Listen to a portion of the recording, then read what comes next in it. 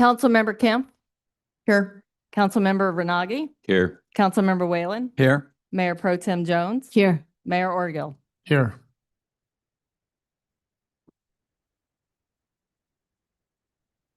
Will you lead us in this salute of the flag? Happily. Pledge To the flag of the United States of America and to the republic for which it stands, one nation, under God, indivisible, with liberty and justice for all. Closed session announcements. Thank you, Mr. Mayor. The City Council convened in closed session pursuant to the 3 items listed on the agenda. There was no public comment in advance of closed session. All council members were present. No reportable action was taken, and the City Council recessed at 4:55. Thank you. Any deletions or additions? No deletions or additions, but I would note that, remember that the one appeal on your calendar tonight, the 511 Brooks, is recommended to be continued to April 28th. You may not need to do that until the time, but if anyone is here for that appeal, that's recommended to be continued again till the second meeting in April. Is anybody here for that appeal? Okay, then we'll just deal with it when it comes up on the agenda. Okay, we'll get into presentations. The first is for Leak Hoskins for her generous gift to Sally's Fund.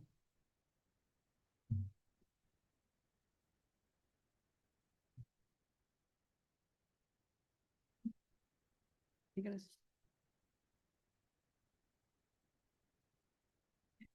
you like to say something? Can I go first? You can go Okay. first.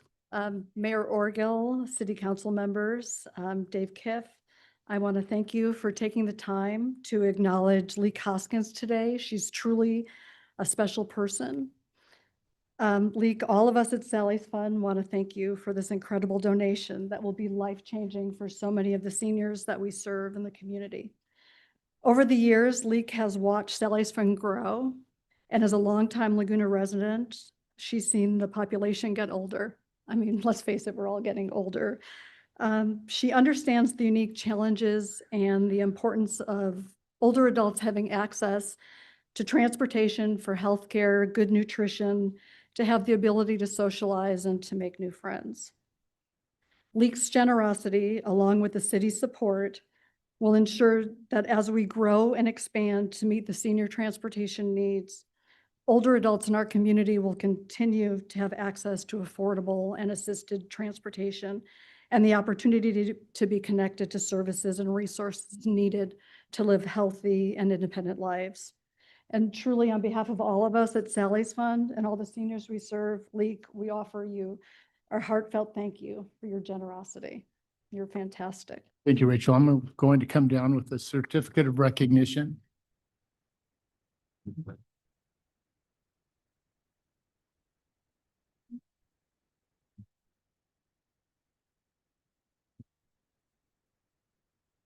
Congratulations. Thank you so much. It's so greatly appreciated. Here's your certificate. Oh, my goodness. Thank Today, you. we are honored to recognize Leak Hoskins for her generous donation to Sally's Funds. I'd like to invite Leak Hoskins and Rachel Rogers, Executive Director, to the podium. Thank you. This is a little out of sequence here. We want to sincerely thank Leak for her kindness, commitment to making the difference. This gift is more than a donation. Is it an investment in hope, healing, and support for those in need? Sally's Fund plays a vital role in our community, providing support services and opportunities for those who need them the most. Please join me in congratulating and thanking Leak. This act of generosity uplifts not only individuals, but our entire community. Thank you so much. And I'm going to come up here for a quick photo. Just with me. Okay. Yeah, just for us.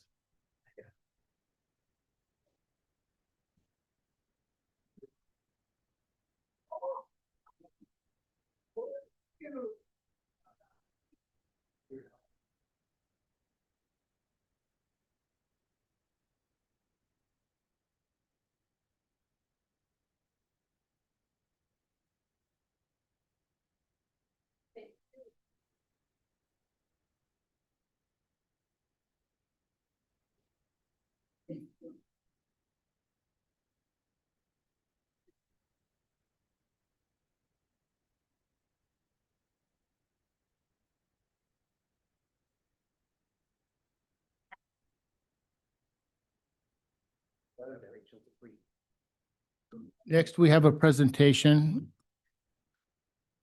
from Mike Beenan. Mike, can you please come up to the podium?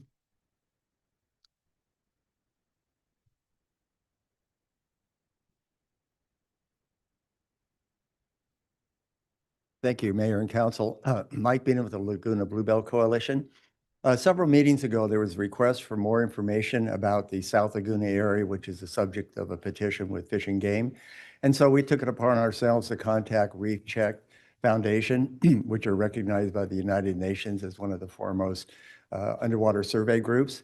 And Jacqueline Mann came down with her crew and did a survey about a month ago, and she'd like to share a summary of that survey, followed by about a 1.5-minute video by Jordan Manning of the actual conditions underwater. So thank you for the opportunity. Jacqueline? Thank you. All right. Like Mike said, my name is Jacqueline. If we want to, I don't know how to, oh, next slide. Perfect. So Mike asked us to come down. We took a look at 2 different reefs that are currently within the Laguna Beach city limits, but are currently a part of the Dana Point SMCA. And they are hoping the Laguna Bluebelt Coalition to expand the boundary of the Laguna Beach SMCA to include those 2 reefs in the future. Next slide. Actually, next slide, a couple. One more. Actually, 2 more. Perfect. So for Reef Check, we currently monitor 4 reefs already that are part of the Laguna Beach State Marine Reserve. We've been monitoring them since 2007, so almost 20 years. The reserve and the SMCA in Laguna Beach were established in 2012. That vertical red line just marks 2012. And the y-axis is the average giant kelp density, and the x-axis is the year. And there's just a general, slight positive trend over the years to gaining a little bit more kelp density, even though obviously there is a bit of fluctuation year to year. Next slide. If we look at just data from this current year, the 4 reefs that we typically monitor, which are inside the SMR, had much higher giant kelp densities than the 2 that we monitored recently for Mike in January that are currently inside the Dana Point SMCA. Next slide. And those are highlighted here. And the next slide. And then if we're looking at sea urchin trends, these are, again, the 4 reefs that we monitor inside the SMR. The y-axis is mean urchin density. The x-axis is year. The 2012 is marked again in the red vertical line. And this is looking at purple urchins, which is the purple line, and red urchin, which is the red line. And we can see a definite decline in sea urchin population since the establishment of those MPAs in 2012. Next slide. And then again, looking at current data that we collected within the last year, it's clear that the 4 sites within the SMR definitely have less urchin populations than the 2 that are outside and currently in the Dana Point SMCA. Next slide. Perfect. And this is looking at the 4 species of urchin that we monitor, so purple, red, crowned, and starries. And next slide. So just in summary, since the establishment of Laguna's MPA system, there's definitely been a slight positive growth, right, in giant kelp density, and definitely a decline in sea urchin populations. So it's really just not outside the realm to think that if those protections were extended to cover the rest of the Laguna Beach coastline, that those reefs that we monitored recently in January might see the same regrowth in the coming years. And that's it. Thank you. Video. Did you have any other comments, Mike? Laguna Beach is truly one of the most special places in the ocean. Our steep hillsides drop into deep coves, rocky reefs, and thriving kelp forests that act as nurseries for countless species of marine life. What many people don't realize is that Laguna Beach is the only fully protected marine reserve along 120 miles of Southern California coastline, from Palos Verdes all the way to La Jolla. And the science is clear: protection actually works. A recent survey by scientists with the Reef Check Foundation found that kelp forests inside Laguna's marine protected area are healthier and more stable than the reefs just outside the boundary. Outside protected areas, fishing pressure on predators like lobster and sheephead allows sea urchins to explode in population, and these urchins can destroy entire kelp forests. Researchers from the Reef Check Foundation concluded that expanding the protected area by just 1 final mile could significantly improve the health of nearby reefs like Thousand Steps and Three Arch Bay. Kelp forests are one of the most important ecosystems in the ocean. Laguna Beach has been the leader in ocean protection, and now we have an opportunity to finish what we started. Join us in supporting the Laguna Bluebelt effort to extend the marine protected area and help protect these kelp forests for future generations to come. The ocean has given Laguna so much, and now it's our turn to give something back.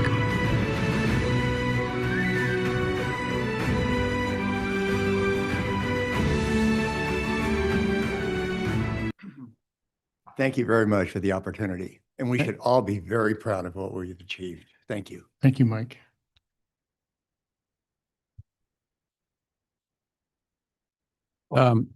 Before we move on, there's obviously the Bluebelt filed a petition. There's been a recent state recommendation with respect to all the bin 2 petitions. But there's a lot of information that I think would be helpful for us to pull together for the community to have access to. So Jeremy's been working on that, and maybe he can just hop in and tell folks what we've done. Happy to, Councilmember Whalen. Yeah, so I have a website at lagunabeachcity.net/MPA, as well as on the main navigation under our initiatives on the city's website. You can go there, and the submenu that pops up, there's a web page dedicated to it. It's to that effect, Councilmember Whalen, really just a high-level consolidation of what's being said from the state level, the petition to the state's analysis, quick links to the material, supplemental material, as well as I'll try to keep that up to date with pending public meetings. For example, there will be a regional Fish and Game Commission meeting. So all that information will be there, as well as a sign-up link if anyone wishes to receive specific email updates to any changes, again, or any new information. That's also there, and would encourage anybody to sign up. Thank you. Thanks, Bob, for bringing that to our attention. I'd like to invite Chief King and Sarah Lemons, Emergency Operations Coordinator, up to the podium.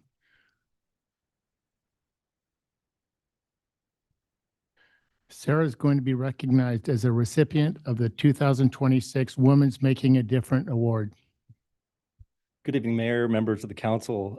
It is my honor to introduce Sarah Lemonis, our operations coordinator, who just received a week and a half ago that recognition of the 2026 Women Making a Difference Award from Supervisor Katrina Foley. Sarah's been with the city for over a year now. In fact, she joined us right after the LA fires occurred, kind of a tumultuous time for emergency managers across the state. But Sarah, with her experience, which is why we selected her, jumped right in, took the lead, saw what the cities needed, and has definitely moved the needle for us over the course of the last year. She holds the responsibility of making sure that we're compliant with all of our emergency plans. She recognizes all the hazards in our community, and biggest challenge is making sure that all of us, staff and the community, are prepared for the next emergency. So Sarah's done an incredible job with the last year and is very deserving of the recognition that she received last week. Congratulations, Sarah.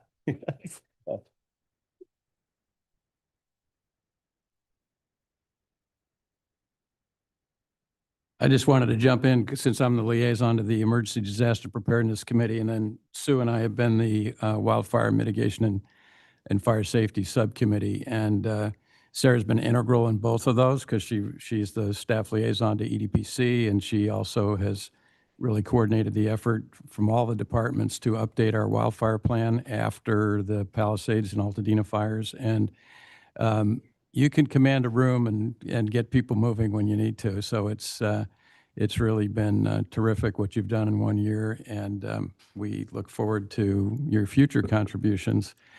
And along those lines, since we have Chief King and Sarah up here, next Wednesday night, April 1st, at the Rivian Theater, there's going to be a movie put out. It's a world premiere on the Lahaina fire, and we'll have some people from Hawaii joining us. And then following that, Chief King, Sarah, myself, and Sue, and a couple others will be doing a panel. We'll have a short moderated discussion. So we have a video here that shows a clip of this movie from Lahaina, and just 2 minutes long, I think. It's amazing how quiet this is.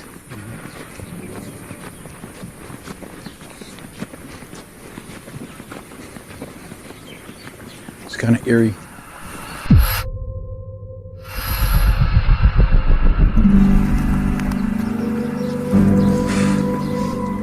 No words, yeah.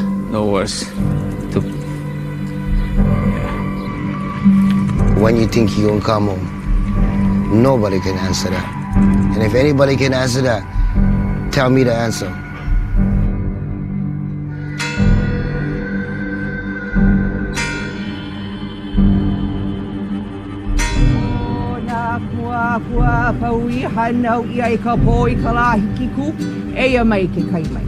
O na kumuali ia pauiha nau ia ka poi kalahikiku ea mai ke kaimai. Fire is completely extinguished, but in the Lahaina people's heart, still fire engulfing. We've lost so many people in that fire, and 9 months later, we're still living with that.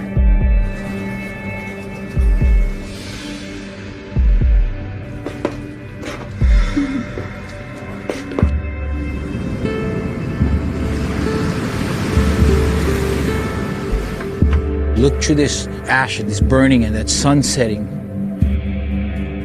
It's kind of talking to us. It's telling us a story of this place. We love Lahaina so much. Even we sleep and we dream about Lahaina. Lahaina is saying, go back to the way it was. Bring back the ulu groves, the coconut groves. Restore the lo'is. This is a rebirth.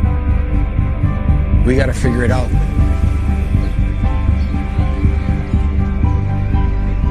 We as a people of Lahaina have to figure this out.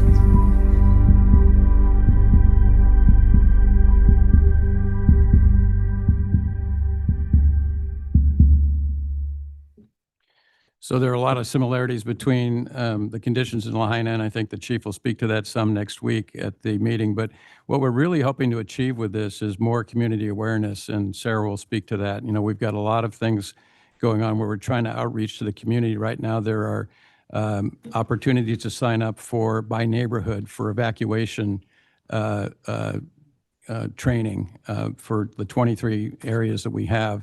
And it's so key to get community engagement. So hopefully this event will help promote some of that, and some of you will be able to come. And if you can't come, there'll be opportunities to view it after the event online. But Sarah, maybe you want to speak just real quickly about the evacuation events we've got set up for the next 2 months. Yeah, absolutely. So we have evacuation workshops, and we've divided the workshops into 12 different a 12 different workshop series based on your evacuation zone. So they're at 6 to 7:30 p.m., either at the Suzy Q or at the Community Recreation Center in South Laguna. And what we do is we have Marine Safety, the Police Department, and the Fire Department in attendance, and we do a small piece of preparedness, and then we put you through what we call a tabletop exercise, which is a discussion-based exercise based on your evacuation zone. So we give you a wildfire scenario, and then we go through questions in small groups, and you each get your own first responder to help guide you through those questions and ask your neighborhood-specific information. So from the two that we've already had, people have found it really rewarding. They've said things like, oh, I got to tell all my friends and family, they really should be coming to these things. So we really encourage everyone to attend, register, or just show up. Either way, we'd love to have you. I think evacuations are incredibly important in this city, and I think really everyone should try to, make an effort to attend if they can. Thank you. Sarah, do you have any early feedback on how the warning thing went, the test went today at 4? Did everybody hear it? Everybody heard I the think warning? everyone heard it, hopefully. All right. Yeah, well, we still need to install more speakers and sirens, add coverage. Overall, I've definitely they heard it. It may have scared a few people, and we apologize for that. But we also have to balance, we want people to know what that siren is going to sound like when we have that evacuation. We don't want anyone caught off guard. So, yeah, I got feedback people did hear it and didn't hear it. So we'll fix Great. both Okay. issues. I cut off Mayor Pro Tem Jones. Sorry. I was just going to ask where people can find details about the evacuation workshops. Yes, on our city website, and we put it all over social media, but lagunabeachcity.net /evacuation, and it's all on the website. They can register there too. Yeah. I was just going to say, well, one thing is so great that you joined us. And we've gotten so much done in less than a year. And usually when you get a new employee, it takes, you have ramp up time, but not with Sarah. It was pretty amazing, actually. It was impressive.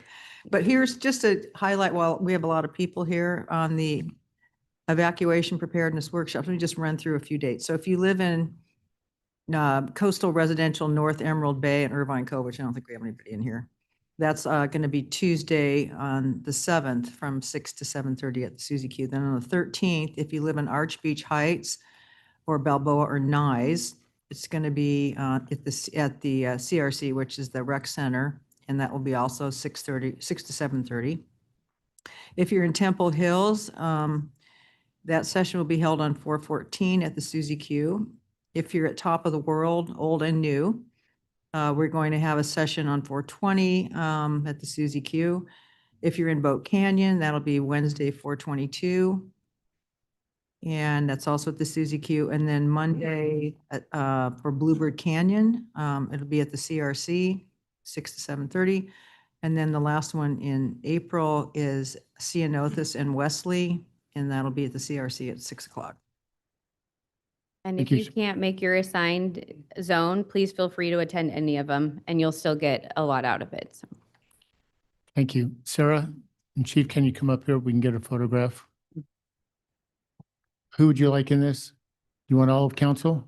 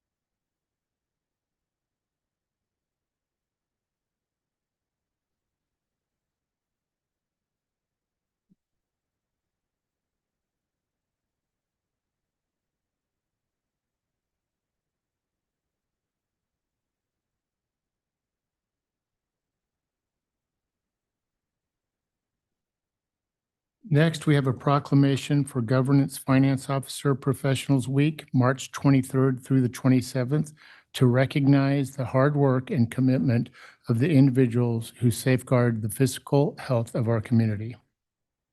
Tonight, we are joined by Tiffany Fung, Account Manager, along with members of the finance team to collectively accept the proclamation and highlight the department's vital contributions to the city. These professionals uphold the highest standards of ethics, stewardship, and public trust. Through open budgeting, finance, reporting, and audits, they help residents understand how public funds are used. We extend our sincere gratitude to our finance team for their professionalism, diligence, and unwavering commitment to excellence. Their behind-the-scenes work make a visible difference in the quality of life for all residents. So if we could please come up to the podium. Do a picture. As everybody's coming up, I just want to say how much I appreciate the finance team's commitment to the city and hard work, and I appreciate you're all coming together and really being a team. It's very special to see.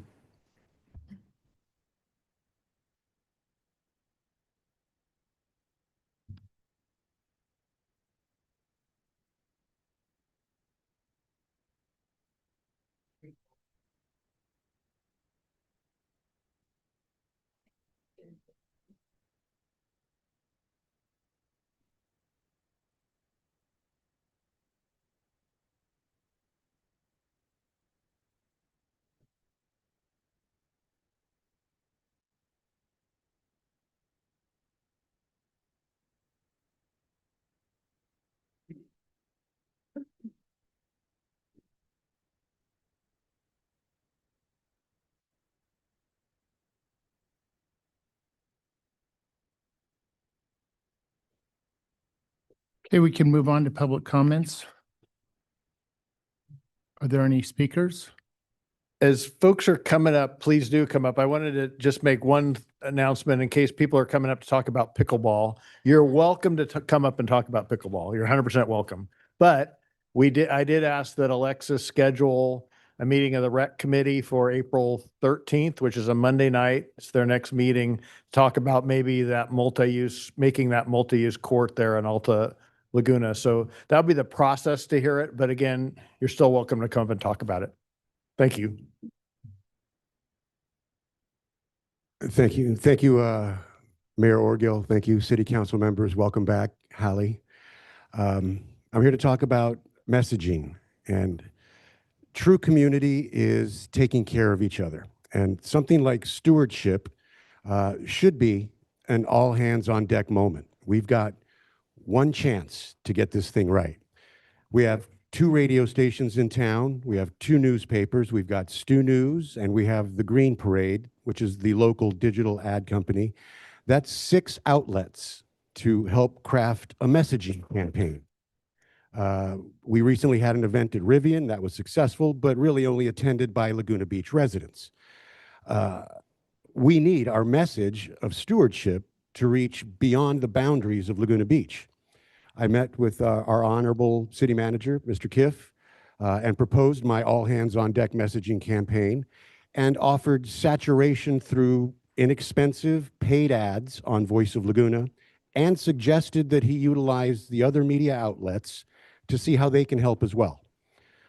As you all know, Voice of Laguna reaches far beyond Laguna Beach. We have about 500,000 listeners a day across the globe, and 200,000 or so of those are Southern Californians.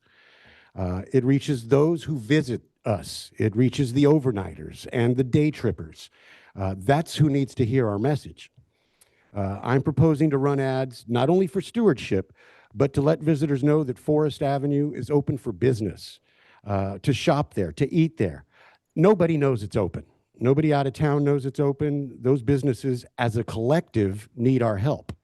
I'm including that messaging in my proposal. And I understand the city manager is doing an effective job chopping the budget. He's at 3 million out of 5 or something like that right now. And I wish him great success. So far, so good. But one of the unfortunate positions eliminated was that of communications director.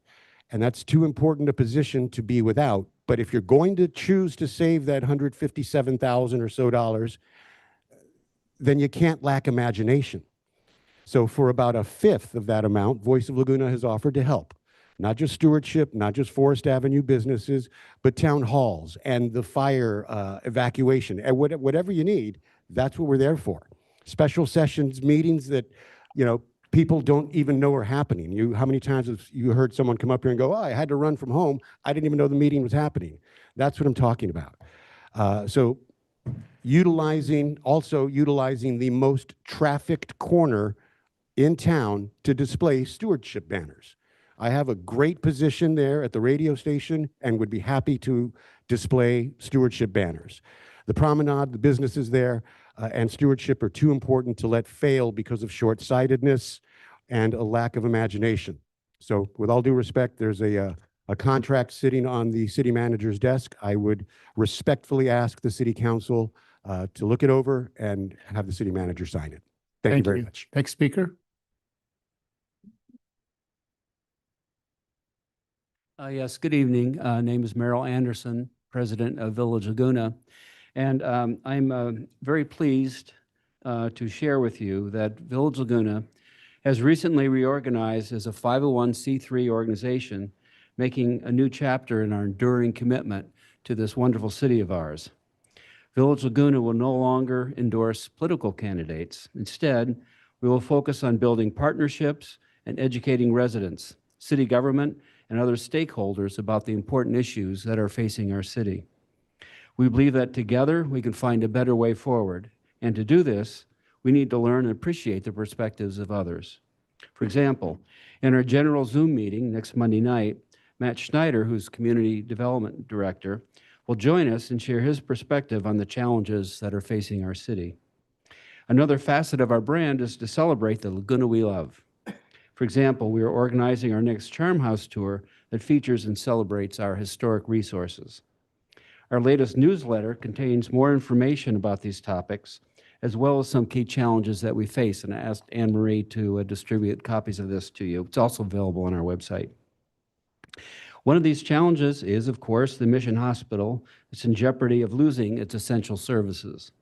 We very much appreciate the City Council working with the hospital and other stakeholders to address this issue. Thank you very much, and thank you for what you're doing. Thanks. Thank you, Merrill. Next speaker, please.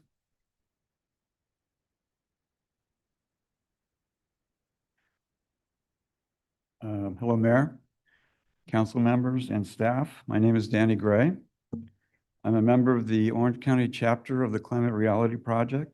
I also work and act as an advisor to the Laguna Beach Cultural Arts Center on Forest Avenue next to the beach. April 22nd will be the 56th celebration of Earth Day. The first Earth Day was held in 1970. There have been many advancements with regard to improving the Earth's environment since then. With these advancements, we now have tools and knowledge to move towards environmental sustainability. Every Wednesday between April 1st and May 3rd, Laguna Beach Cultural Arts Center will present a series of films on climate change, environmental sustainability, and a more sustainable future. We call this 2026 Make Earth Cool Again celebration and film festival. We will also present Ryan Heflin Band on the 17th of April. Ryan is a singer-songwriter, and he leans towards environmental issues. I provided you with a flyer, which will, for your reference, and it will provide more information. More information is available on the website, along with links to the movie trailers. Thank you. Thank you. Next speaker, please. Good evening, Council. My name is Claudia Redfern. I am not here to speak about pickleball. I'm speaking about something that to me is even more important.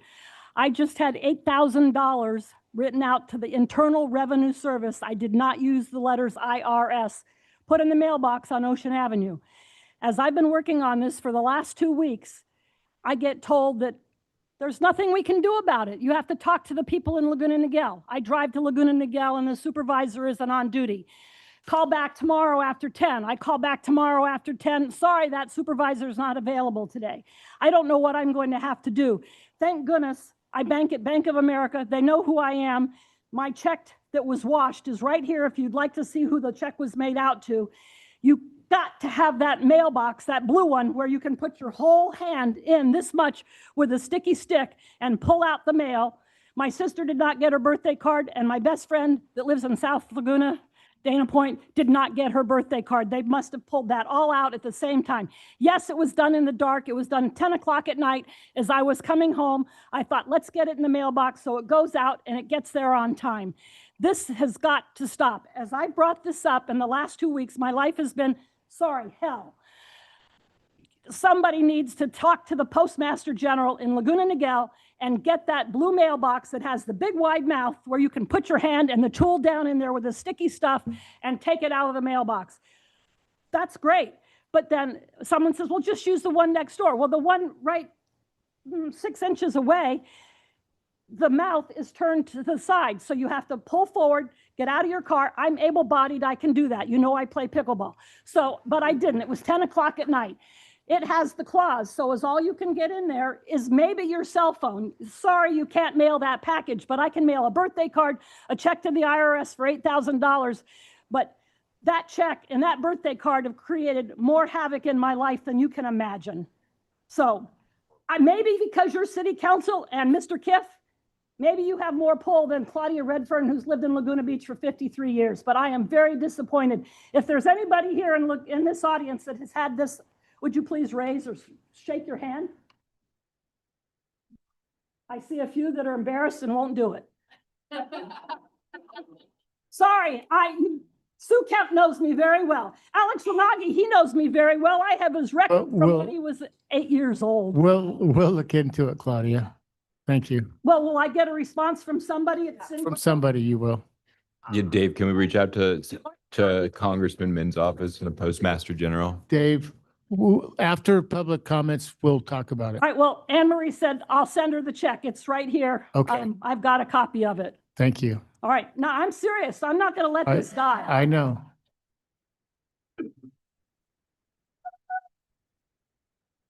Hi, good evening, council members and mayor.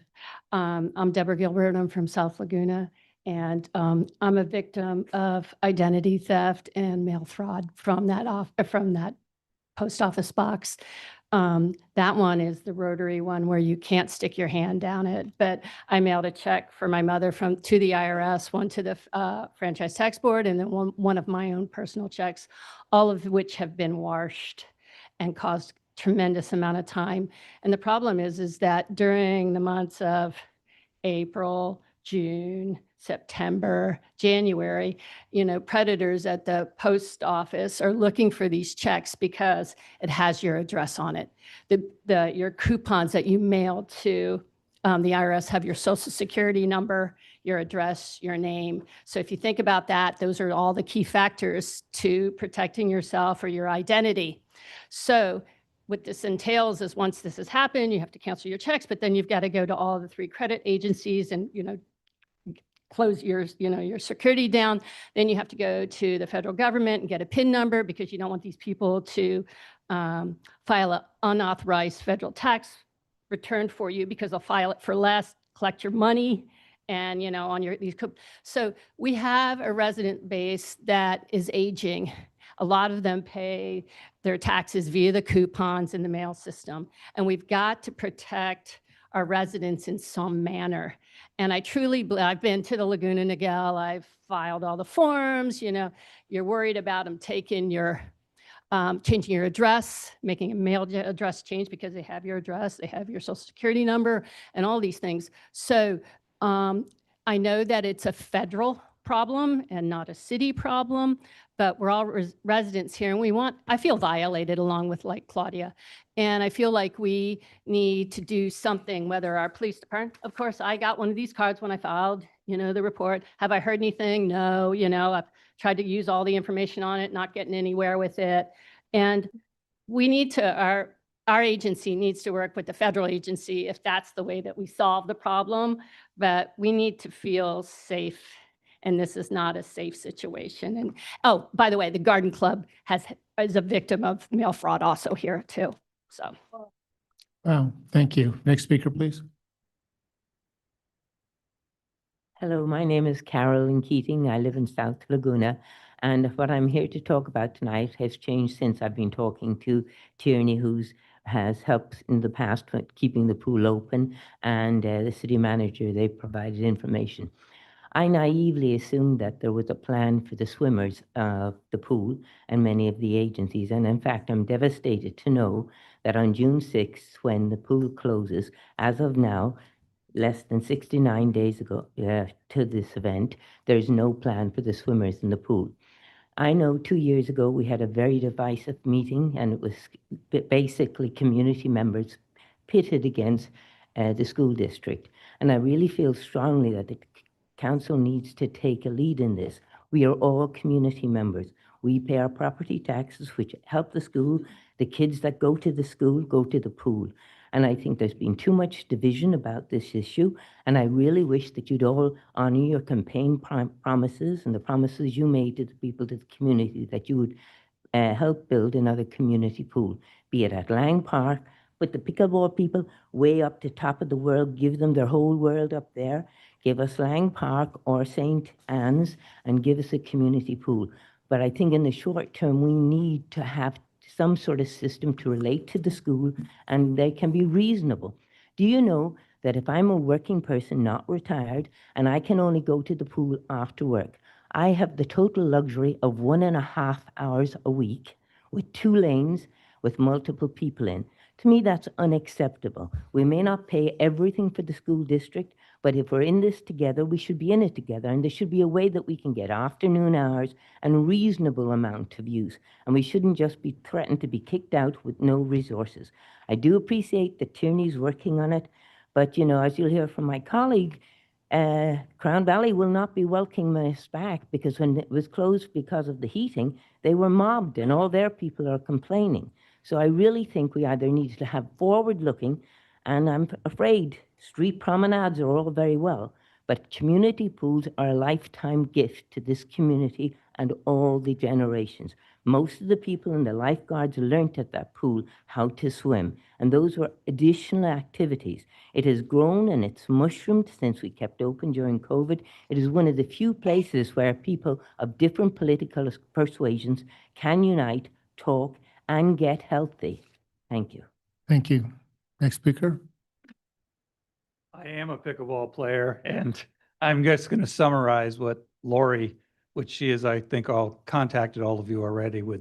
She put together a petition in 4 days with over 100 signatures on it. And thank you for moving it forward to the Recreation Department. But I wanted to thank Lori for getting all those signatures, and also thank everyone on the council for moving everything forward so that we can make this work out for the tennis players and the pickleball players, and everyone have a joyous time.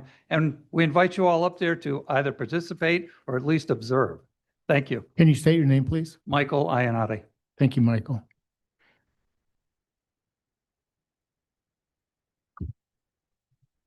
Good evening, council members. First of all, I was so excited when I came up here because I heard Claudia Redfern talking about the IRS and her check, and I'm like, finally, we're going to stop cutting checks to the government until we can get to the bottom of the fraud on a federal, state, and local basis.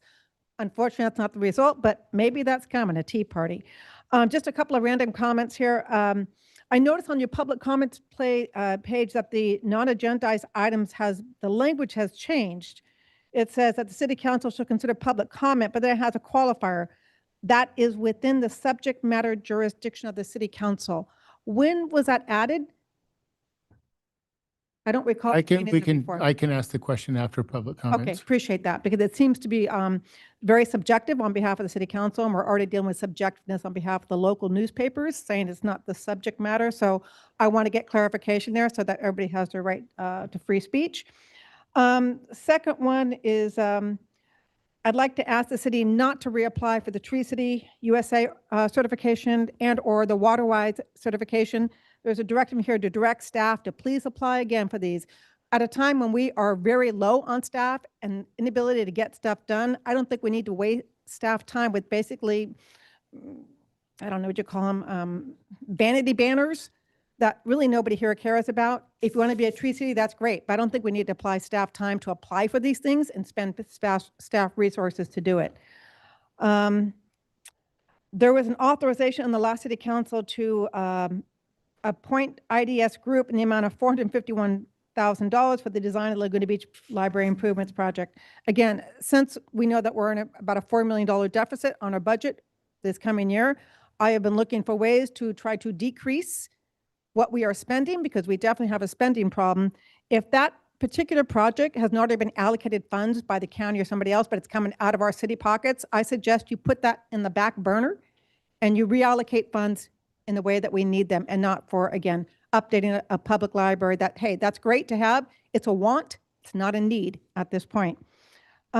The last thing I'd like to ask is, I think the last city council meeting, there was a couple of elegant letters written with respect to the Fiscal Sustainability and Structural Efficiency Ad Hoc Committee, which I think Sue and Alex are going to be on. There was a request to make a couple of local residents members of that committee. That was not approved, but I would like you to ask you to please revisit that. We have a lot of very intelligent people here who are very fiscally conservative and conscious and would be helpful on that committee. Thank you. Thank you. Good evening. While I was standing in line, someone asked me if I was going to be nice. So, well, I can't always count on it. I do have some pet peeves and things I think that a lot of people in town join me with. If you live in South Laguna, you're a stepchild to the trolley. If you want to go north, you think you wouldn't have any problem. But the reason, assuming that things are the same as they were before, the trolley isn't available when it's emptied in South Laguna and you turn around to go north, because it's filled with children or cute girls who are coming to town in their bikinis, and they're going, by the time you get to South Laguna, there is no standing room in the trolleys. Why is that happening right there? It's because we have a relationship with some towns in the area about trolleys. And so I would like to meet with staff and figure out if there isn't a way that we can end these relationships with other towns and make the trolleys ours to service the residents and service our visitors. It's a big problem. South Laguna also, stepchild. There's a lot of stuff you're talking about being able to evacuate. If you on a Saturday or Sunday drive up and down the streets, you're going to see that driveways are blocked. And then you get up to the top of the hill and the turning radius is gone. So I don't know how an ambulance could navigate there. There are tickets to be given, and they should be big tickets. I'm not in love with signs all over town, but reasonable signs indicating what it's going to cost. And I understand there's a business in the downtown that keeps track of who parks and doesn't shop. And they mark the tires and they know how many hours somebody's there. And they're charged an inordinate amount of money for parking in business parking that we as residents would use, grocery store or whatever, bank. And it should happen. We need to let people know they'll be fined, but the fine has to be so significant that they'll go home and tell their friends about it. And I don't think it would break our hearts. And on a happy note, well, I don't know if it's happy, the worst traffic I have ever seen in Laguna last weekend. I don't know if you got caught in it, but what made me laugh was evidently it was a 3rd Street Hill. So take out your pencil and write down Hitler and the 3rd Street Hill. I told Dave, I said, be ready to laugh till you cry. It came out about, I don't know, 8 years ago when we had a problem on 3rd Street. Some local person did it. Well, it's got Hollywood graphics, but the message is very local. So that'll make you happy. Thank you. Next speaker. Could you hand this out, please? Nice segue, since she's been talking about South Laguna being a stepchild. We aren't anymore. Here's our latest bulletin that advertises our annual meeting on April 6th at the ranch. This will be our 80th anniversary. I think we're the oldest civic organization, probably, other than the Chamber and the Women's Club and the Garden Club. And so we're celebrating. We were formed in 1946, right after the war. So I invite the public and I invite the council to attend this meeting. There's also a section in there about the Egan Homestead House and information about issues facing South Laguna that we have worked on, and information about ones we are working on now. We hope to work with the city council on those. Thank you very much. Thank you. If anybody else wants one of these, I have enough.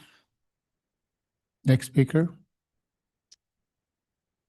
Good evening. I'm going to direct these comments to the two members of the Irvine Bowl Policy Committee, Alex and Sue. And since you're not employees of the city, I'm free to speak to you, even though the RFP that you've issued says you can't speak to city employees. I know you guys have both worked in the private sector, and it just makes me wonder if you've even read this RFP, because it's the most half-baked, pitiful document that leaves so many questions unanswered and favors only one firm, and that is who produced the last concert at the Bowl, because you don't even mention the requirements to bring in a truss to hang the lighting, to bring in a stage to cover the orchestra pit, to bring in lighting and sound. All of these things put us at a disadvantage because we did not know about the RFP. We've been waiting at KXFM for over a year to just have a revised sound policy. That's what we were told was going to happen, so we could go ahead and stage concerts for the public good. Now we're finding out there's an effort going on to give sole custody of the Bowl to a single entity, and that means all the booking, all the operations, all the ticketing, similar to like a Live Nation type monopoly. How does that serve all of the other nonprofits that have been asking to use the Irvine Bowl for years now? Laguna Beach Live, Cultural Arts Center, Laguna Dance, Laguna Music. None of us will all get excluded from this. And frankly, I can't understand why the genres, you're offering up bookings for 3 years, 12 dates a year, and you're restricting the genres to surf pop, surf rock, I don't know what the difference is, indie rock, soft rock, singer, songwriter, to the exclusion of jazz, classical, blues, reggae, soul, Latin, R&B, flamenco, opera, world, to use a few examples.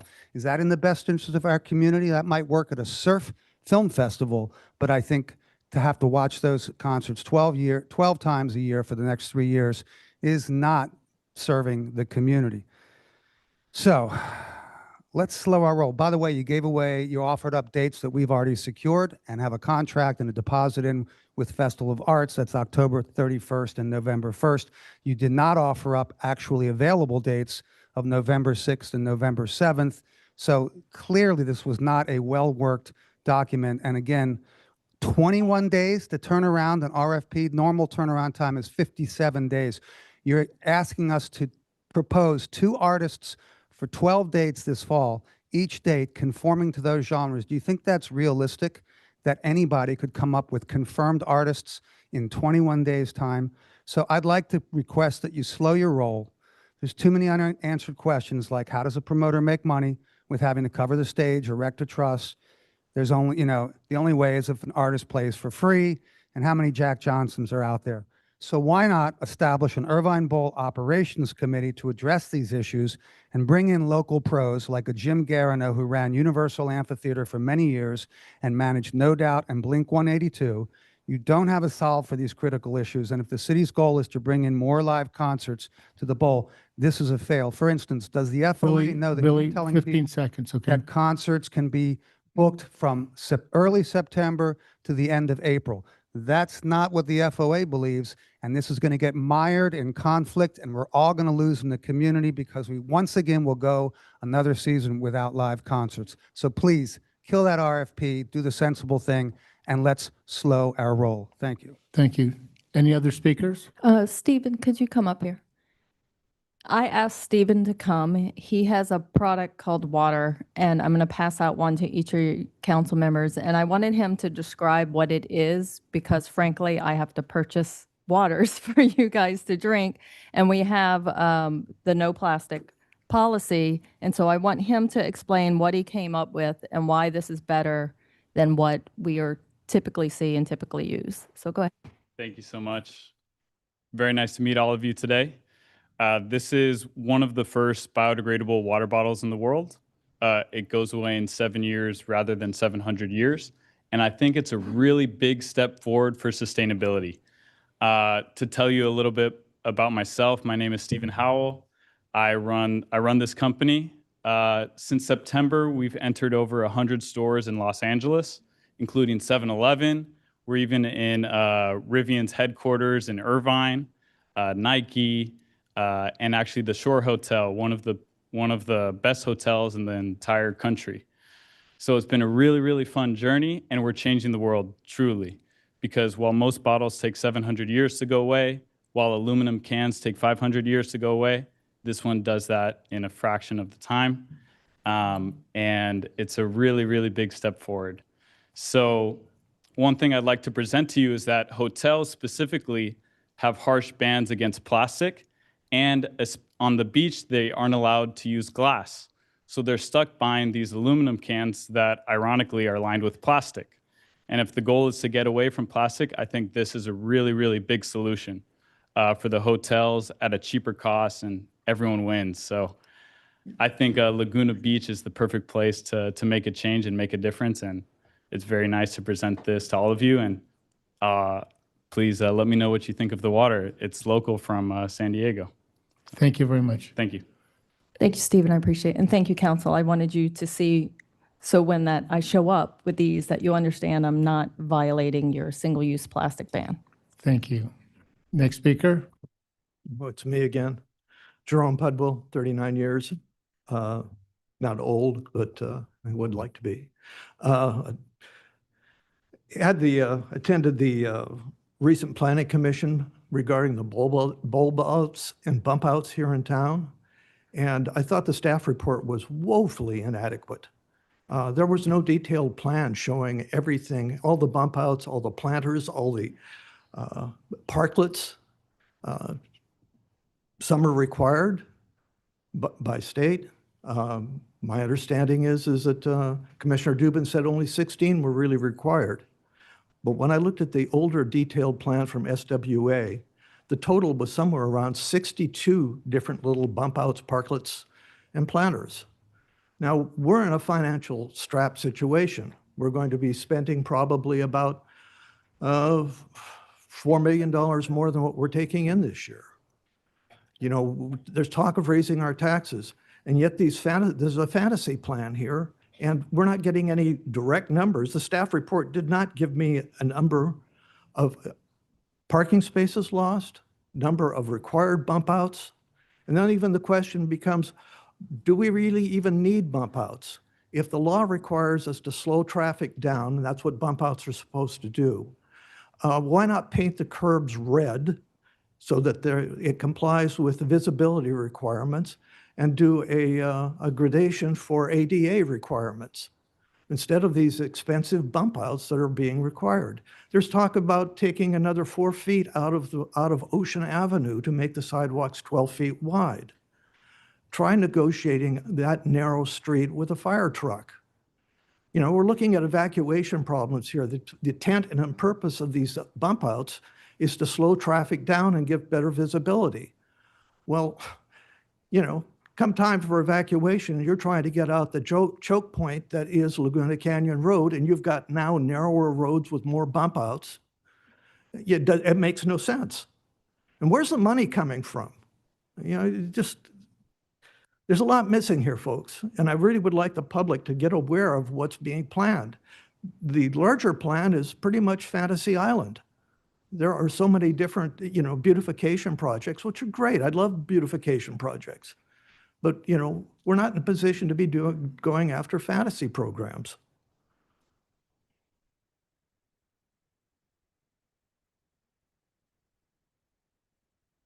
Yeah, I'd like to know how many spaces are going to be lost as well. That was not spelled out. Yeah.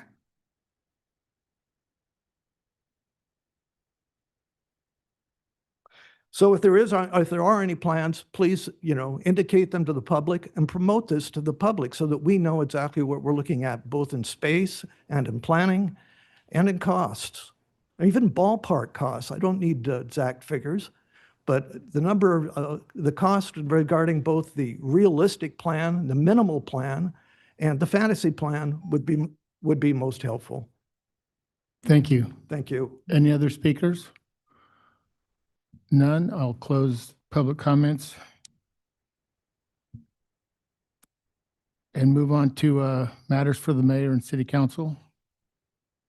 City manager. any Sure, I have a comment? couple things, and I'll respond maybe with Megan to a couple of comments that came up. First, the library renovation proposal is all money reserved for that purpose that can't be used for other purposes, including a county donation. Megan, you want to talk about how public comment can only be related to items within the purview of the city council? Sure. City? Yeah, so there was a comment, Mr. Mayor, about the language on the agenda reflecting that the public, non-agendized public comments relate to the subject matter jurisdiction of the city council. That language comes straight out of the Brown Act. And the Brown Act just says that the council shall consider and act upon things within its subject matter jurisdiction. I think the idea really at the end of the day is there are things that are not within your subject matter, certain federal laws that you can't do anything about, and you can't go, changing the tax code, for example. And so the comments that are directed to you are intended to be for things for which you can consider and take action. So that is the language of the Brown Act. I actually thought it was on our agenda before, so I don't know if it was updated. I updated it. Yeah. A couple months ago to Got make it. that clear to the public. Okay, so that's the explanation for where that comes from. Thank you. No, I Dave, had any- one more, sorry. Mr. Pudwell talked about the Ocean Avenue and Beach Avenue improvements.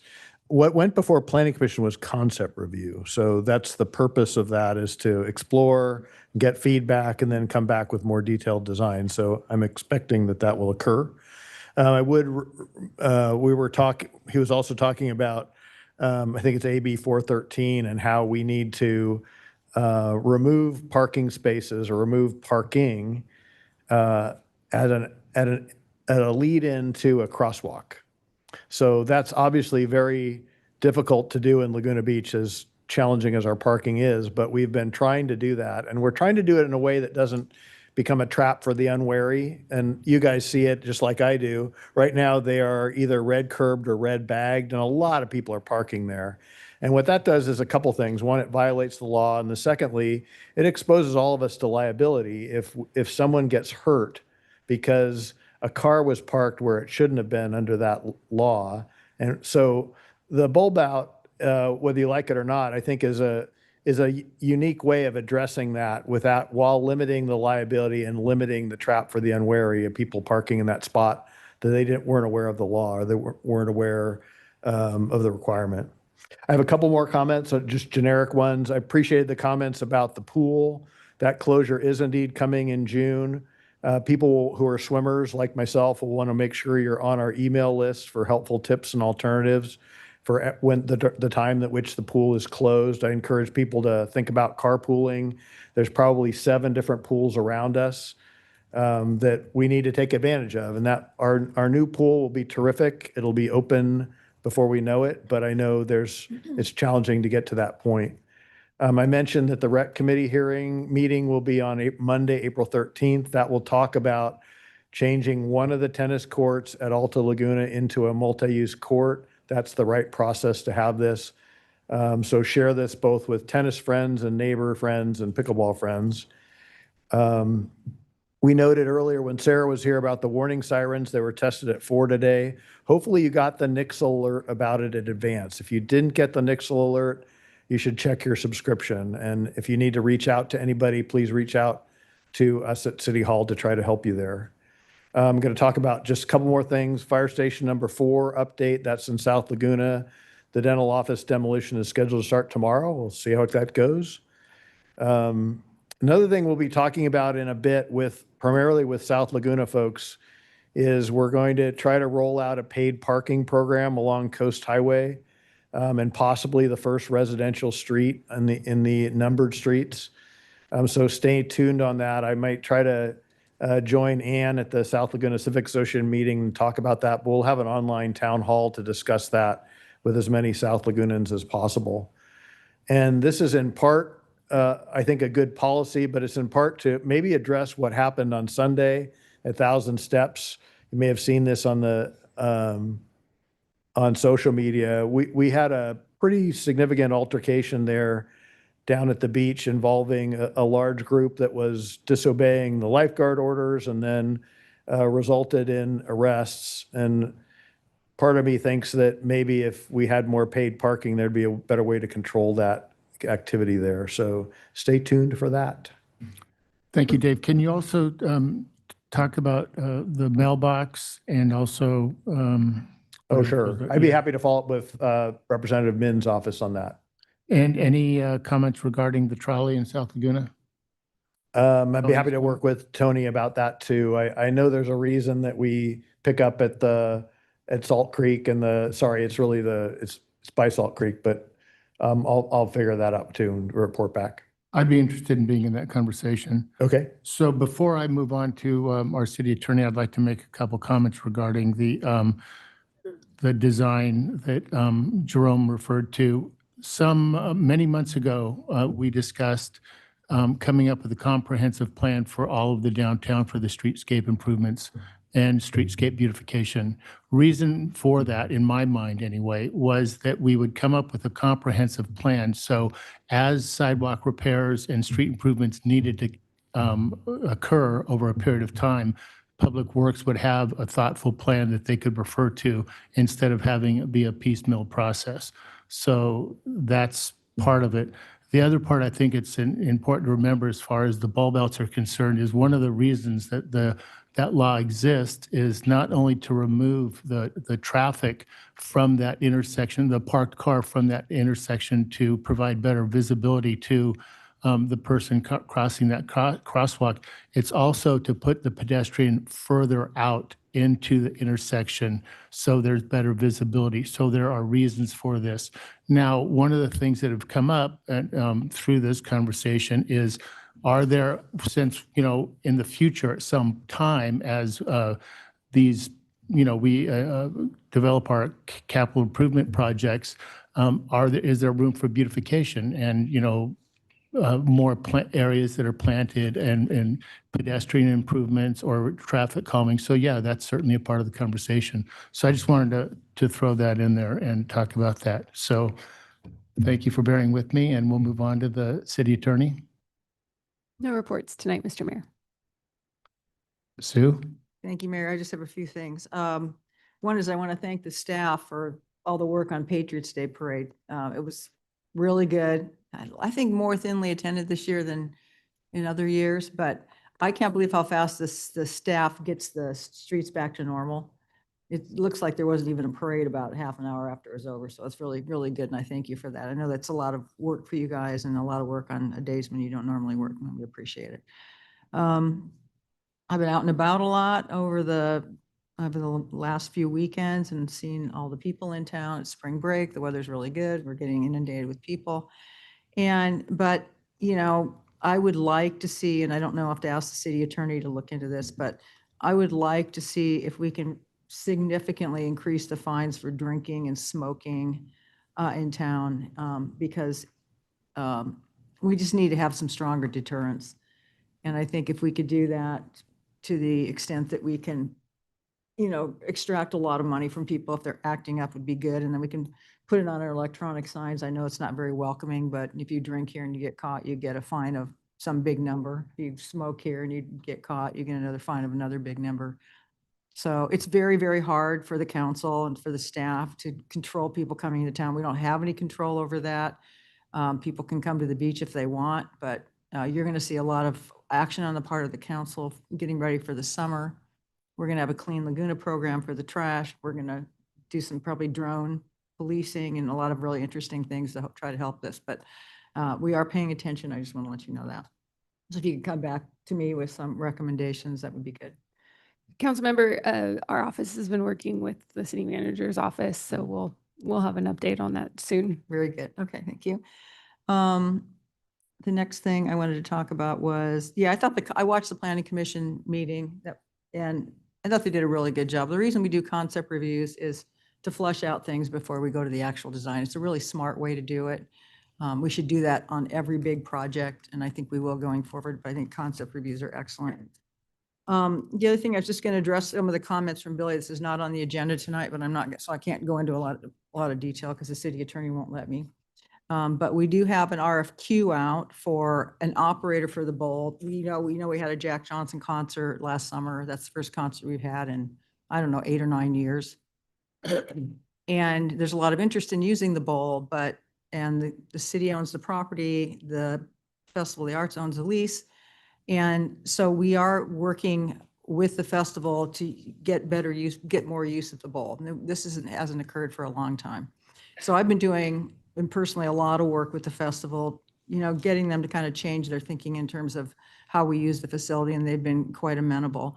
So what we want to do is, so the Festival of the Arts doesn't want to operate the bowl. They do the pageant and the fine arts displays, but they don't want to operate the bowl. The city doesn't want to operate the bowl, so we're going to hire an operator to operate the bowl. And what the operator does is make sure that all the infrastructure works. So you have to have ushers, you have to have security, you have to have someone to clean, you have to have a parking plan.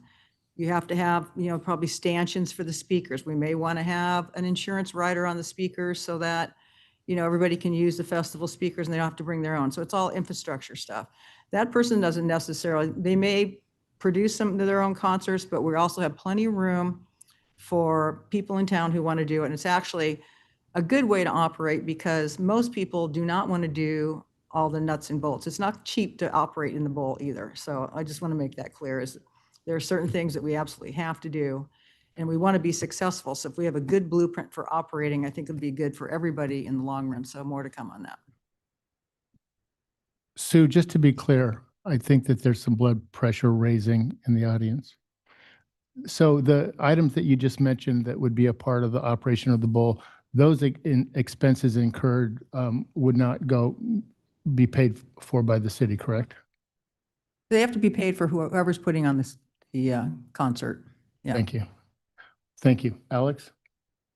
I want to echo the comments that Councilmember Kempf made about the Patriots Day. It's always such a great event, especially when we're thinking about our country's 250th anniversary. And so it'll be interesting to see what, I don't know if we have any plans from the Arts Commission or anything involving that for the America 250, but maybe that's something I can talk offline with Mayor Orgill about and seeing if there's some opportunities for the city to do that, because I know that Orange County, there's a whole program going on.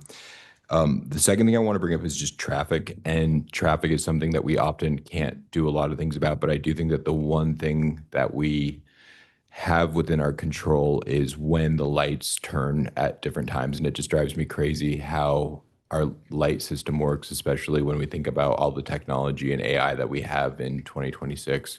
And so question for the city manager, I know there's the OCTA funding that can be available for synchronization. There's some sort of a deliverable that has to happen. As I understood it, are we in the process of working on that so we can apply next year, or is that something that I would need to bring back as a council recommended item for the synchronization? I may look to Mark. I see Mark. Okay, there's Tom. Tom and Mark. Do you guys hear Alex's question? Okay. Sorry, I didn't give notice about that, so I apologize. It just good recovery though. Really good recovery. Yes. So because the signals did not belong to the city, we reached out, we spoke with Caltrans. They said they would support a city-led project, but they themselves would not take the lead on it. So then we reached out to OCTA to see if we would qualify for the grant funding. What we were told by OCTA is that we as a city could not apply because we don't own the facilities. However, if we could get Caltrans to be the lead, then so we're kind of caught in a circular motion here. So it seems like there has to be a way. Can we get OCTA Caltrans in the room? And then I think we should also look at Malibu recently implemented synchronization for public safety purposes, because it actually it's a way to create a lot of safety where all the cars are actually driving at a slower speed, which is counterintuitive, but they get from point A to point B faster. So maybe we should look at what Malibu is, because I think theirs is related to PCH. So I don't know. And I know there's OCTA is different, but it just seems like there's a solution. So I guess that's my question to city managers. I don't want to be in I guess my question is, do you need any direction from council on that via, like through a future council item, or is that something that we're prioritizing? No, I think we're okay. We'll explore it further with Tom Okay. and Mark and, like you said, Caltrans and OCTA and figure out if there's a plan and what that plan might look like. Thank you. Thank you. Any other comments? No. Councilmember Whalen, Nothing tonight. Mayor Pro Tem Jones. I'm a few weeks behind, so bear with me. Thank you, Councilmember Ranagi, for bringing up the light synchronization on PCH. I think that's really important and something that I've noticed and has been brought up to me on a number of occasions. I got to meet with an organization called Five Gyres on some microplastics work that they're doing that I thought was a really interesting thing, and hopefully will come in front of the Environmental Sustainability Committee shortly, and then might elevate up to council. I was able to attend the Boys and Girls Club Community Breakfast, and that organization is such an important part of this community. I went there when I was little. My kids went there. I think it's been such a huge gift to this community, so I was really proud to represent there. Participated in a Laguna Canyon Conservancy meeting. They have their regular meetings where we talk about issues that are important to Laguna Canyon. You might remember that I headed up an organization called Laguna Canyon Foundation, different organization related to the Conservancy in terms of mission, but that's it. And also had a meeting of the Orange County Parks Commission. I'm a representative for Katrina Foley on that commission, so it's really interesting to hear what Orange County Parks is doing as it relates to our open space here in Laguna. Thank That's you. it. Thanks. I'll go over my list of meetings. I had a meeting with the Victoria from the Montage. I attended the Coastal Greenbelt Authority board meeting. I met with Brian Ward, had 4 centennial meetings. I attended the Flow event at the high school. Very impressive, the kids that were participated in that event. It was at the Artist Theater. Very, very well done. I met with Kathy Jones and Chris Thelman. Of course, the Patriots Day was awesome, great event. I met with a young lady, her name is Rainey, and she's a world champion mountain biker here in Laguna. She had some very interesting comments having to do with her life here and growing up in Laguna, very impressive. I met with the chamber, Brittany and Joelle, regarding the State of the City event. I did the podcast with Tom Perez, and we discussed Forest Avenue, some of the details around that. I attended the library, Friends of the Library board meeting. Of course, the radio interview with at the radio station with the gentleman, Will Christ, the Heart of Laguna. That was a very interesting conversation. I really enjoyed that.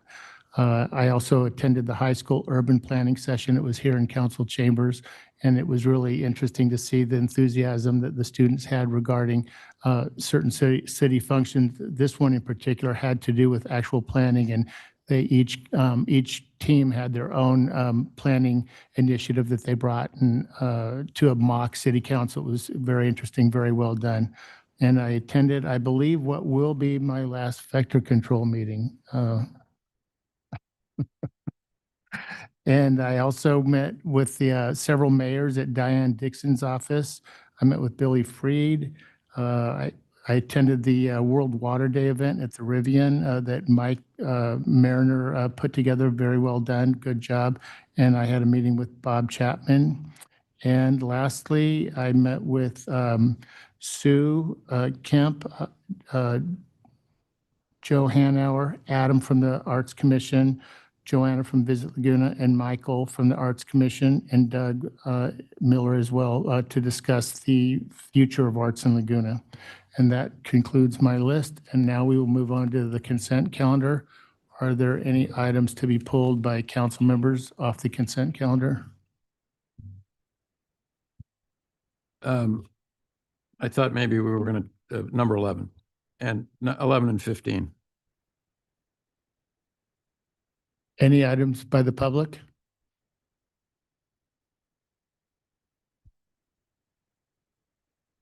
Excuse, 19? Excuse me, Bob? Oh, that's a regular business, yeah. That's a regular business. Okay, with that said, we will move on then to. I'll move the balance of the consent calendar. Oh, sorry, forgot that one. I'll second. All in favor? Aye. Aye. Approved unanimously. Can I make a comment there, Mr. Mayor, just for community awareness? One of the things on the consent calendar was an agreement with the County of Orange that all cities across the county are making at the same time. Laguna Beach would have been the 11th or 12th city to do it, but it's called the WISE Agreement, and it has to do with tipping fees or the solid waste disposal fees, the use of our landfill or the county's landfill system. And the bad news is that costs went up. Costs went up, will go up 10% this year, and I think 10% next year. So that's a direct pass-through on our trash bills. So you're going to see that occur as of July 1. Again, it's something that's not within the city's control. If the city didn't agree to this WISE agreement, we would have been fast-tracked and residents here would be paying significantly more for tipping fees rather than the graduated tipping fee. So I just want to make sure the public was aware of that. Thank you. Thank you for the clarification. Okay, we'll move on to item 11. Who had that pulled? I did. Okay. This is the lease with the Annalise Preschool down at Lang Park.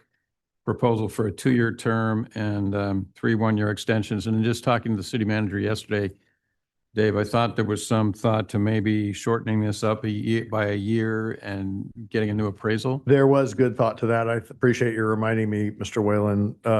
Our staff recommendation with the pulled item would be to extend this for a year with a CPI, and then during that year, do a new appraisal, and then return to you, whether it's this time next year or a little bit before that, with a recommended approach for a remaining term, whatever that term might be. It could be a short term if there's a new uses at Lang Park. And I don't know if Jane or Alexis have any perspective on it, but that's what I was going to recommend to the council.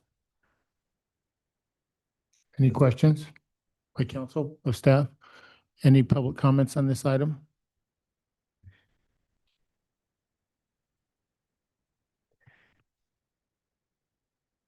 Just really quick, I was looking at the lease terms, and it looks like this is a $335 increase from the last year on a $10,325 a month lease. And so my question is that a good return for the city? And if you are going to continue to do extensions, I mean, I love Annalisa School, no issues there, but it seems to me that the city is not really getting its money for the use of those properties. So I ask you to please reconsider lease renewals and make sure we're getting a true market rate. Thank you. Any other comments?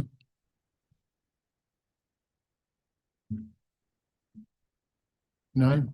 Bring it back to council. So Dave, just to clarify what you said, so basically what the current agreement contemplates a rate of $10,635 per month for an initial 2-year term with an option for 3 one-year extensions. What you're recommending is basically to make it a 1-year term so that you can get an appraisal so that we can ensure that it's market rate that they're being charged, which That's right. And we have, okay. That's right. Any concerns about that, Alexis, or, okay, Jane? Do we have a motion? Yeah, I would move the recommended action with the amendment to just change the term to 1 year and direct staff to get the appraisal on the property. I'll second. All in favor? Aye. Aye. Approved. Okay, we can move on to 14. I think it was 15. Oh, I'm sorry, 14. Did you have a question, Jennifer? We wouldn't have a staff presentation on this necessarily. Okay. So I pulled this because originally I was looking at the terms, and this has to do with an undergrounding loan for someone who needs a loan from the city or somebody else in order to help subsidize their undergrounding in their neighborhood. And I looked at the loan terms, 1%, a 30-year, $735,000 loan at 1%. I have since come to understand that apparently this is part of the undergrounding city loan funding program. And I would ask that the city revisit those terms because we are definitely not getting our money's worth on a 1% note over a course of 30 years and tying up $735,000 worth of our city's money on these particular programs. Number one. Number two, I think that the individuals should have to go and seek a commercial loan or a regular loan on their property, because it's certainly not 1%. Anyways, just it struck me as pretty crazy that we're giving out 1% loans for 30 years. Thank So you. just for the record, it's not a 1% loan. It is the That's what the person. note says. I understand. I'll finish. If Okay. that's okay. Sure. This is a part of this is an add-on to our deferment program. And in the deferment program for utilities, this would be people who are income qualifying and age qualifying, although we removed the age qualifier. But this is a case where the individual, as it notes in the staff report, said first they were in and then they were out and then they were back in because they better understood the terms. The terms are very clear, though. This is like a $42,000 principal. They're going to end up paying about $75,000. So the interest is built into what they're owed. Then they have to pay an additional 1% on top of the interest. And the interest is the same as their bond, what bonded interest they would have paid had they been a part of the overall assessment district program. So there's no discount, there's no increase. It's the exact same terms. They have a penalty of 1% on top of the interest for every year that goes on before they decide to pay off the principal. That's the way this is set up. Okay. But good question. Thank you for the clarification, You're because the note definitely said 1% for 30 And years. because it's 1% on top of the already inflated number. Gotcha. All right. Yeah, Thank you. thank you. Thank you. Any other comments on this? No, bring it back to council. Any comments? Have a motion? Move the recommended action. All in favor? Aye. Aye. Passes unanimously. Okay, item 14, 15, sorry. So I asked that this is the Housing Element Annual Progress Report. We are now just a little more than halfway through our current housing element term that goes from 21 to 29. And, there's a lot of detail here, and I realize this is just, these reports will be filed with the state. They're required to be filed with the state. But I guess I wanted to sort of get an assessment from staff overall and as to how we think we're doing halfway through or just a little more than halfway through. As I looked at this, and this maybe next year might be helpful, but the staff report lists there's 85 programs in the housing element. There's a lot of elements there. As I counted down, and maybe a summary table on this would be helpful. There are 15 completed, 14 in progress, 1 not started, and the rest are what are called continuous. So, I think it's great. We have 15 done. We clearly have far exceeded the market rate unit total that we're required to have. We've got none of the very low or moderate units yet. But anyway, without too much detail, and I apologize, I really didn't give you much heads up on this. Can you just give us a general sense of how you think we're doing overall, and are there things that we should try to accelerate in the year ahead as we look to conclude this cycle over the next 3 years or so? Sure. Thank you, Councilmember Whalen. As you mentioned, this is our annual report to state HCD. That's a measure of the city's implementation of the housing element. So we're reporting primarily on 2 things. It's how we are doing in terms of implementing the programs of the housing element, and also providing a point in time in how we're doing on our housing production statistics towards meeting the RENA requirements. As you mentioned, the city has done very well in terms of seeing production of the market rate above moderate housing without any incentive or encouragement needed on the part of the city. The programs in the housing element, which the city continues to implement, are really intended to encourage the production of other types of housing, and also they're related to housing support services as well. Many of the programs in the housing element are, there isn't necessarily an end date or target because the city is continuously implementing those programs over the course of the 8-year housing planning cycle. So for example, the city is committed to prioritizing the processing of any affordable housing projects that are submitted to the city for review and processing.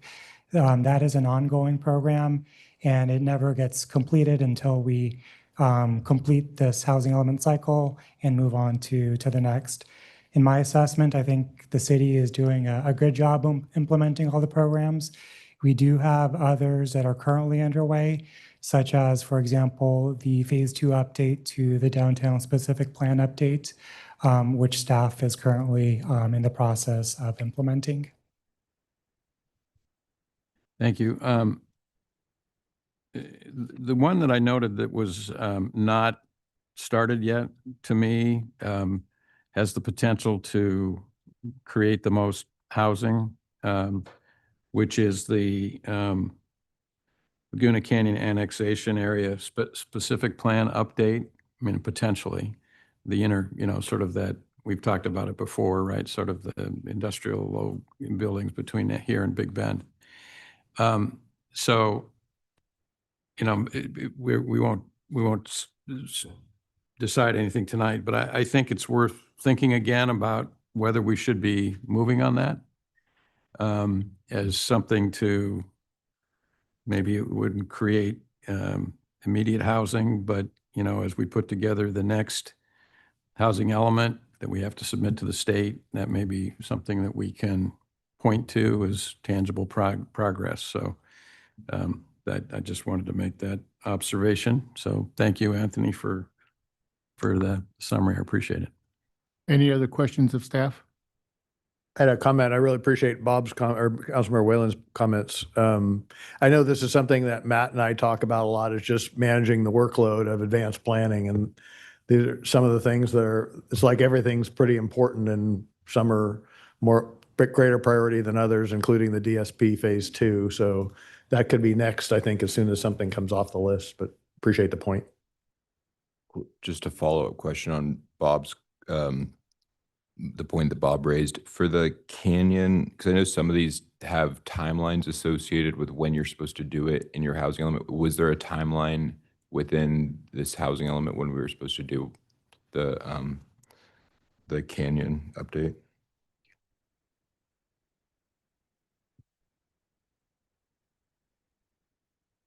The completion date would be during this planning cycle. I'll have to find that program in the attachment 1 to your agenda report too.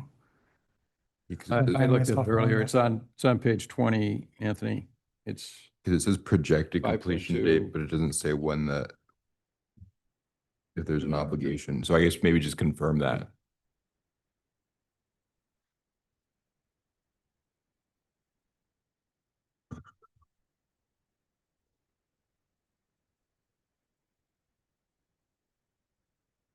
While he's doing that, maybe a question for Dave. One of the things that we've discussed, I think, at our strategic planning session was looking at the compliance of existing affordable housing regulatory agreements. And Madam City Attorney, I know you've been involved with that. Is that something that we have any update on? Councilmember, yeah, we have been internally discussing sort of the best method. We were talking actually about sort of the funding component of that from a staff perspective. We talked about whether CDBG funds would be available or impact fees or what. So we're trying to work through, not to delay on your question, but to work through how we can get a pot of money in order to have a more constant evaluator of the housing stuff, including specifically the bringing affordable units online. But have we looked at just the existing, looked at all the affordable units in town, which I think are identified in the housing element, and just read the regulatory agreements associated with them to ensure that if there was a promise between the city government and that the property owner that they're following that and they're renting it to, they're following what they agreed to do. We have been we've been going through projects and looking at, and there is some housekeeping that needs to be done on those projects. Matt, did you want to add anything? I just wanted to add, there's two components to the resource need that Megan pointed out. And one, we have a request for proposals out for the city's as needed services for the planning department. We do that every year. We included housing oversight. And again, we're looking for the funding source where we could utilize an outside stream to do that. And we've seen that successfully done in other cities. So that's our hope there. Thank you. Anthony, did you have any success locating that information? We did, yes, thank you. The anticipated completion date for the Laguna Canyon code updates is October 30th, 2029. So it just has to be done before the end of the cycle. Correct. Okay. And then I'll just make one comment. I think that one of the things that is important to think about it with the lack of progress for the low and very low is that, as I understand it, in the next cycle, we're going to be assigned those units that we haven't completed in addition to a whole new number. Is that accurate, Madam City Attorney? So I think it's important that we should figure out how we can do that in a manageable way. And then one of the something that I've been bringing up for a while is looking at adding units to Vista Lisa, where we currently have affordable units, and it's owned by the school district. And I know Bob and I are the ad hoc committee for that. We were supposed to have a meeting, I think it was at the end of the year, with the school district, but then there was a family issue on their side, and so maybe we could get that meeting set up again, because I think that's low hanging. We could. I did just touch bases with Dr. Glass about that, and the litigation's ongoing, but that doesn't mean we couldn't talk about it. Okay. Yeah. Well, because I think the litigation was ongoing back when we had that meeting scheduled, right? So. Okay, so we get that on the calendar. I think that'd be a great idea. There'll be additional time for comments after we go to public comments. Any other questions of staff from council at this time? None. Are there any public comments on this matter?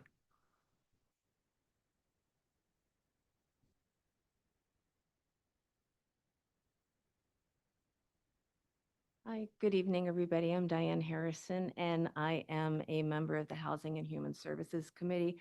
And everything you're talking about is, of course, very important to our committee. So I just wanted to let city staff know, of course, that when there's so many projects and different things going on, we're very happy to step in and do appropriate research, whatever you need. We've got projects of our own we're working on, but anything we can do to collaborate for these RENA numbers, for the existing affordable housing, we're here. So let us do whatever we can to help. Thank you. Thank you. Next speaker. Hi, good evening, council and committee. I'm seeking clarification on the numbers, because if we have met or exceeded the more upper level priced units, is there a need to fulfill those numbers that are still sitting at zero in the very low and low price points, or are those not necessary to be fulfilled? Let's see if we can answer your questions after public comments. Can you state your name? Oh, my name is Julie Jordan. Julie, did you have any other comment? Is this for comment or questions? Questions or comments? Okay. And then also, is this affordable housing a matter of finding land, or is it a matter of sourcing the housing itself? We can answer your questions once we're. Great. Thank you so much. Thank you. Any other speakers? None. I'll come back to council. Did you have any comments on any of those questions, Anthony? Sure. So the city is not required to build the housing units. We just have to plan to accommodate the units. And the RENA requirements are broken up into different income categories. Meeting or exceeding the target in one category does not obviate the need to continue to plan to accommodate the need in the other income categories. Thank you for those answers. Any other comments by council? I just have a question.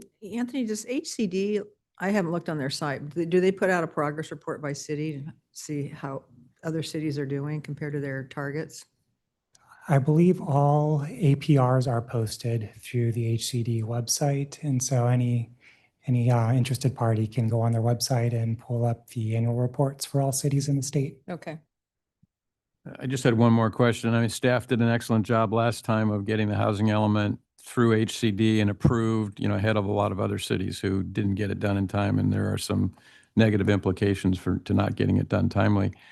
What is the timing of this cycle? I mean, I know it sounds like, 3 years is a long way away, right? But any comments on how the process is going to run from here? I know Matt maybe has got some ideas, I guess. That's a great question. Every cycle gets more challenging, right? So we anticipate the next cycle is going to be a big lift for us. That is one of the big drivers of wanting to work on the general plan update, which we've discussed with the council at a number of meetings. And we'll be bringing more information in the council, including an RFP for the consultant to support that work. But we want to get ahead of even RENA numbers coming out this cycle, and we can make some good educated estimates, and then we'll engineer those into the work program as we go along. But regardless, we'll still be up against it. It's a big work bill for us. And when do they announce those RENA numbers and any other criteria that's associated with the update? Honestly, they've never hit in previous cycles when they initially say they're going to put it out. But I think I want to say, I'm looking at Megan, I want to say this fall, potentially, we might get some preliminary. I think it's late. I think it'll be late 2026 or early 2027, although to Director Schneider's point about sort of the inconsistency, there's a process involved in that. It comes down from the state, it goes to SCAG, there's a methodology, there's a lot of fighting. And so it's not so clear that even though it's supposed to be the fall, that we saw a delay last time. So I would anticipate, given what I think these numbers are going to look like this time, that same process is going to occur and there'll be a delay in getting them. Thank you. Thank you. Any other questions? Council, do we have a motion? I would, is this a receive and file or is there an Just action? receive and file, or what would you like on this, Dave? Yeah, just move the receive and file and I'd move the recommended action then. move the recommendation. Yeah. I'll second. All in favor? Aye. Aye. Approved. Okay, we can move on to regular business. Item 18. So as Matt and Reza are coming up, there's 2 items. The next 2 items are about trees. The first one is to respond to a call up about 4 trees that are recommended for removal.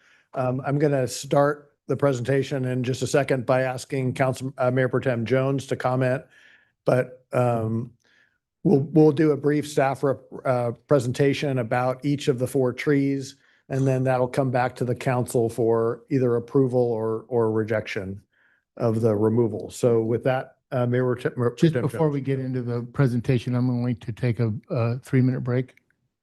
Sure. Great, thank you.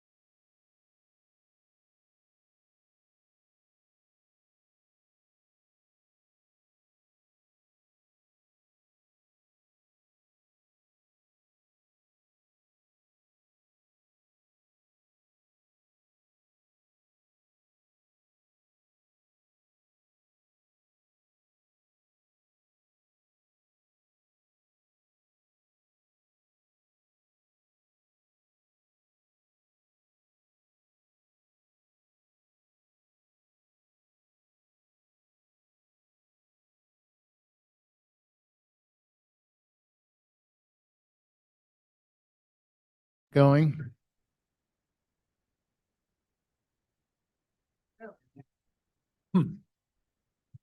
Oh, we have everybody? Okay, we can proceed. So if I may, Mr. Mayor, I'll just get us started. I'm the one who called these trees up, and I just want to start the conversation by saying I didn't call them up because I necessarily disagree with Mr. Barker's recommendations. I think you've got incredible experience. You've been a great resource to the city. But I do think that these are important trees. I think that trees are important to this community. And I think that the removal of trees like these trees deserves a public conversation. So I wanted to be really clear with the members of the audience that, I'm not calling these up because I necessarily agree with or disagree with what's in the staff report, but I am calling them up because I think it's an important conversation to have. So I just wanted to start with that. And I'm interested to hear your staff report. Mr. Mayor, Yes. if I could jump in for just a second. One of the trees, I believe, is within 500 feet of your residence. So if I could recommend to staff that we do what is called segmentation, and perhaps we can hear the staff report on the other three first, the one that is not near your home, and have that discussion. So the Carob is the one that's close to Mr. Organ. On Legion? And then you can recuse yourself for that subsequent discussion.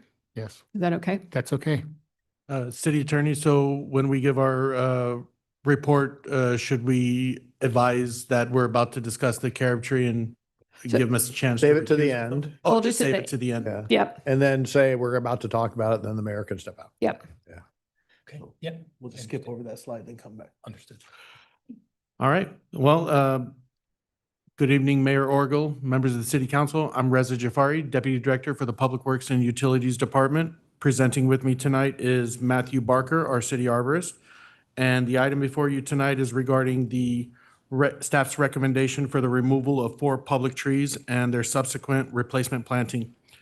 The Public Works and Utilities Department issues notices and performs public tree removals or tree plantings in accordance with the tree removal and replacement policy for public trees, which was most recently updated and adopted by City Council on August 13th, 2024. This policy establishes a transparent process to notify the city manager, city council, and interested members of the public of proposed tree removals or plantings. Pursuant to this policy, on February 10th, the Public Works and Utilities Department issued several notices to recommend the removal of 5 public trees and the planting of 9 new trees. After issuing initial recommendations and soliciting public feedback during the 7-day public comment period, on February 25th, the department provided a response to all public feedback and issued final notices to recommend the removal and planting of those public trees. On March 2nd, Mayor Pro Tem Jones requested that the proposed actions affecting 4 of those 5 trees be placed on the agenda for City Council discussion and additional public awareness in accordance with the policy. The first tree to discuss is a Torrey pine tree that's located on Festival of Arts property. This is a privately maintained public tree. So while the tree is located on a city-owned parcel, the Festival of Arts operations team is responsible for its care through a maintenance agreement with the city. I observed decline in this tree starting in 2021. This prompted ongoing monitoring and communication with the Festival of Arts operations team. I repeatedly encouraged both diagnostic testing and treatment efforts. After observing continued decline, I reviewed all of the arborist reports and treatments that were performed on this tree. And while those efforts did provide some useful information, they were largely focused on soil amendments, fertilization, and some preventative bark beetle treatments, despite no real confirmed evidence of bark beetle activity. And they also didn't fully clarify the underlying cause of the decline. So based on this, I recommended that the city conduct an independent testing in mid-2025. And laboratory analysis confirmed that the primary driver of the decline is Phytophthora root rot. It's a soil-borne pathogen that at this stage is really not treatable. And even if it detected early, it's only manageable and usually ultimately results in removal. This is compounded by symptoms of ghost canker, which is a newly emerging disease affecting pines in our area with no established management protocol. These stressors have allowed secondary pest activity to further weaken the tree's overall vigor. And at this point, the tree is estimated to have between 80 and 90% mortality with no viable treatment options available. So given the extent of the decline and the poor prognosis, removal is the management strategy which best mitigates the risk posed. A replacement Tory pine is proposed to be planted on festival grounds on the hillside where site conditions are more suitable for long-term establishment of a mature tree like this.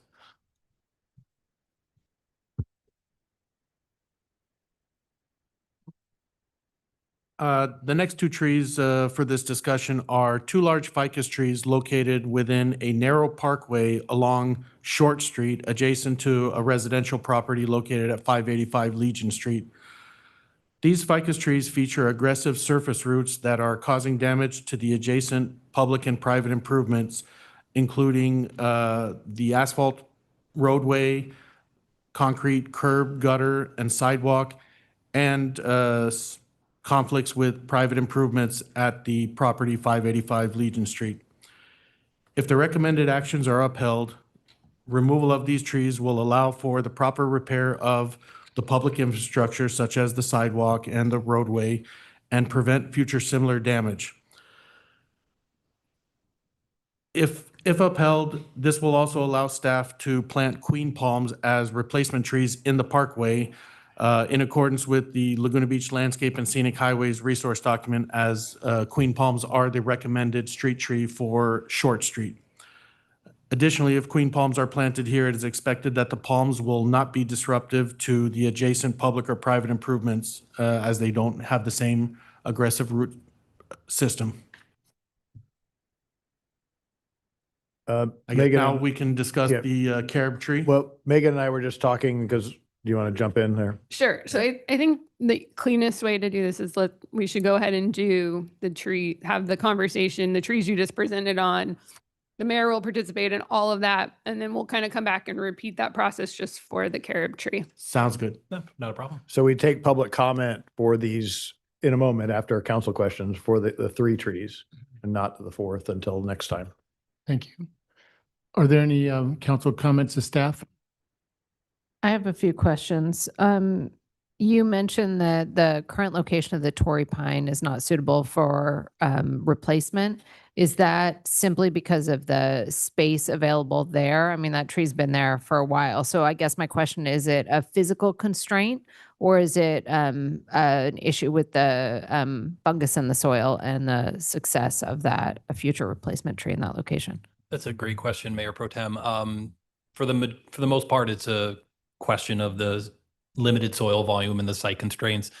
I'm not 100% sure how the site has changed over time. Obviously, that tree's been there for quite a while. There are ways to mitigate the soil-borne pathogen if a tree or any other vegetation was planted in that area. But planting a Tory, the trunk of the trees, the diameter of that tree is about the same width as the current planter is now. If I could add on to that, it is our understanding from some of the residents who have long-term history here that the planting volume for that tree, the planting space for that tree has changed over time. So it is likely that there have been improvements adjacent to that tree that maybe didn't exist when the tree was planted. Thank you. Which Other probably, questions? sorry, I have more. Go ahead. Thank you. My other question is around the ficus removal and the replacement with queen palms. Is there an alternative in the Landscape and Scenic Highways resource document for replacement trees that are not palms on Short Street, or is that the sole species that's recommended? I believe it is the sole species that is the recommended street tree for Short Street. Of course, the LSHARD for short does say it is a set of guidelines, and that area is a subsection. Matthew, correct me where I'm wrong, but that area is a subsection or a sub area identified, and several streets there have one or more species. as the recommended street tree for that street. Short Street has one species, queen palms, as its recommended. Then there are other lists or other trees that could potentially be recommended, but I think our efforts to strictly adhere to that in this case means that queen palm are the only recommended street tree. Thank you. Other questions of staff? None? Then I'll ask if we have any public comments.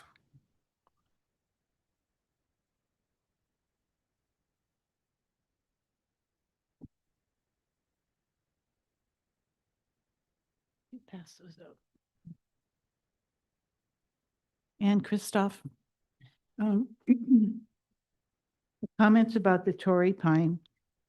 I sympathize with Matthew's frustrations about the care of this tree because the tree advocates that are continually talking to Matthew and city staff brought this to his attention several times a long time ago.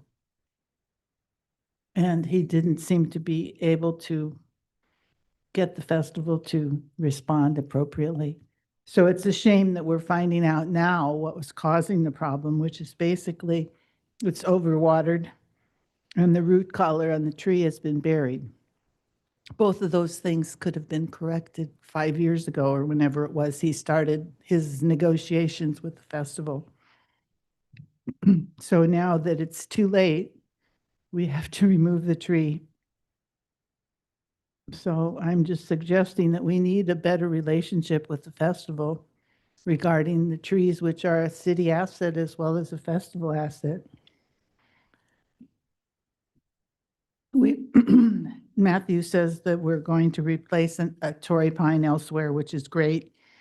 But what kind of resistant tree could we plant in the space that's now going to be vacant because of the Torrey pine removal? So those are my comments on that. The removal of the ficus trees at Short Street would be precedent setting, and that's my concern because we have ficus trees in many places, especially in the downtown. And we know what happened when we removed ficus trees on Ocean Avenue, I think it was 2013 or 14. Huge uproar over that. And these are mature trees that are resource to the city. And these trees on Short Street are no different than all the rest of these ficus trees that we have. And I hate to have this decision influence a denuding of all those trees citywide if this is the rationale.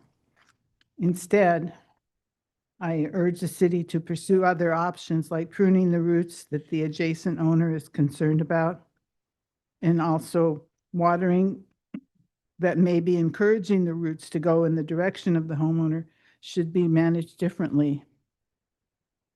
Then I also have a comment regarding the replacement trees at Virginia Park, which is also part of the agenda bill.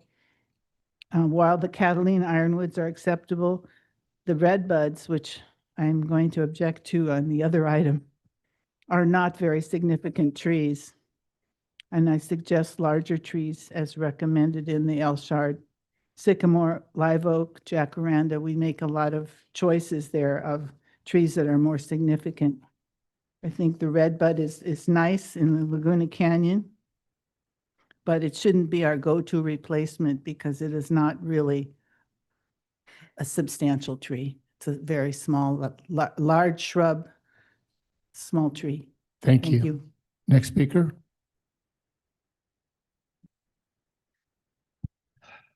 Ruben Flores. Already. Time's out. Jeez Louise. Thank you for your comment. I love our trees. Beginning this spring, we had a run of really, really hot weather. I was out with a group from the nursery and walking the streets, and it was nice to get under the shade of a tree. Many of the trees that we're looking at replacing trees with are, as Ann said, a red bud, which maybe a 6-year-old could get under the shade of a red bud. So we're going in the wrong direction. We're treating trees like the boogeyman because we're inciting fear about something that may not exist. We're talking about removing something before it really even looks like it needs to be removed. The carob tree on Legion is so healthy in the foliar aspect. Remember not to talk about that one until next time. Just a few minutes. Because of you. Yes. Okay, just it's a joke. What we need to do is fixate on keeping our trees. They're going down in ocean. They're going down in other areas, and we need to reverse that conversation because it's getting hotter and hotter, and we know that that's the truth. We're probably more likely to have problems in the city from alcohol, from electric bikes, and from poorly lit corners than we are from a tree falling down, a city tree falling down. Now, we did have a couple of limb breakages that were a problem this last winter, but that wasn't from a tree failure. It was from a branch failure, and the branch failure was from poor maintenance on the trees. So we need to figure out and classify the problems that we have rather than just vilifying a tree. We need to keep as many large trees as we can because obviously the city isn't wanting to plant large trees. And you can't walk down 3rd Street from the stairs to City Hall and walk under those beautiful trees that are shading you in the summertime and not appreciate that. And we're not going to have those anymore because we're cutting them all down. I believe that Ocean should be our primary street in the whole city. It goes from City Hall to the Lifeguard Tower. And we shouldn't lose those trees because we're going to want that to be a promenade because that should be our main street. So leave the trees as long as you can.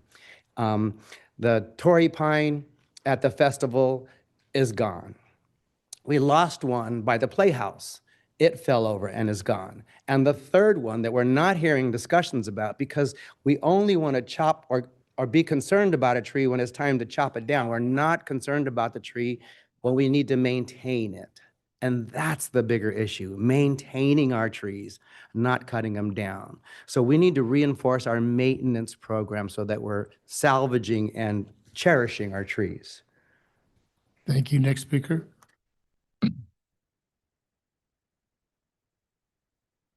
Thank you very much, Leah Vasquez. I'm here to kind of support what both Ann Christoph and Ruben Flor have just spoken to. I've lived here since I was 24 years old and watched us lose the beauty of our canyon. I hope we don't lose the beauty of our entire town. And the trees are significant. They add oxygen, identity, scale, and habitat to our other living organisms. They identify a place and a time, and they are there to protect us, not to be destroyed. It's a really important thing because as we have more and more people coming into town, we heard the discussions, we're heating everything up. We're terrifying people in our neighborhoods with the idea of fire. My neighbors are adding concrete to everything. They have raised the temperature in my house to more than 20 degrees just by taking out plants and putting in concrete. Everything is becoming covered with hardscape. We're tearing down the hills. We're putting in structures and we're taking away habitats. Everything we're doing to others, we're really doing to ourselves. And we could go through the list, but I advocate everything that both Ann Christoph and Ruben Flores, the Beautification Council, and Garden Club are supposed to be all representing. We should all be working together on this. And I urge you, I plead with you, and I thank Hallie Jones very much for bringing it up as a subject because we don't have any time. We are at crisis in every way possible. And if we don't do something really positive this minute with you, all of you, And I trust that you will think about this extremely well and hard, and you will not jump and worry about the fires, because the fires that are happening are not the result of trees. They're the result of putting too much concrete, heating the planet up, and making it impossible to cool down. So what we need to do is to add greenery. We need to think a lot about the spaces that we're ripping up and putting hardscape on. And please take this seriously, because your future and the future of our children, our grandchildren, the future of our town is in your hands. And this is a major topic. It's not just a beautification thing. Thank you so much. Thank you. Next speaker, please.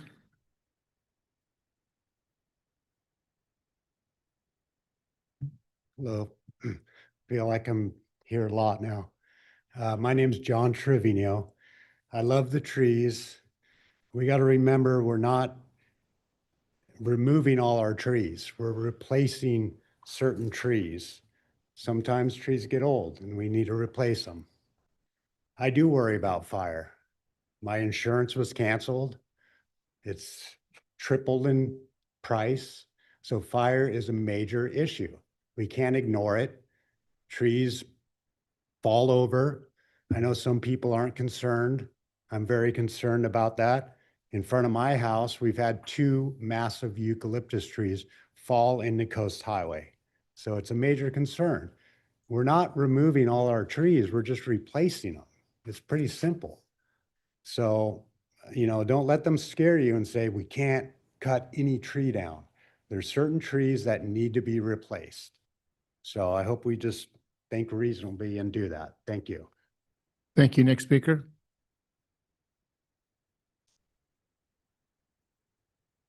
Good evening. My name is Elena Kofajopoulos.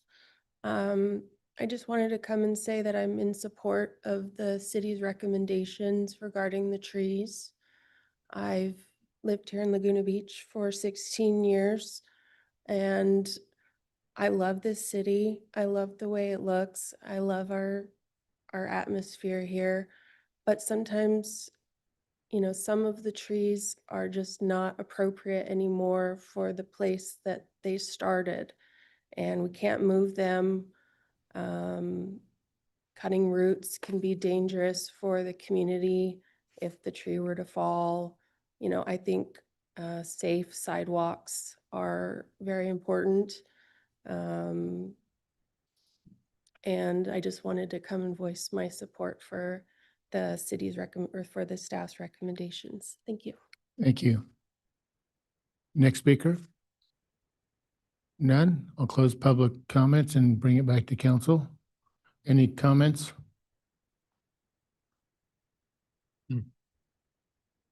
Hallie? So I'll make a quick comment about the short street trees. I visited those 2 trees personally, and I did a little bit of research on it. So those roots are going underneath that house. They've made it all the way underneath the house. And I don't know, correct me if I'm wrong, but those had to have been 4-inch diameter, some of those roots. And there's a subfloor in there. And what was happening is the roots were going underneath the pier footings and lifting the floors of the house.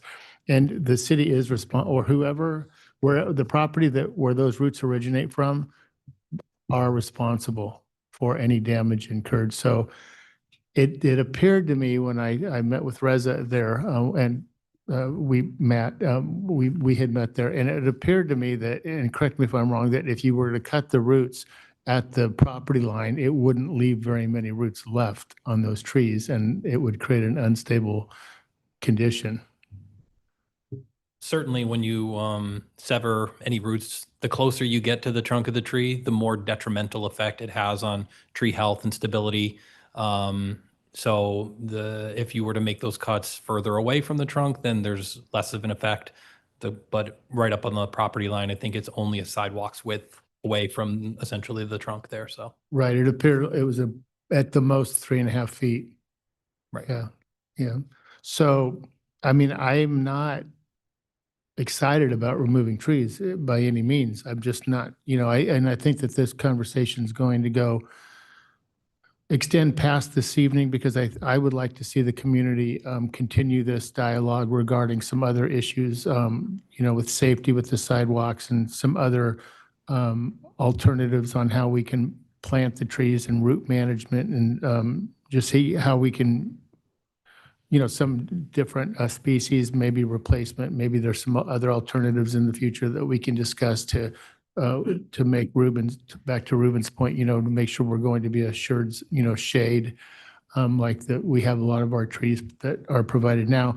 I'm just at a loss. And, when you're on this side of the dais and you have to consider somebody's, getting hurt, you just think really hard about this stuff. And we had a tree fall over the weekend and, I went and visited that tree and, I grabbed, one of the gentlemen was there and he grabbed a handful of the roots and they were all spongy.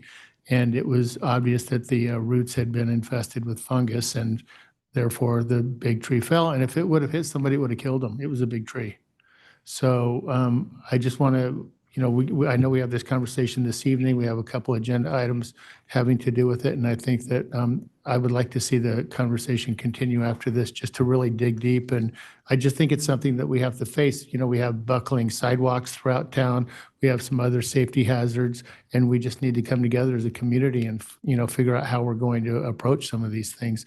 I've mentioned several times because of our friend and city manager, Dave Kiff, he mentioned an intriguing concept that they regretted in Newport regarding a tree replacement program, which allowed the city to actually anticipate and tree replacement.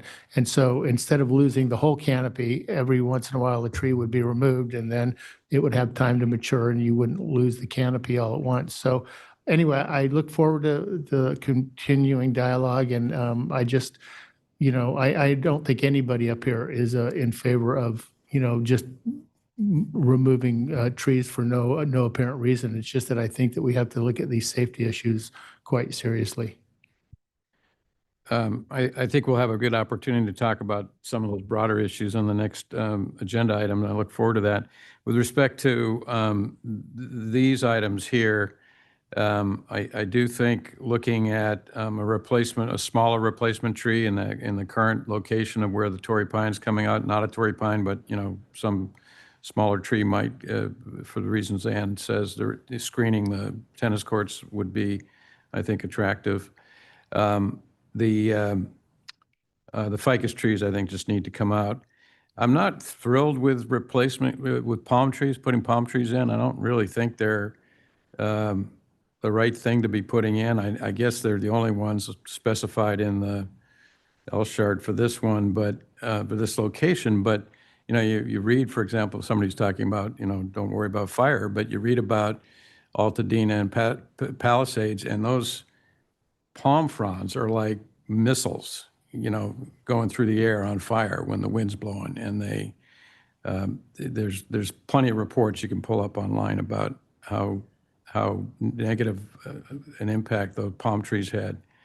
So I'm not thrilled about that, but if that's what we're stuck with, that's what we're stuck with. The last comment is, I don't know about the idea of putting a replacement tree in the Catalina roundabout. What I'm concerned about there, maybe staff can comment on this, is with a roundabout, you need through vision, because you need to see cars coming around, and you don't want to, you wouldn't want to have a blockage, of view so that you couldn't see the cars coming around. And I'd like to get some input on that as to whether that's going to be a concern if we put a red bud replacement tree in that landscape roundabout. I think we can, that replacement tree will come up in the next conversation around the carob tree. Oh, that's tied to the carob tree. Okay, so ignore that last comment. We can talk about that in the, Shut your ears, in the Mark. next one. Thank you, Hallie.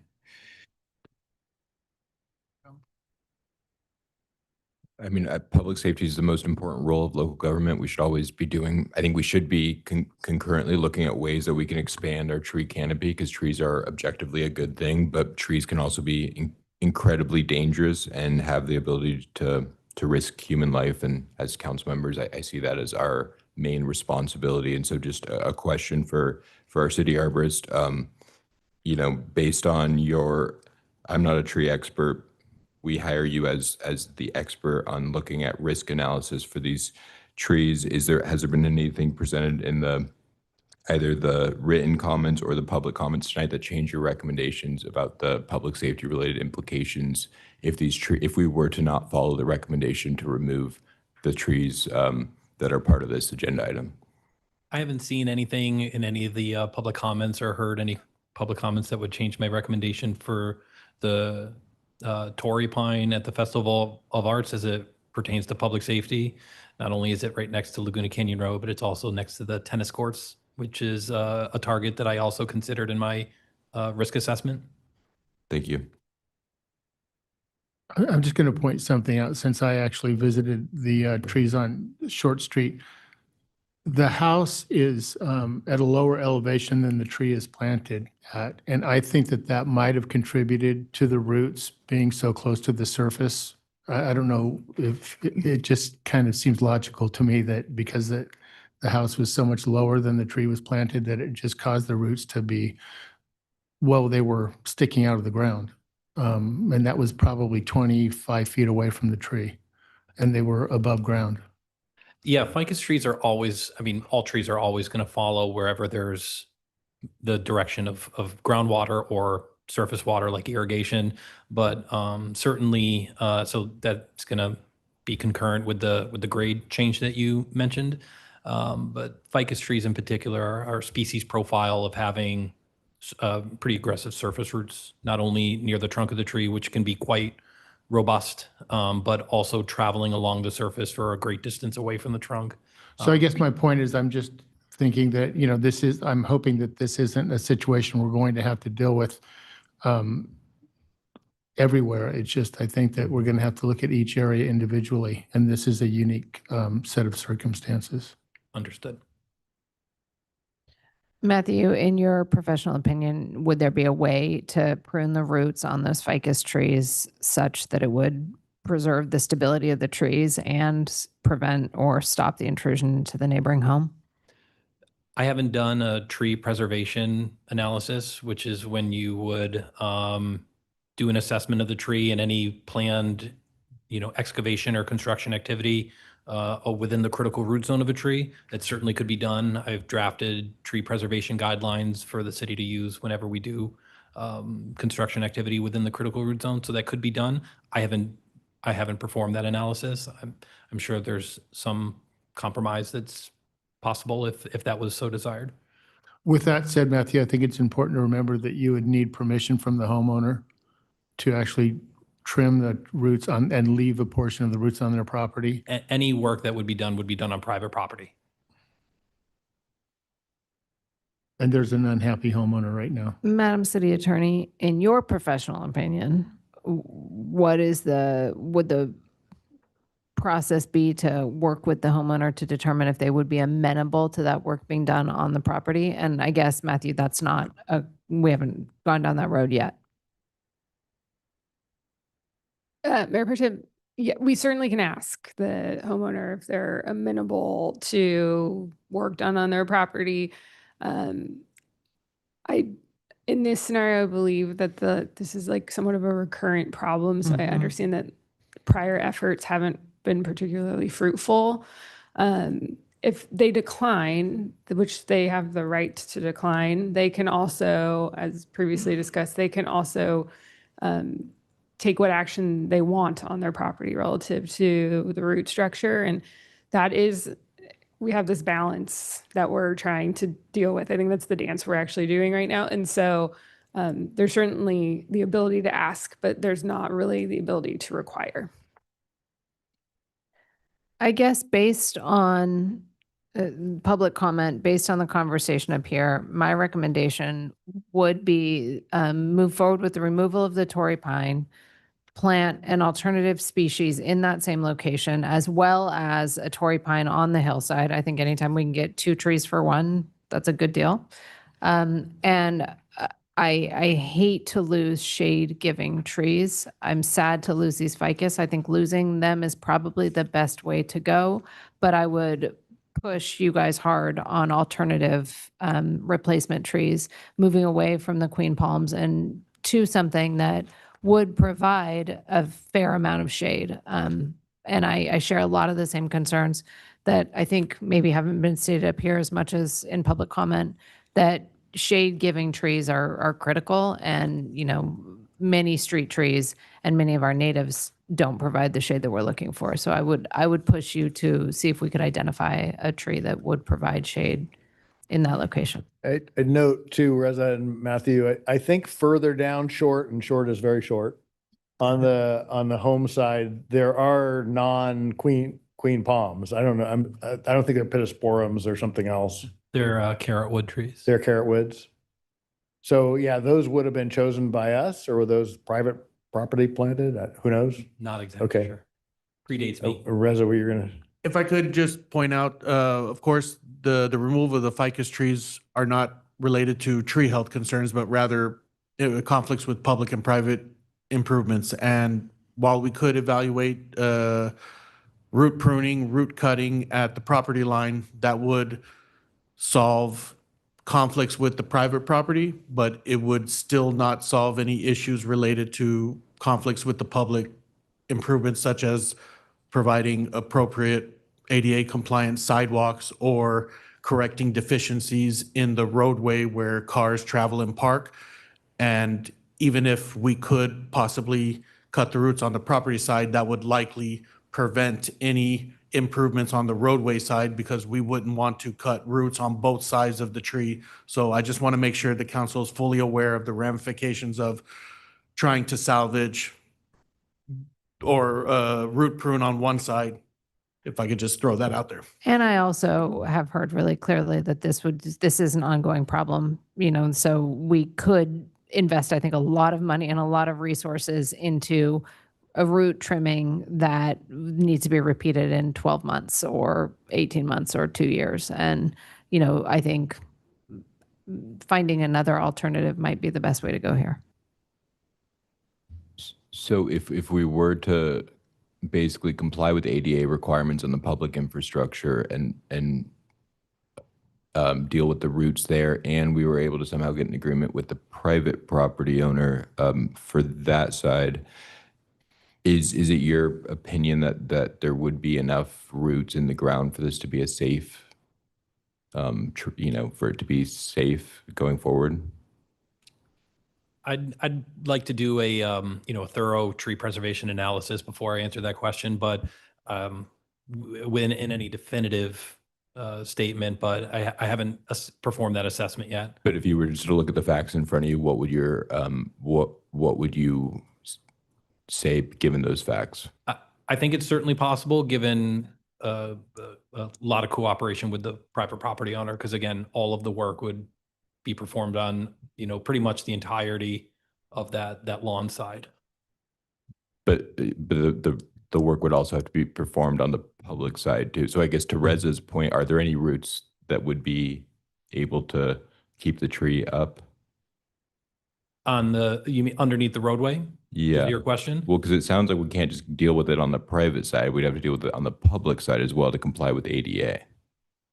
So If I could help answer that question, I think in my experience with the construction of public streets, public sidewalks in and around trees, I think it is generally going to be infeasible to reconstruct the roadway on one side of the tree, reconstruct the sidewalk in a manner that's consistent with ADA, in a manner that's going to tie into the adjacent curb ramp at the corner of Legion and Short Street, and allow us to place an ADA compliant sidewalk, which is currently out of compliance due to the tree roots pushing the sidewalk up. I find it very infeasible for us to reconstruct the sidewalk there, reconstruct the asphalt roadway, and not do irreparable harm or unmanageable harm to that tree. thank you. Albeit I'm not an arborist, but Thank you. I've done a lot of construction. To the Mayor Pro Tem's question, if replacement tree other than palm that would generate more shade, do you have any recommendations on that? If you wanted to keep consistent species along the tree, I think a carrot would certainly be an adequate sized tree at mature size for that, parkway width. And I'm sure if I consult the Laguna Beach Landscape and Scenic Highways resource document, I could come up with a short list of recommendations that are, shade that provide some shade. I'd be very interested in hearing Ann and Ruben's opinions on those replacement species as well.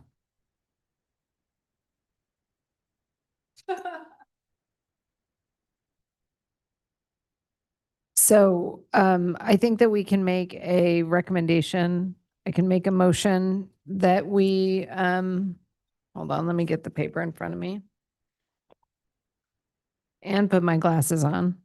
I will move that we uphold removal of the Torrey pine at the Festival of the Arts and authorize both planting an in-kind Torrey pine replacement at an alternate location and a additional tree appropriate to that space. I think that we should be thoughtful about what species that is, Matthew.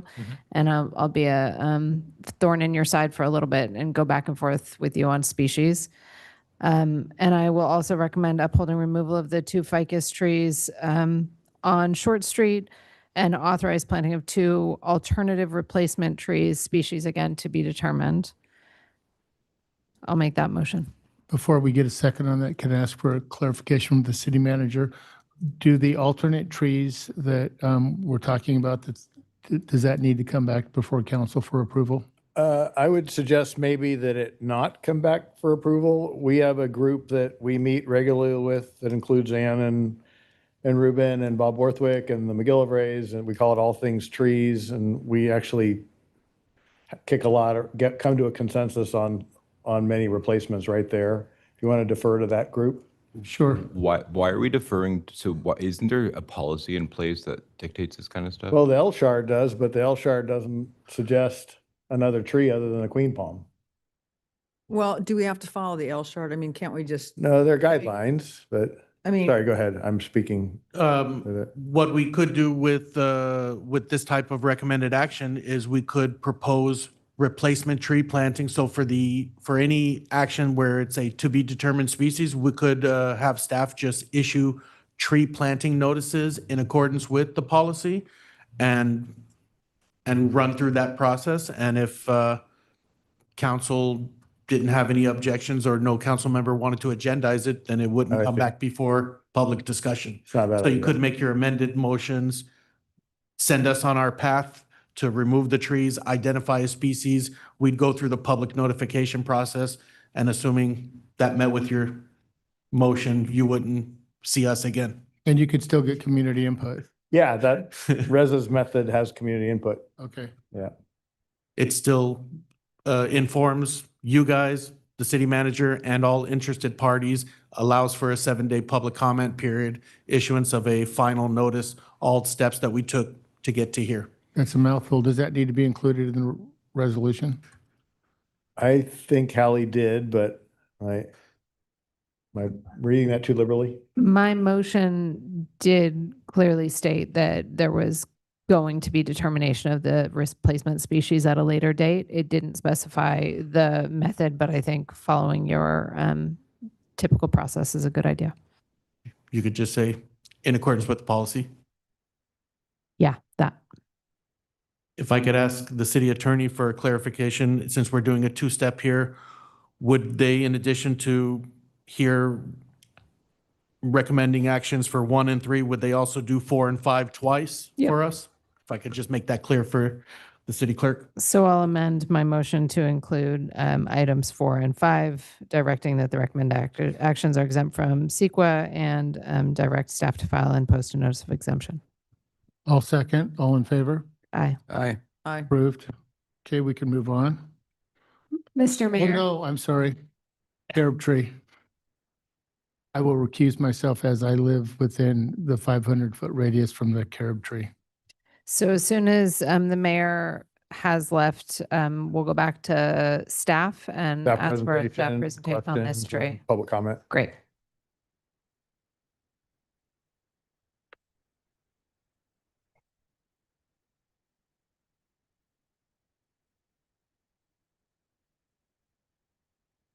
Ready? Okay. So the next tree to discuss is a carob tree that's located at 264 Legion Street. The city assumed the maintenance responsibility and liability for this tree in July of 2025. Prior to that, it was a privately maintained tree growing within the public right-of-way, and its care was the responsibility of the adjacent property owner. Following some initial corrective pruning after that assumption of maintenance responsibility, previously concealed cavities were identified, which prompted a level 3 advanced assessment. This diagnostic testing confirmed extensive decay extending into the sapwood and concentrated on the side of the tree leaning over the roadway.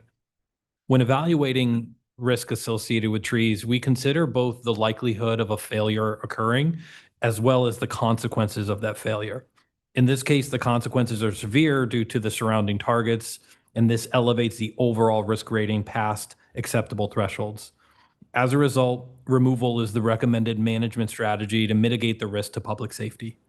As we discussed, the redbud tree is proposed as the replacement tree within the landscaped area of the Catalina roundabout, as the current location is not suitable for replanting. As you can see on your screen here, I have a short mock-up of the proposed planting. Adjacent to the reason why a redbud tree was planted or is proposed species in this case is adjacent to that in the background of that photo. Within the roundabout, you can see an oak tree that's planted, a Quercus agrifolia, coast live oak. And those trees can get quite broad, and also we chose something that would conform to that crown shape and size as it matures. So I'd like to take a closer look at the testing that led to this difficult recommendation for removal. Sonic tomography is a non-destructive imaging tool used in arboriculture to visualize the internal condition of a tree trunk using sound wave velocity. Think of it as sort of an acoustic X-ray.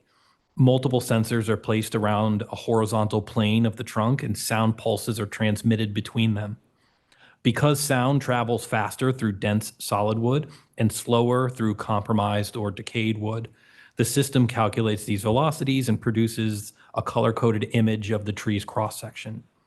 This provides a detailed map of internal decay, cavities, and the structural integrity without drilling into the tree. What you're seeing here on your screen is a cross-section of the subject tree. Brown and black represent structurally sound, intact wood. Green represents early decay, early stage decay. Purple and blue represent significant decay, including soft rot or hollow cavities. Trees can lose a surprising amount of their internal volume and still retain structural integrity if that decay is centralized and centrally located. However, in this case, as you can see, the decay has degraded the sapwood, or the wood that's on the periphery of the trunk, especially on the side of the tree that's leaning over the roadway. This sapwood degradation significantly compromises structural stability because the sapwood contributes disproportionately more to strength than the internal heartwood. It follows the physics of cylinders. So off-center decay results in much greater strength loss.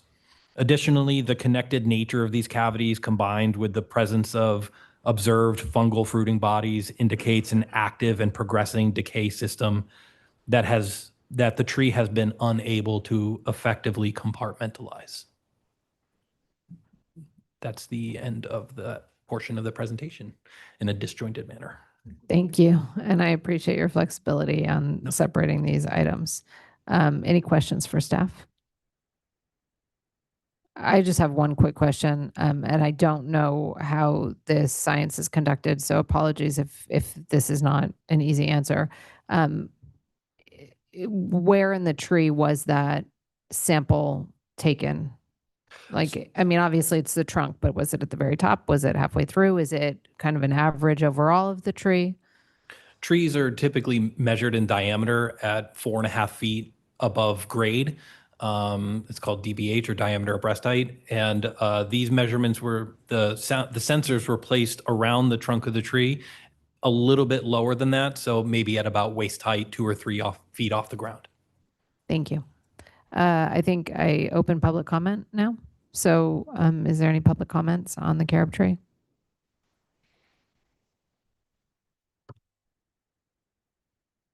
Ruben Flores. Once again, it's about tree maintenance. This has been one of my favorite trees in our town. Locust trees were not locust, carob trees were one of the principal street trees in Laguna Beach in the early 1900s. So this is one of our heritage trees. And there are still, I'd say, a good 40, 50 left. And I'll bet you there was 200, maybe 300 at one time. Our prior arborist was ever so happy to take a look at this tree 10 years ago, maybe. And although it wasn't on the street tree list, was willing to trim it in order to keep it alive and growing well. When I brought this up to our current staff, they said it's not our problem. So it took me probably 3 years to get our current staff to take a look at this tree. So once again, I'm saying that our maintenance programs are really not looking at the resources of our city. They're looking at what we have to do and what we shouldn't have to do. But in the times of this environment, we should be looking at our city as a whole, and not just what we have to do and don't have to do. So, and when we did take over the maintenance of this tree, nobody went in there, because if you go by it right now, the trunk of that tree is a mess. The minute that we took over the management of this tree, we should have gone in there and taken all those weeds out, allowed that trunk to breathe because there's soil all over the crown, and then start to care for it. Instead, what we do is we look at why we want to chop it down. And our eyesight is not on preservation. Our eyesight is not on beauty. It's on let's reduce the liability. And I just looked up while I'm sitting down, what's more likely to cause a death? It's an e-bike or a street tree, and it's an e-bike. But we're not stopping kids from being on e-bikes. So why do we need to chop down all these trees? Yes, I get that there's a probability that it has an issue, but you also look at carob trees, and the likelihood of carob trees as they get older to have a cavity is very high, and yet they keep on living. So I would just wish that we would look at ways of preserving trees more than just chopping them down. Thank you. Any other public comment?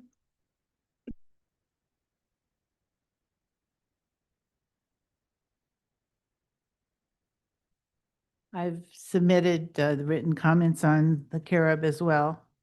And I'm affected by Matthew's analysis, and I understand that the tree has weaknesses, but this is the same sort of report that we got on the pepper tree in front of City Hall, if you recall. Sheree was so concerned that it would fall on somebody that was walking into the front of City Hall because there were cavities. And the arborist found similar kinds of cavities. And they wanted to remove it and replace it with a new pepper tree. After many weeks of debate, the city decided, let's cut it off at 12 feet, then there won't be anything to fall, and we'll see what happens. And so what we have is still a tree that's still functioning. It looks really great, unless you look way inside and see these big cuts that were done. So I'm wondering, as I look at this tree, it has branches, the leaning part of the branch goes over the street. What if that entire branch was removed? The whole part that's going over the edge of the street. And you still would have a substantial trunk, but it would be a vertical trunk, and there would be much less weight to fall, or much less likelihood of falling since it's vertical. So that's what I would suggest needs to be carefully considered. Then regarding if you don't buy that argument and you decide to remove it, I'd like you to look at the last page of the letter that I sent you. And and suggest that there would be a place elsewhere near this existing tree where we might replant a new carob. And it shows how the curb could be modified. You'd still have a walkway and you'd have a space for a tree. There's an apartment in the background there, and it's the driveway out of the apartment. There's no cars to be parked there anyway. The redbud is not a valid replacement for a major tree like a carob. And so we need to put a carob back if this one has to leave. Thank you. Any other public comment?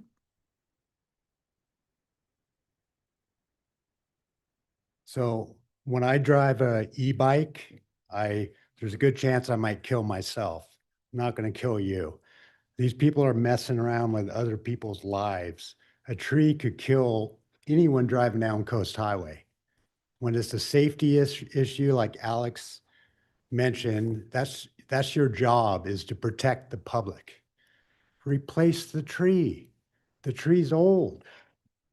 It's pretty simple. Why are we putting people's lives at stake? Replace the tree with something better. Thank you. Thank you.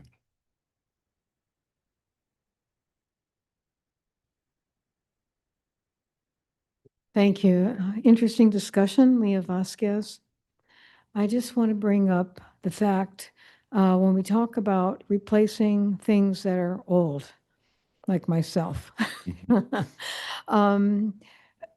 we also replace history, or we destroy it. And with that in mind, I just want to go circle around and talk just a second about this ADA.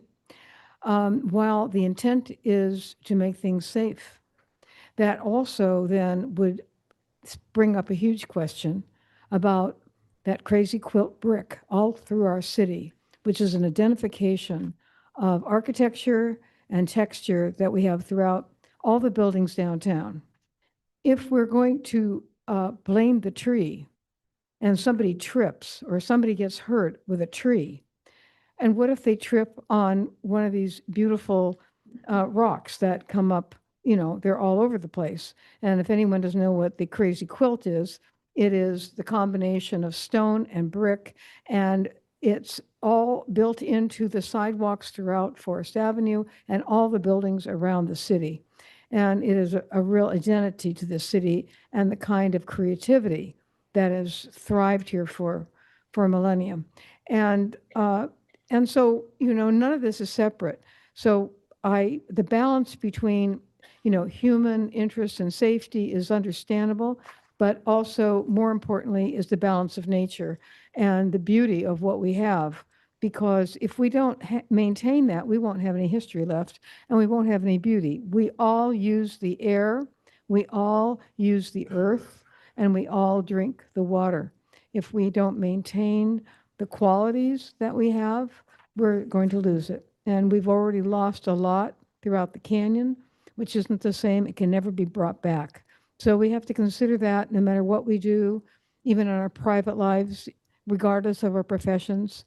I mean, even as an artist, and, I designed that circular area, and these kind of things, you have to think about.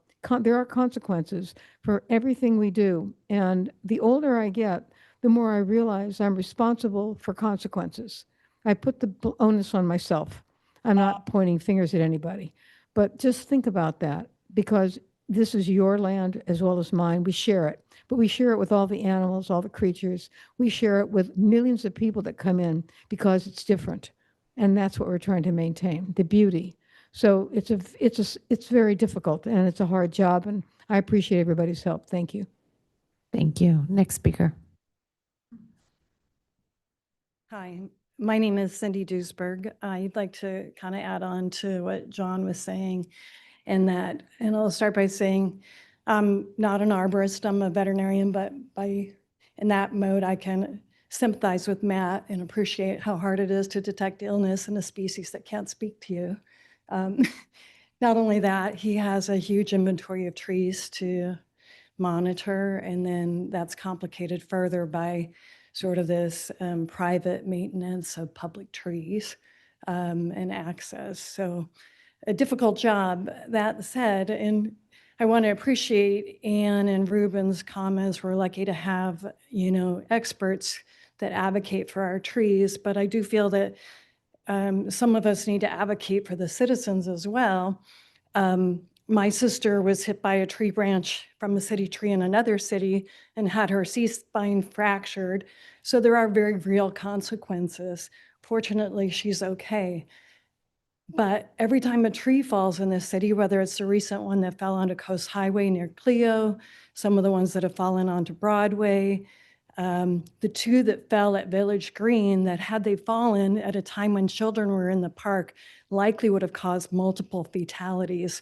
One of them fell right into where the bus stop was, where kids gather every morning, 15 to 20 kids gather every morning. So I feel like it's sort of a ticking time bomb for our city.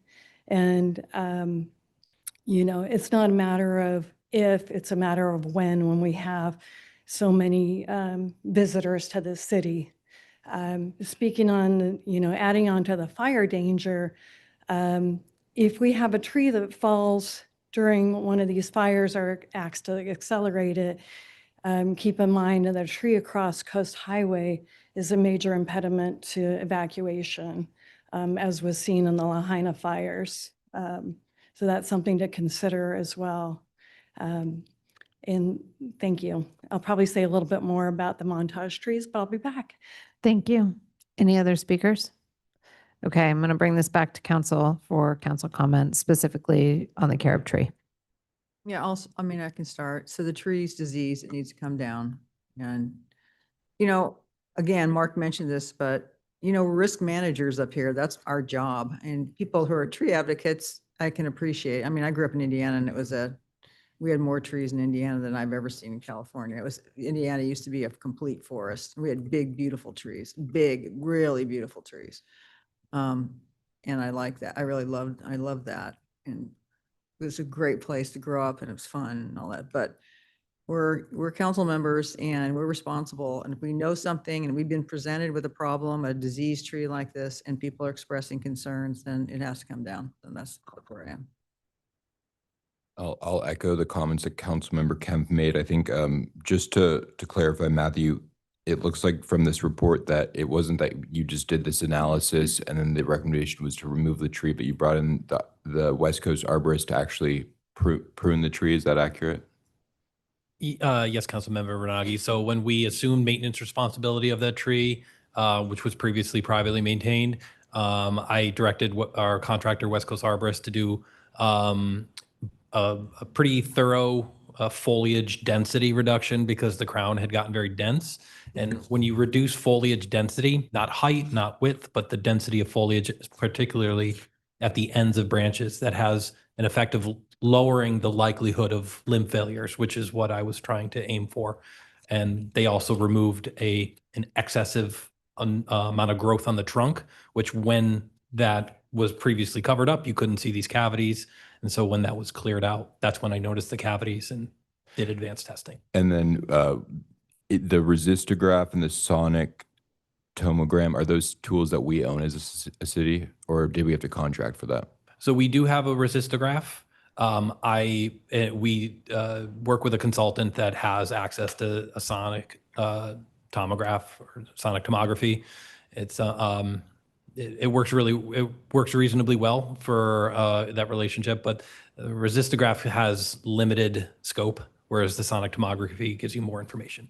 So it sounds like we really went above and beyond to try to figure out if there was a way for this tree to continue existing without creating public safety impacts. And we went above and beyond in testing it to really confirm that there was a danger posed in the analysis that's based on the criteria for how you do this type of risk assessment shows that it creates a danger. And so, I agree with a lot of the public comments about how, our job is to make safety related decisions. It's impossible to fully eliminate risk in a community. I wish that we could, in general, with everything, with fire, with with all safety related issues, but I think that we have an obligation when there's evidence in front of us that there is a public safety risk, that we have to make that, even if it's not the popular decision. I think overall our this whole process where we're here as council members, as politicians essentially, who have no experience or expertise in looking, we're not certified arborists.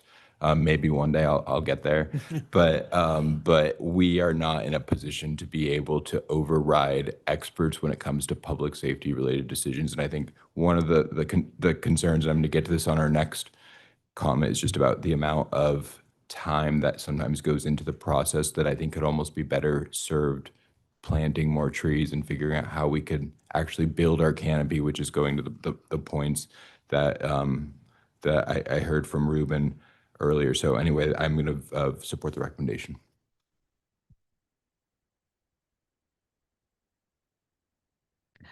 Matthew, well, I guess this is a question for both of you. We've been presented with two options from public comment, one of which would be a very aggressive, basically removal of almost all the canopy of this tree, similar to what was done on the pepper tree. And then the other option of extending the sidewalk, which I imagine would be a pretty big public works project. What are your thoughts on both of those alternatives? We'll talk about the tree first. Yep. Whether the tree is valuable if you. Yeah, of course. So the proposition that was made where you essentially reduce the canopy to nothing and have the tree resprout is what we've talked about in previous study sessions and recently, which is topping. And usually when you drastically reduce the canopy to similar to what was done with the pepper tree, not only do you remove the tree's ability to provide benefits to the residents and the visitors of the city, you're essentially you're just shifting the risk and liability to a different situation. So when you have these sprouts that come off of that are superficially attached, that are attached to decaying wood, you've reduced the load on the defect of the trunk of the tree, but you've created future issues potentially where large branches are falling into the roadway as opposed to a trunk failure. Now you're mitigating branch failures. So that's why that's typically not an action that I would recommend. And then Mayor Pro Tem Jones, the second part or the second question you had was if the tree, or I think you were saying if the tree were to be removed, could we follow Ann's recommendation to push out the curb a little bit and create a new planting space that would provide an appropriate planting space for a tree and allow us to have a ADA compliant pedestrian path of travel? And the short answer is no. We addressed this question in our Q&A responses, and kind of a more expanded answer is there is not enough room to have an ADA compliant sidewalk and a tree well somewhere within the public right of way there without doing significant construction, which is more than just maybe pushing out this curb line a few feet. You would really need to have a separate project to look at, evaluate, re-engineer. And whenever you do any of that, it can affect other things. How is this going to affect public parking? How is this going to affect public circulation in the area? So you will not have a large, 5x5 tree well and a pedestrian path of travel that goes around it. The short answer is no. Thank you for that. That was really helpful. I appreciate it.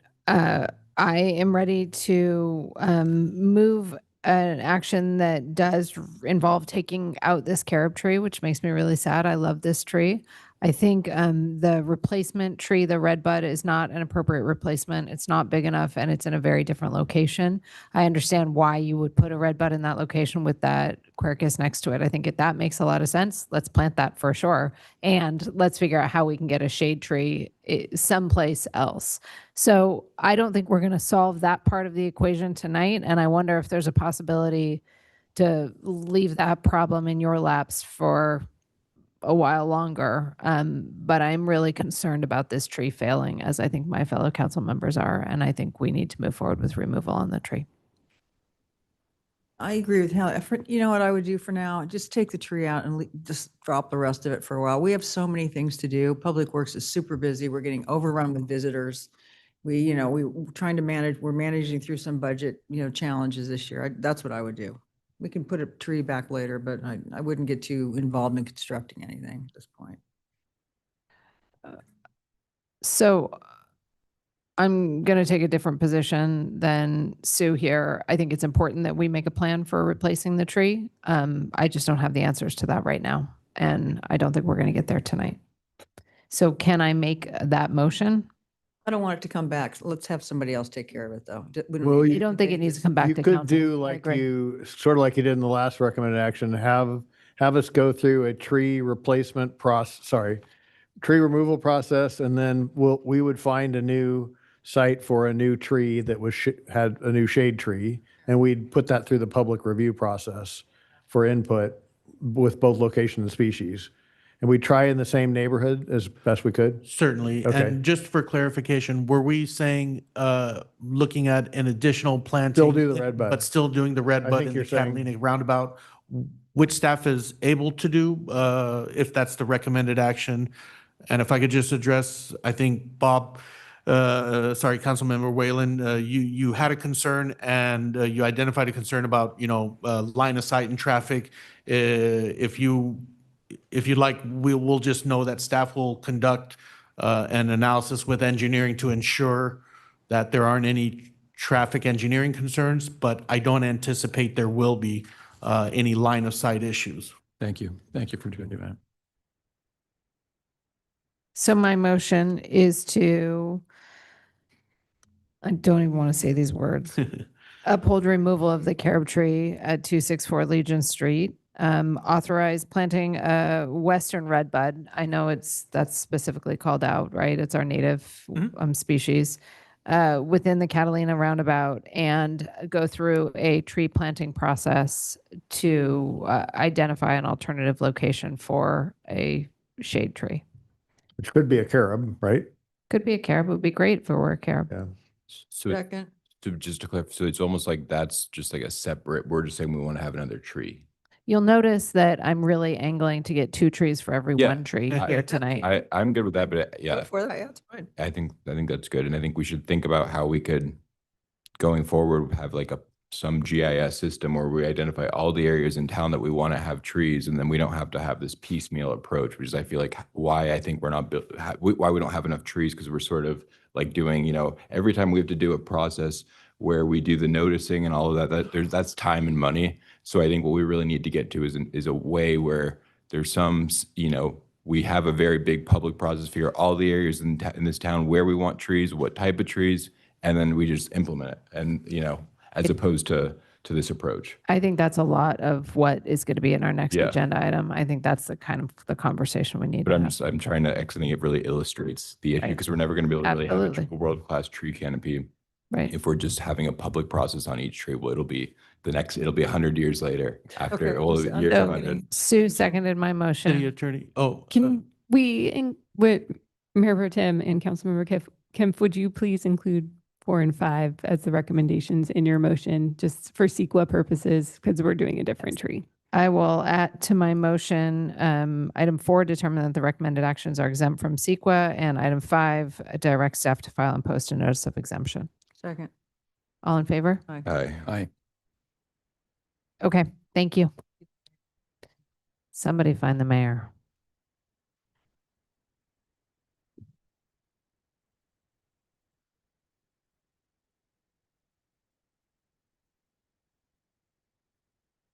Waiting right outside the door. Was not East Run. If we could move them out. Mr. Mayor, and I don't know if we could ask in the audience, is there any individuals here who are attending on behalf of the LCAD lot line adjustment? I know the 2 of you are. Anybody else? I wonder if that would be a quick enough item to call up. Sure. It's a very brief staff report. We could send 2 people home early. Okay, then we'll Okay, move so on to item. This is the non-appeal item, Number 20. sorry, this is item 20, yeah. So, thank you, Sammy, for being right on, and Anthony being right there with us.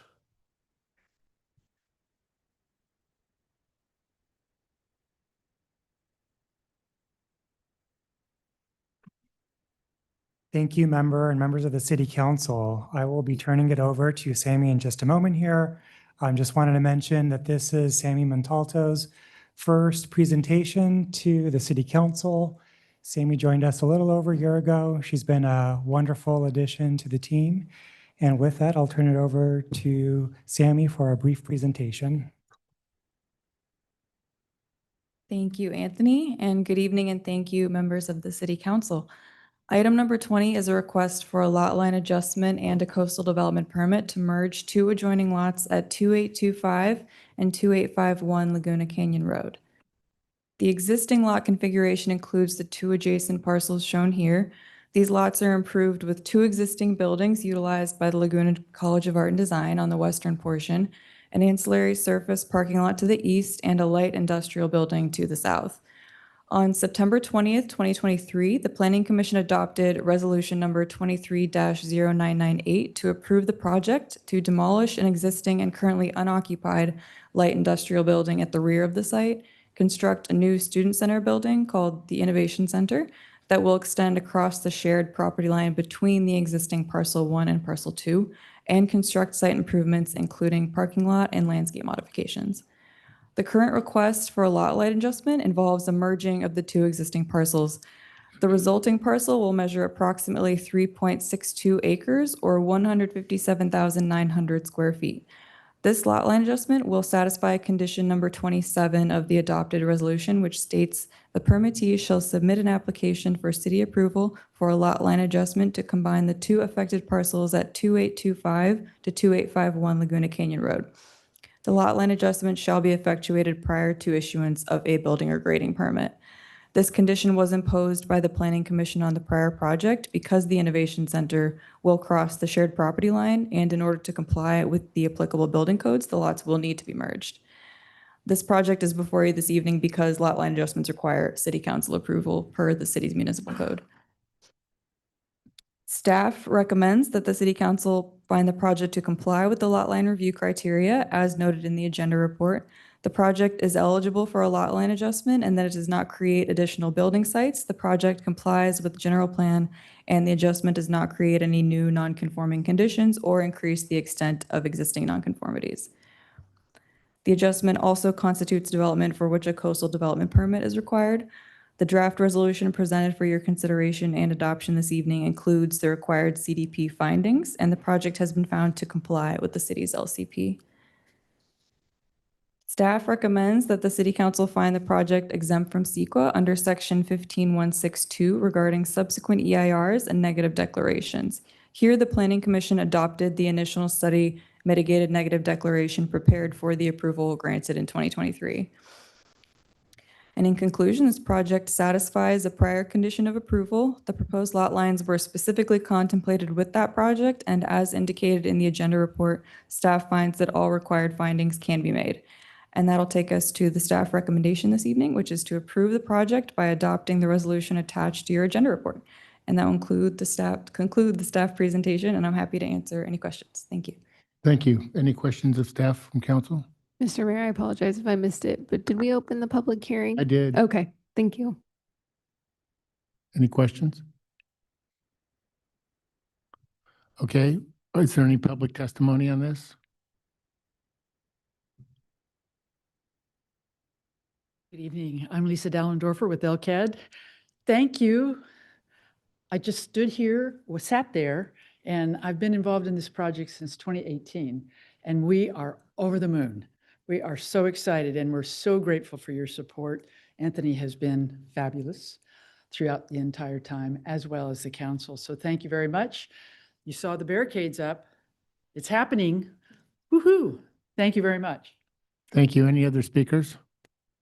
Okay, I'll close public testimony. Bring it back to council. Are there any comments? I'd move the recommended action. Second. All approved? Aye. All in favor? Aye. Aye. Approved. Thank you, Anthony and Sammy. Congratulations. Okay. Now we'll go back to 19.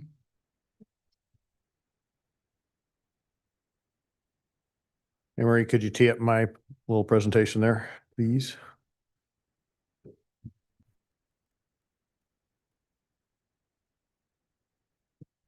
So, members of the city council and audience, this is item 19. This is purposefully after the last item that we talked about because it's more about trees. And this was in part brought by at least two different discussions that the council has had, and as well as public comment. So if you go to the next slide, please. I wanted to frame 5 issues for you. I'm go through them pretty quickly because we've spent a lot of time about this. One is briefly, is our pruning approach correct? And you heard windows of that in the last discussion. Should we prioritize certain trees within the L shard over all L shard trees? That was windowed at the last item too. How to approach ADA and trips and falls, same window. And then kind of new to the discussion is the eucalyptus along South Coast Highway at the Montage.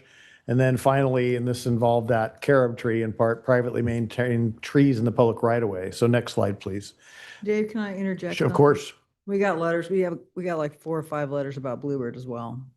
Yes. So we need to, Yes. we get people here from Bluebird. So just a reminder, Matthew mentioned this, our pruning approach is not the above, but more in line with the bottom. So we don't top trees per se. We do some crown reduction. It's still more rare. Our approach generally is lighter pruning, but more frequent.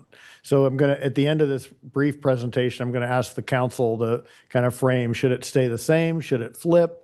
Should it do something in between? Flipping means should more dramatic pruning be prioritized over lighter pruning? Next slide, please.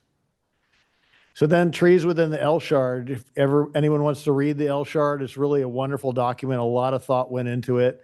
It's on our website. It was adopted and finalized in 2018. So generally that describes lots of varieties across neighborhoods, across roadways, all throughout Laguna Beach. And generally, there are lots of choices in the L shard for different neighborhoods, especially. More varieties generally mean better tree survival, so one vector doesn't take them all out.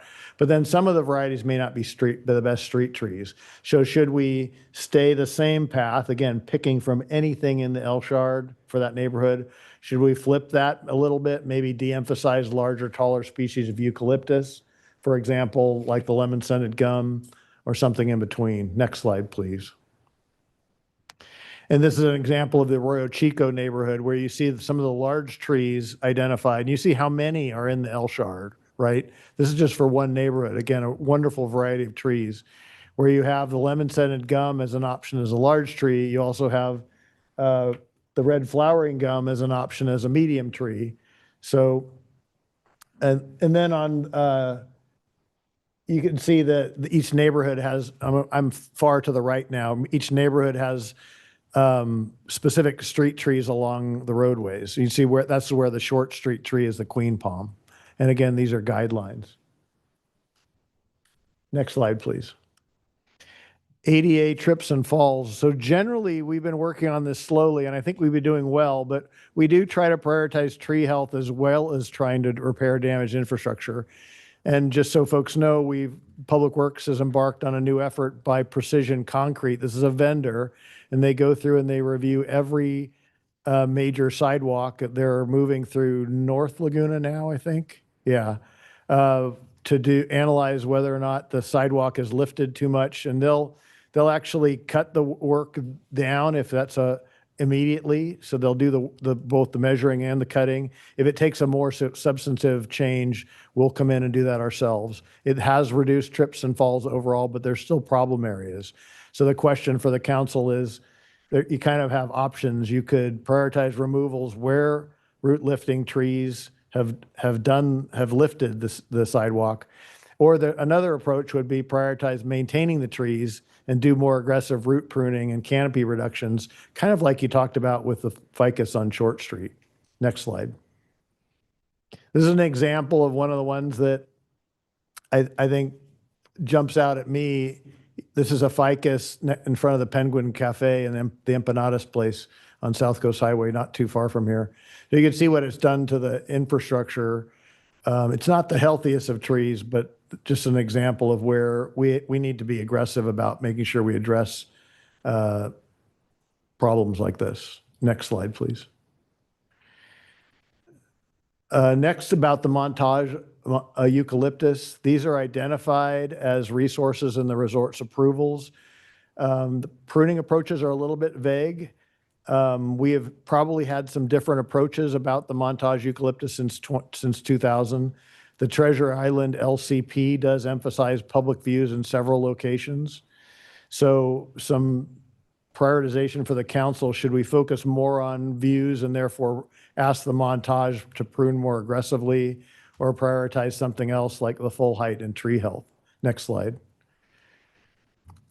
Lastly, privately maintained trees in the public right-of-way. I'm just raising this issue because it came up with the Carob on Legion, which we took over. There's about 3,000 trees being maintained by adjacent property owners.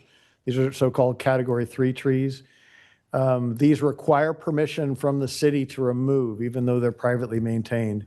As the trees get older, costs to maintain can increase, and the maintenance isn't always consistent. And sometimes we hear about people who don't want to maintain the tree anymore because it's too costly. So should we just leave this alone, be aware of it, review it on a case-by-case basis, and address as needed, kind of like we did with the Legion Carob, or something else? And if something else was a takeover, I'd be concerned about overall city costs. Last slide. That's okay. Last slide. Next one. Moving forward. So I'm going to leave this slide up at least a little bit.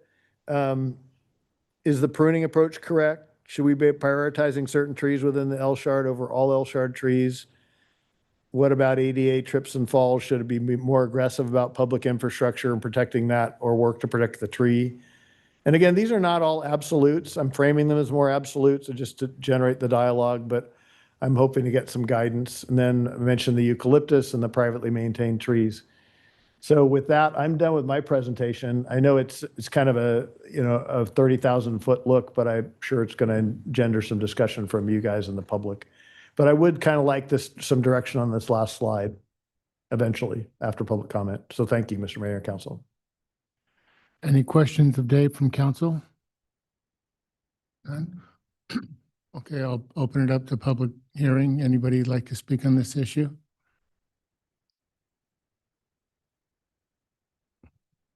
Good evening. My name is Janet Chance, and I live on Wyckoff, which is in Upper Bluebird Canyon. As you know, it's a box canyon. We have very limited exit routes. There are a number of eucalyptus trees which potentially could fall across streets. And if that happens at any time, it means that our egress from Bluebird is minimal to none. I had 2 huge eucalyptus trees on my property. Discovered they had some kind of boring insect, and I was told, you got to get rid of them. So I took them down. And then I replanted my whole garden with natives, and it's great. The biggest issue is knowing when one of those trees is going to fall. And about 3 years ago, the house next to me had an equally tall eucalyptus tree. And it was a lovely sunny morning, and I wandered out, and I heard whoosh, and the tree fell right down the middle of the street, thank God. But two of my neighbors were trapped in their houses. They could not get out. So from a safety standpoint, I think we really need to pay attention to the ukes, because I certainly don't want to get roasted to death if there's a fire and I can't get out. And again, my comment on getting rid of trees, yes, it's sad, but trees grow. New trees will grow and reach that full potential. Thank you. Thank you. Next speaker. Ruben Flores. She's right. Trees die. And she's right. Trees can be planted. And across from the carob tree, the city beautifully planted a new carob tree right next to the gas station. Now go take a look at the condition of that carob tree.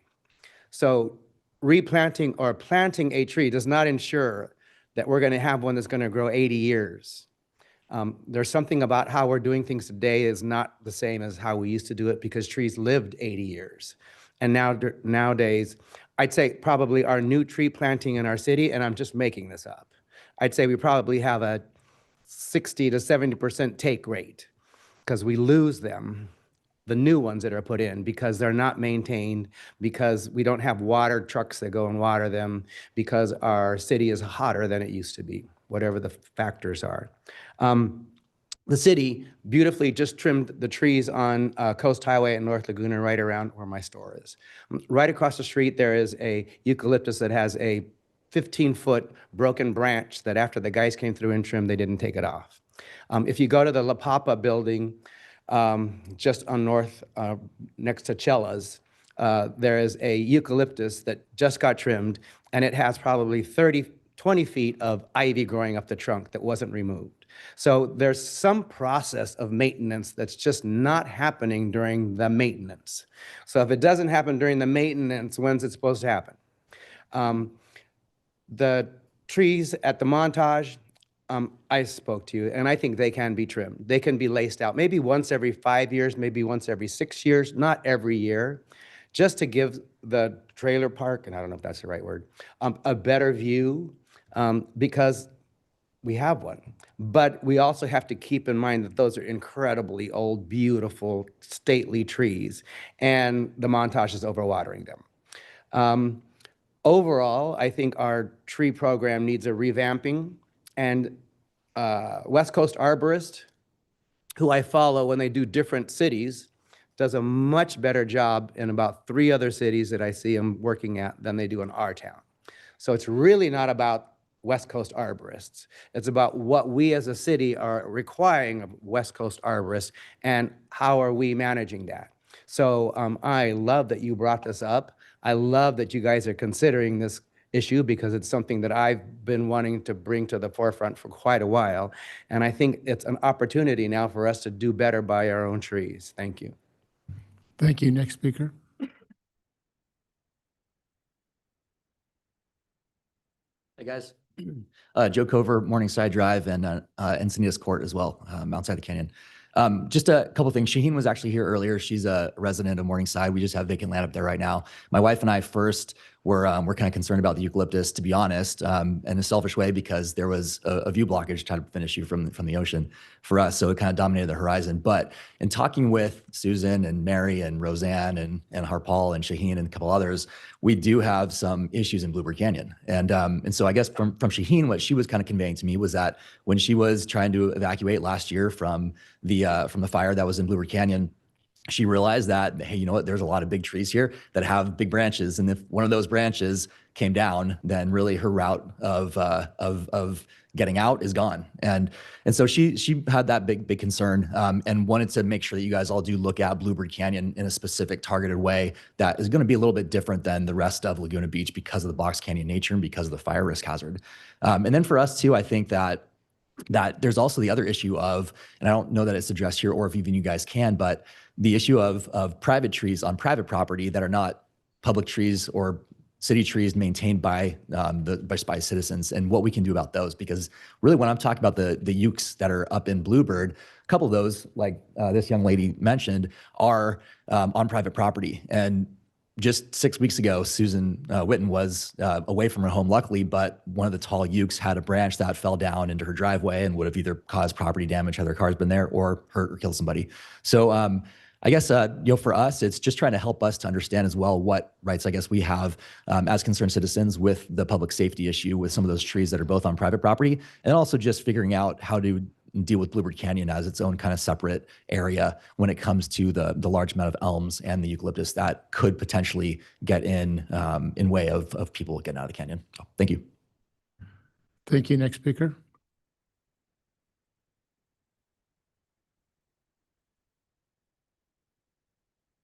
Good evening again, Elena Kofajopoulos.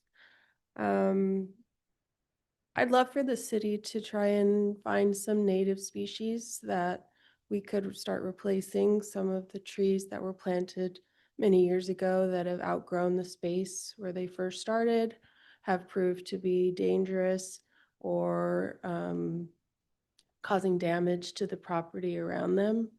The ficus that was previously discussed, those are native to Asia. It's a tropical tree and it requires warm climate and humid atmosphere. Habitat is tropical rainforest, river edges, coast, swamps, and mangroves. These trees love to find water anywhere they can, and they do a lot of damage. I can speak from experience that these trees can become out of control once they reach a certain size, and it becomes very difficult to, coexist with them once they are so large.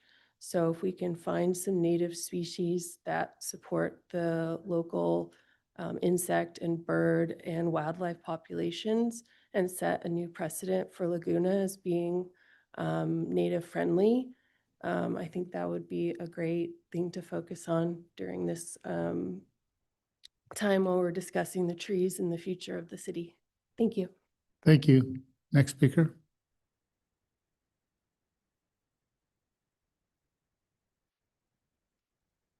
Hi, everyone. Carrie Trevino. I wanted to thank you for taking the time to hear from us again. I'd like to direct your attention to the PowerPoint that I've provided. We can look at that. As you can see, the lacing as recommended does not work, especially for a tree like eucalyptus. They grow maybe even faster when they're laced. But you can see this is probably not even the best picture that any of us can find, but you can't see through the trees at all. And it's now encroaching on everything. This street is called Ocean Vista, and now it's Eucalyptus Vista. So I think it's kind of going against the intentions of some of the people that have come before us to create these plans. That's actually part of my argument. So my next slide features a few of the quotes that I took from the 409 page land use directives for Treasure Island. So you'll see many, many times in that land use plan, it says to preserve the views of the area. It says to keep existing trees only where desirable. It says replacement trees should not exceed 15 feet in height where it can block views. It says to trim the trees along Coast Highway at least once a year. I don't believe a lot of these things are happening, and this is the intent of the plan. I think the neglect has gotten into a situation where now we're very behind and now we have difficult decisions that were not present with proper maintenance. We lived in this property for 10 years and the trees were not a problem at all.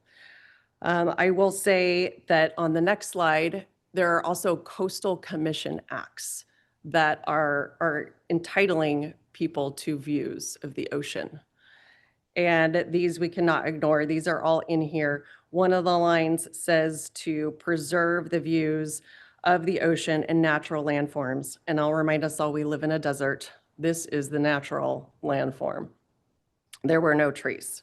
We're not against trees. My husband and I grow trees. We grow them by the dozen, hundreds of trees. We plant them on another property where they belong, where they will not block other people's views. We love trees. I think there are lots of ways to mitigate this. On the next slide, you'll see a list of state and federal funding for mitigation of eucalyptus. This is a nationwide problem. There's tons of funding for this. And then I just wanted to say, if you want to make something look good in the area, provide shade, make everyone happy. There are pepper trees that could be used. They do not block views. They're less than 15 feet. We're not asking for an exception to be made. We're simply asking for the city to follow the rules in the plan. Thank you. Thank you. Hey, Carrie, how long have you guys lived in your house? 20 years. Okay. Other speakers?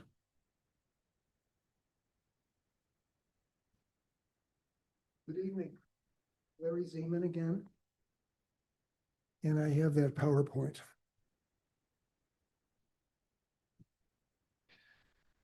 I want to thank you for putting this on the agenda and setting aside time to discuss this, because there's a lot to it. I have a PowerPoint to recap where we are, at least from my situation. The top photo is my record of views from 2020. That's the last time the city trimmed those Glenary eucalyptus. And that was my view. I took another picture last week, and you can see how those eucalyptus have grown to completely block my view. Next slide. That's the excerpt from the downtown specific plan that states the city policy to preserve private views from city trees blocking that view.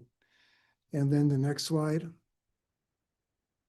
That's the excerpt from the city arborist stating the opposite, the city policy not to trim or prune trees to preserve private views.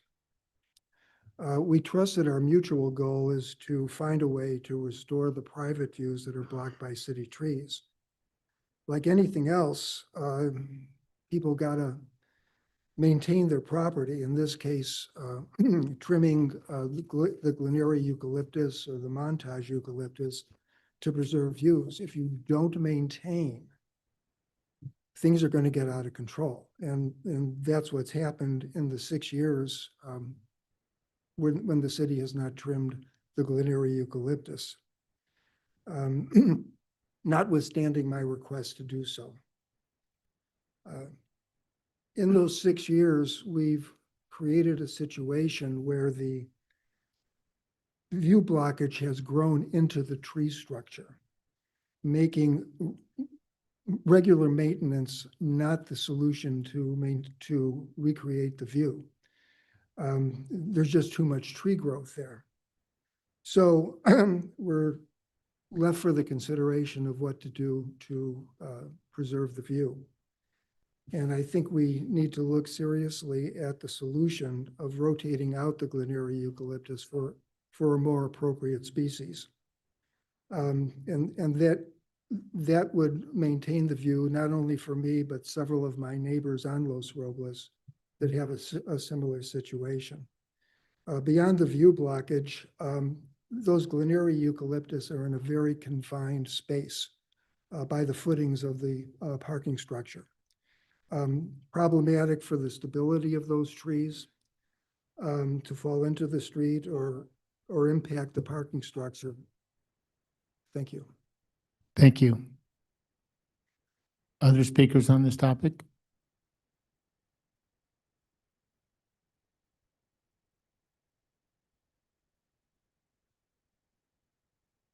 And Christoph, well, I worked on several of these projects that you've been talking about tonight. One of them was the Glenary Street parking garage.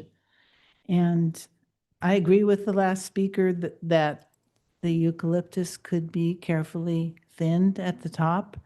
And hopefully we could encourage some foliage at a lower level. Right now, the foliage is up at the top, and I think some good artistic pruning could deal with that and help his view as well. The trees at the Montage could have a similar technique. I think there's a compromise here that would not require tree removal or drastic removal like was in the picture that Dave showed with the chopped off limbs. It involves taking off the top, the most long branch at the top, back down to where it meets the trunk and so forth, and gradually reducing the height without impairing the structure and without making it look ugly and without harming the tree overall. So I don't think it has to be either or. I think it has to be attentive, very skilled artistic pruning to achieve our goals that we all have. The question about large trees, I'm very concerned that we're losing our large trees. We need a mix of large, medium, and small trees for not the least of which is raptor habitat. And also to make our town look like it's balanced, that it's not like Emerald Bay where all the trees are only the roof height and it looks like a desert above 25 feet. The existence of monumental, large, beautiful trees is one of the key components of what makes Laguna Beach beautiful. And we need to replant trees that will get large. We can't just continually say, oh, well, at design review, they make everybody fill out the form and it says, oh, this tree's never going to get higher than 15 feet. And they always have to keep it at 15 feet or they get penalized. This is not giving us the kind of canopy that we need in our city as a whole. So we need to find locations for large trees, and we need to work with them to preserve them where they are now, because we're not going to get them back with the present scheme. It says that they're not significant trees at Treasure Island. There is a definition in the L Shard of what a significant tree is. And even though it might not be called out in the agreement that you're talking about, it is described in the L Shard, and those would be significant trees. Thank you. Other speakers on this item? None? Oh, we have one. So I live over by the Montage. We love the trees. We don't want them removed. We just want them trimmed. And there's a way to do it, like Ann suggests. There's a way to bring them down. Whoever planned a lot of these things years and years ago, they probably didn't think about what was going to happen 20, 30, 40 years from now. Just because we made mistakes back then doesn't mean we have to live with those mistakes. So I think we could find a solution, make everyone happy, keep our trees, and keep the views. We live in Laguna Beach. People come here for our beaches, for our views. I'm in real estate. I do sell houses. People love their ocean views. They don't come here to look at eucalyptus trees, even though there's a right place for a eucalyptus tree. It's in Australia. It's not here. So I think we have an opportunity to make some changes here. So let's make some quick decisions. We don't have to talk about this for days and weeks and hours. It's pretty simple. You guys have important things to do. You have health and safety issues to cover, not little things like this. So let's make some decisions and move on. Thank you. Thank you. Next speaker. Hi there, Cindy Duisberg again. I'll just add just a little bit to what John said, since he said most of what I wanted to say, and that is just, I think that there's a fair amount of frustration in the neighborhood that we're not being heard about our view concerns, and I do feel that they're valid. As he said, a big part of why we live here is to look at the ocean. It's a big part of our home value, which is a big part of our total asset value.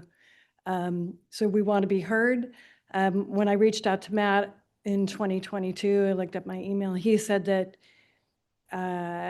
canopy reduction of 25% could be done, but that they don't trim those trees to restore views. It's all about safety. But I feel that view restoration is a valid concern for the residents who pay the property taxes that we do. That's it. Thank you. Other speakers? None. I'll bring it back to council. Anybody want to jump in? Is that you, Dave, over there? I don't know if I want to jump in. Part of me thinks there's somewhat a consensus-based solution out there.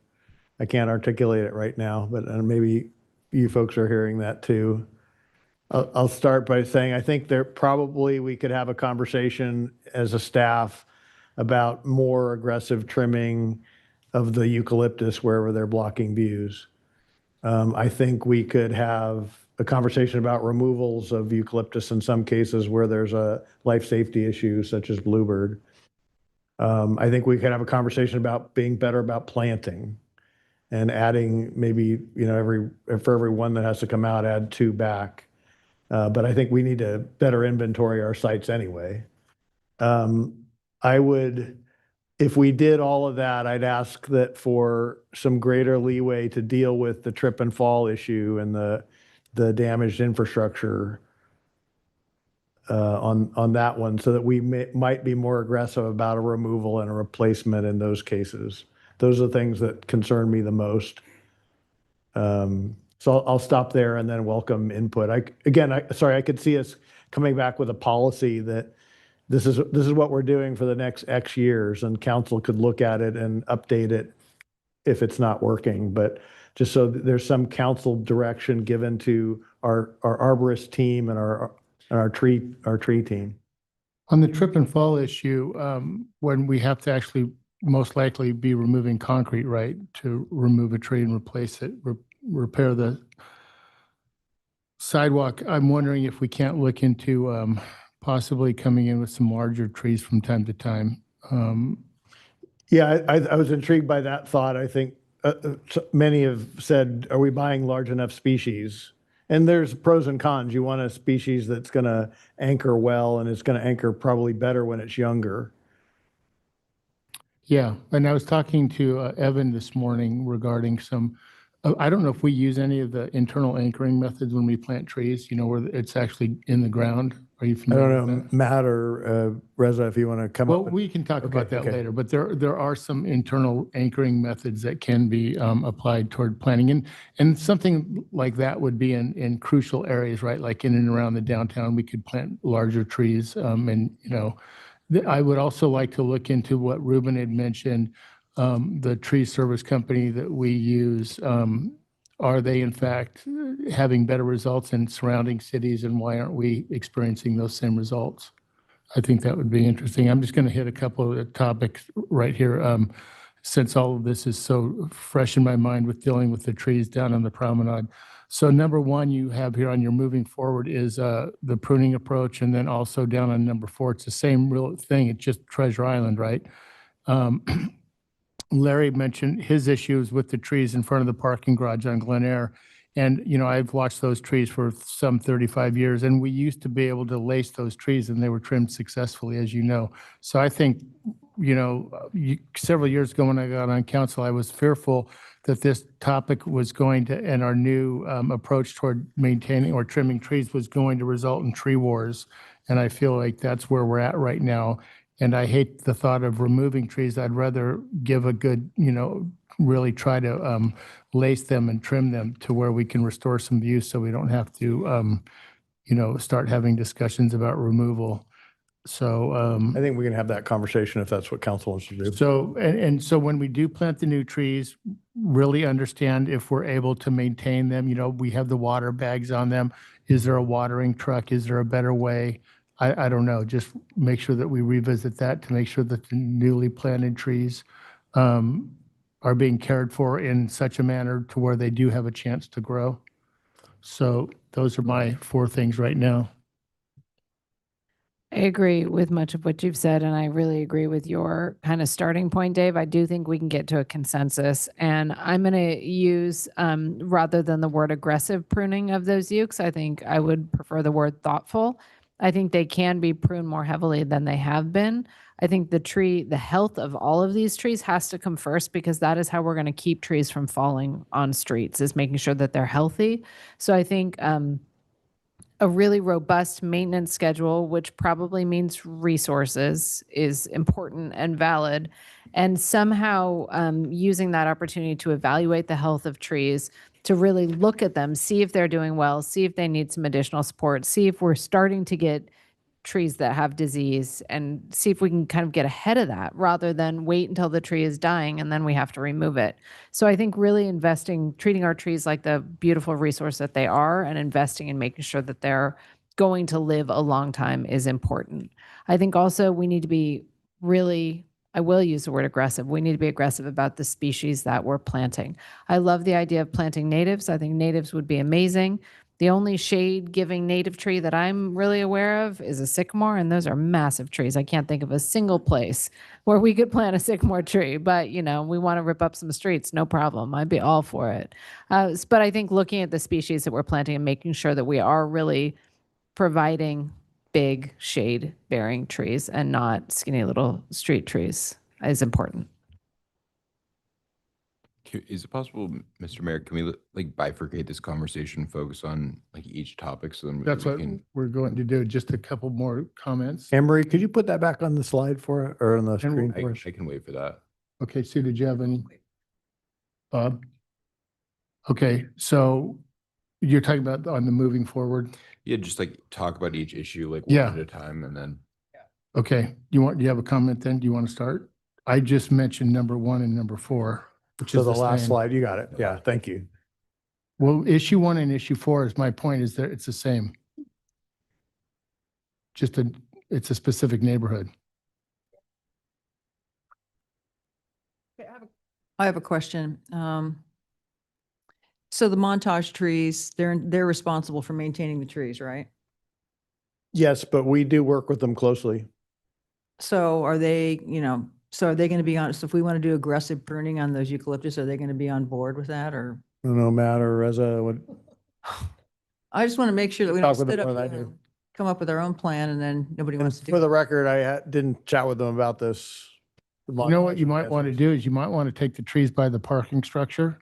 Since we're in complete control over those, take a photo before and we could prune them to what makes us happy and then give those same photos to the people at the montage. I see. Just about the montage, I have had specific conversations with the hotel manager and the director of facilities there regarding the trees and a lot of the general sentiments. They are amenable to pruning them in a different way than they have in the past. And that could include lacing, thinning, crown reduction, height reduction, if that's something that this council wants to advocate that we work with them on. So, okay, so it sounds like the montage is open to what basically the residents in that area are asking for. So then the question is, what is the constraint? So I know there's sort of a clash between what's in the coastal commission, approvals about, public views and all that. There's some inconsistencies here. Is there a land use document that gets in the way of the montage being able to do what we're hearing that they're willing to do? I'm not going to support crown reduction. No, I'm not. Or I'm topping. just trying to get to like, what are the rules of the game that we're playing with here? What is to stop them from doing that tomorrow? I don't know, Reza, Reza and I have talked about this a lot. We think it's vague, but I think what Reza is saying is if they may just be deferring to us and to our direction. And if we gave a different direction and they nodded their heads, I think that addresses some of the concern in a consensus-based way. And so then it's basically the ball is go ahead. Let's assume that the ball's in our court to say, why don't we do it like this? Because I don't know that we've been directive with them in recent years as to a more significant pruning. Well, so I mean, it seems like when you look at the guidelines in the specific plan, couldn't we just? So it's the inconsistency, that's the issue, right? Where it says no topping, where it has a maximum height for these trees, but then it says no topping. Is that sort of the issue? I think, again, when Reza and I read it, it's vague. No, but is it vague or is it inconsistent? Inconsistent is a better way of putting Right. that, yeah. So then, because you could argue they're not following the height problem.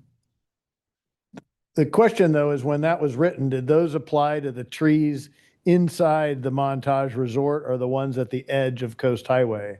Because I don't know how you could have said, hey, only 15 foot high trees when the huge eucalyptus were already there. Will be allowed. Yeah, so remember, a lot of those trees were saved and brought back, and they were well over.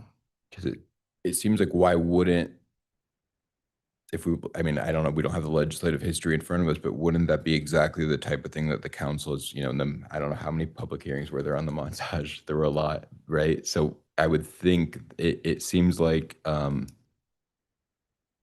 no topping of trees, but trees can be thinned out or laced, allowing public and private view opportunities. So what's to stop us from saying montage, the specific plan says this, and it creates these maximum heights with the goal of protecting views? You need to do what the specific plan, what you agreed to do as part of the specific plan.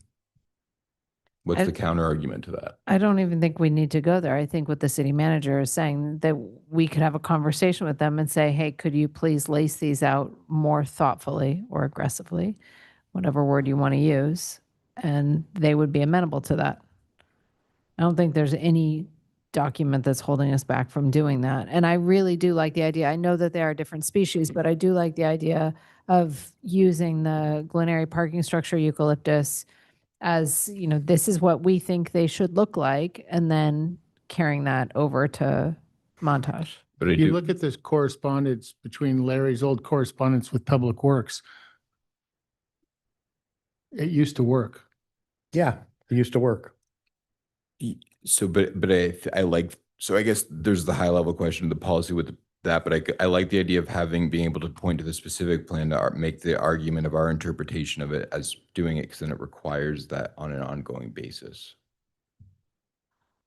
Right? Yeah, and I do think the specific plan is good guidance. I'm still struggling with because I was here too when the montage was approved. I don't remember those trees being 15 feet tall. So They were mature trees at Yeah. that point. So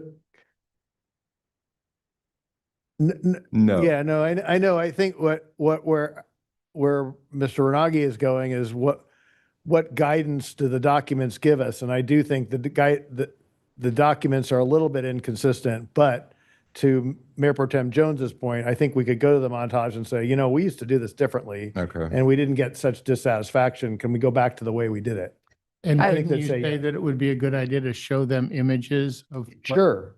Yeah. Because no matter what words you put on paper, Yeah. the guy trimming the trees. it's Picture gonna is look worth a different. lot more. Yeah. I want to be thoughtful to not say we're going to go back to the way we used to do things, because I mean, science has changed, arboriculture has changed. People know more about how to take care of trees, but we have an expert on staff. I think Matthew can work with our contractors to get closer to where we want to be in a way that protects the health of the trees. And it might look a little different than it used to, but it's going to be better than it is today.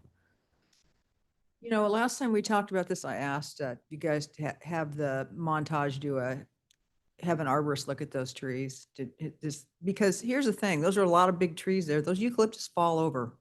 I don't care what anybody says. They've fallen over all over town, and they're right on Coast Highway. In Laguna Niguel, they took them all out in the median. Why did they take them out? Because they were worried about risk.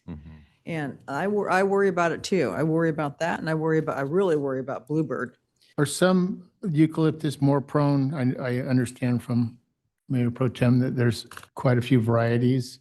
Are some more prone to falling over more than others? I'm not the best person to ask that question as. Globuluses?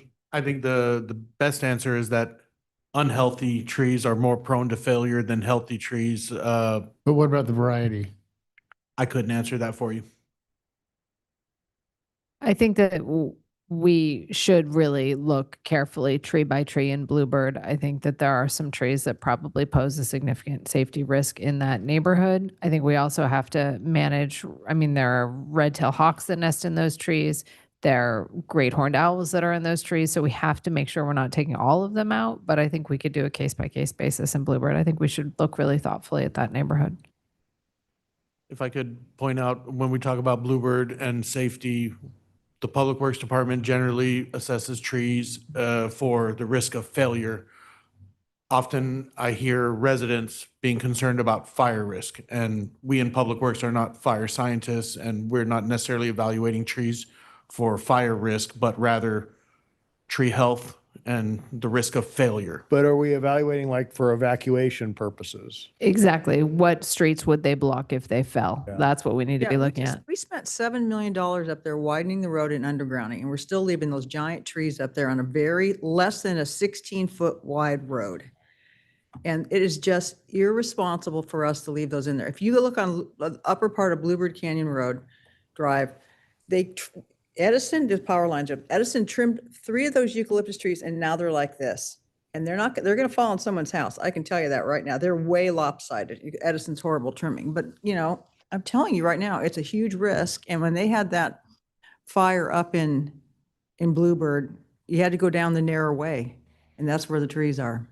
And that's what makes them so nervous. So I don't blame them at all.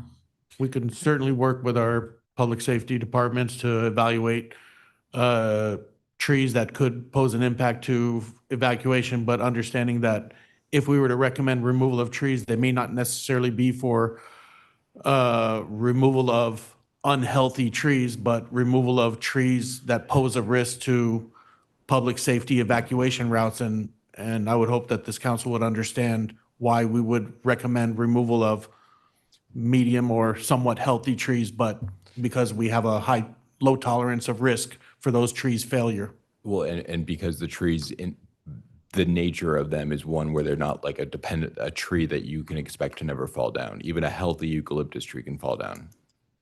A tree can fall down for many reasons, maybe not necessarily for the health of the tree. Yeah.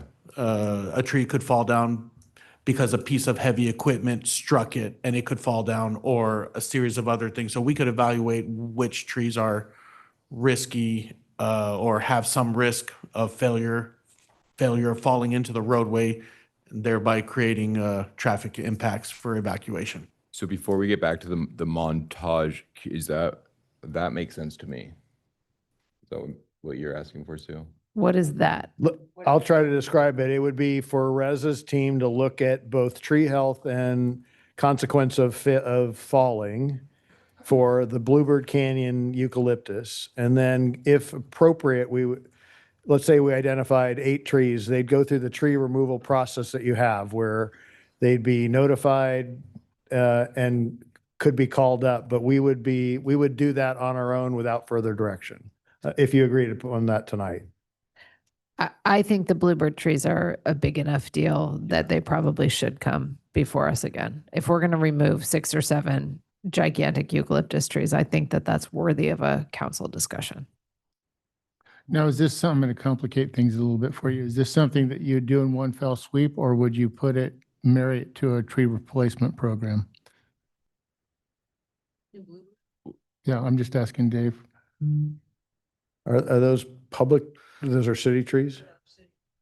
Well, I would imagine we would be charged with evaluating public trees or trees within the public right of way. I think it would be difficult for us functionally to evaluate and recommend removal of private trees on private property. So our policy would suggest that for everyone we remove, we replace, but not necessarily in the same location. It encourages it, and if that was the direction, I would advise everyone here that the public right-of-way in all of the Bluebird neighborhood streets is very constricted, which is some of the problem. And Wouldn't one of suggest. the only really viable open spaces to plant is the, for lack of a better term, the Bluebird Bowl. The Arroyo, yeah. The Arroyo, and there are differing views on whether or not more trees should be planted You there. could put coastal live oaks down there or something else other than that. Or sycamores. Could we just like segment the two things, like because otherwise it's going to create because we don't know what would actually be decided about what's to be removed. Could they basically work with get feedback from the neighbors, bring in the fire department, look at evacuation, look at all this stuff, bring it all back to us, and then with a recommendation, and then the council can weigh in, and then from there we could figure out how we would move forward in terms of if there, where replacement would be. But the threshold question is whether we think we want to remove for safety reasons.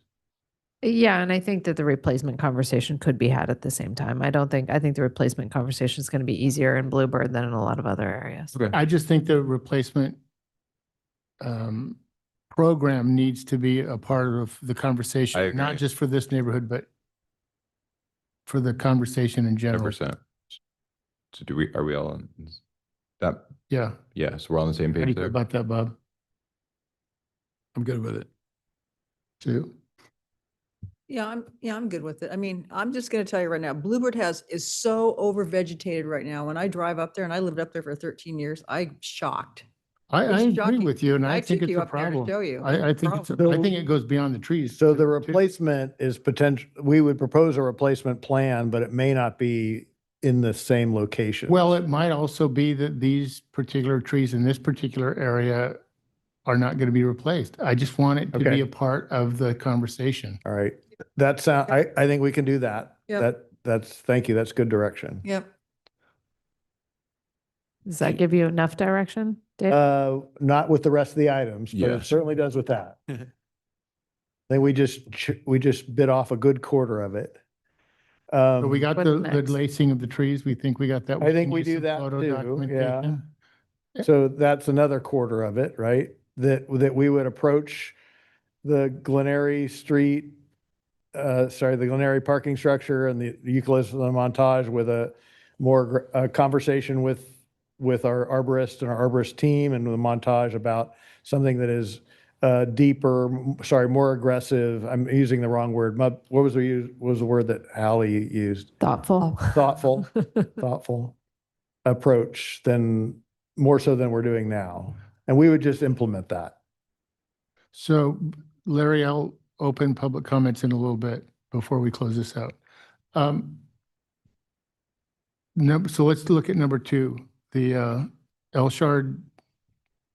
Yeah, the issue was Elshard again has a lot of different varieties. Should we be prioritizing? And sorry, and I'm dismissing a lot of expertise here, given the Elshard's expertise. But should we focus on those members of the Elshard that are better street trees? Because some of the ones in the Elshard are not the best street trees, and they're not always oriented towards streets.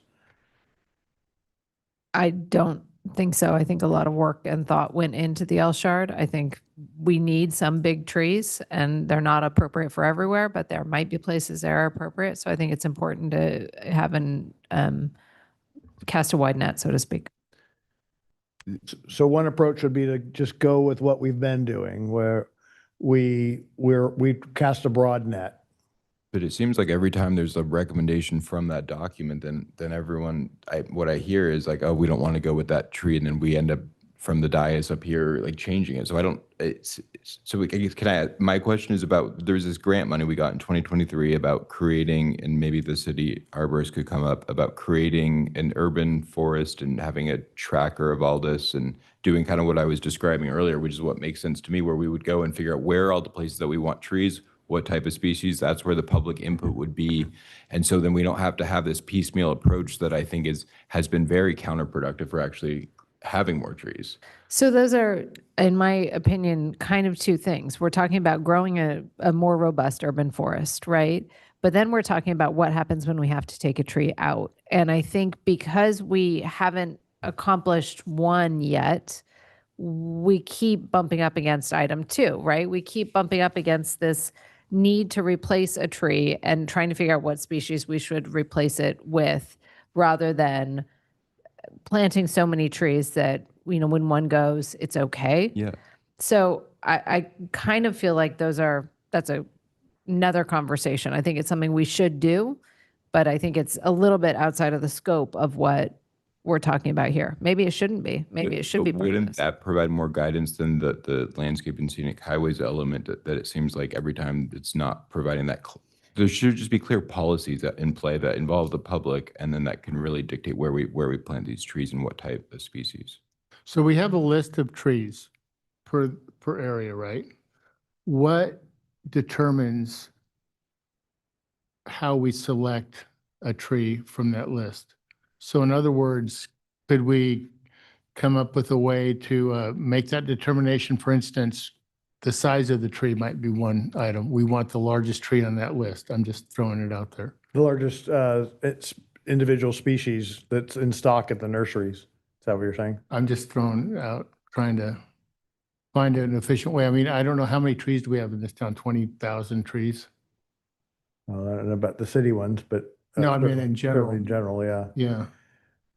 I don't know, Reza, if you have any thoughts about that. I don't want to speak for people who are smarter than me. I mean, I know that our public network is about 3,100 trees. We talked about privately maintained trees. in Yeah, but public right- remind me, how do we, Oh. when we have a tree removal, how do we pick one if it's, the Elshard is general? If Sorry, the has Elshard is- multiple species. So for areas where the Elshard identifies multiple species for any given area or street segment, we would look to select the most appropriate tree for that area. So it could be considerations of the planting space, the trees that are surrounding it, whether it's a desire to conform to the neighboring trees or it's a desire to provide some biodiversity. So our arborist takes all of these into considerations.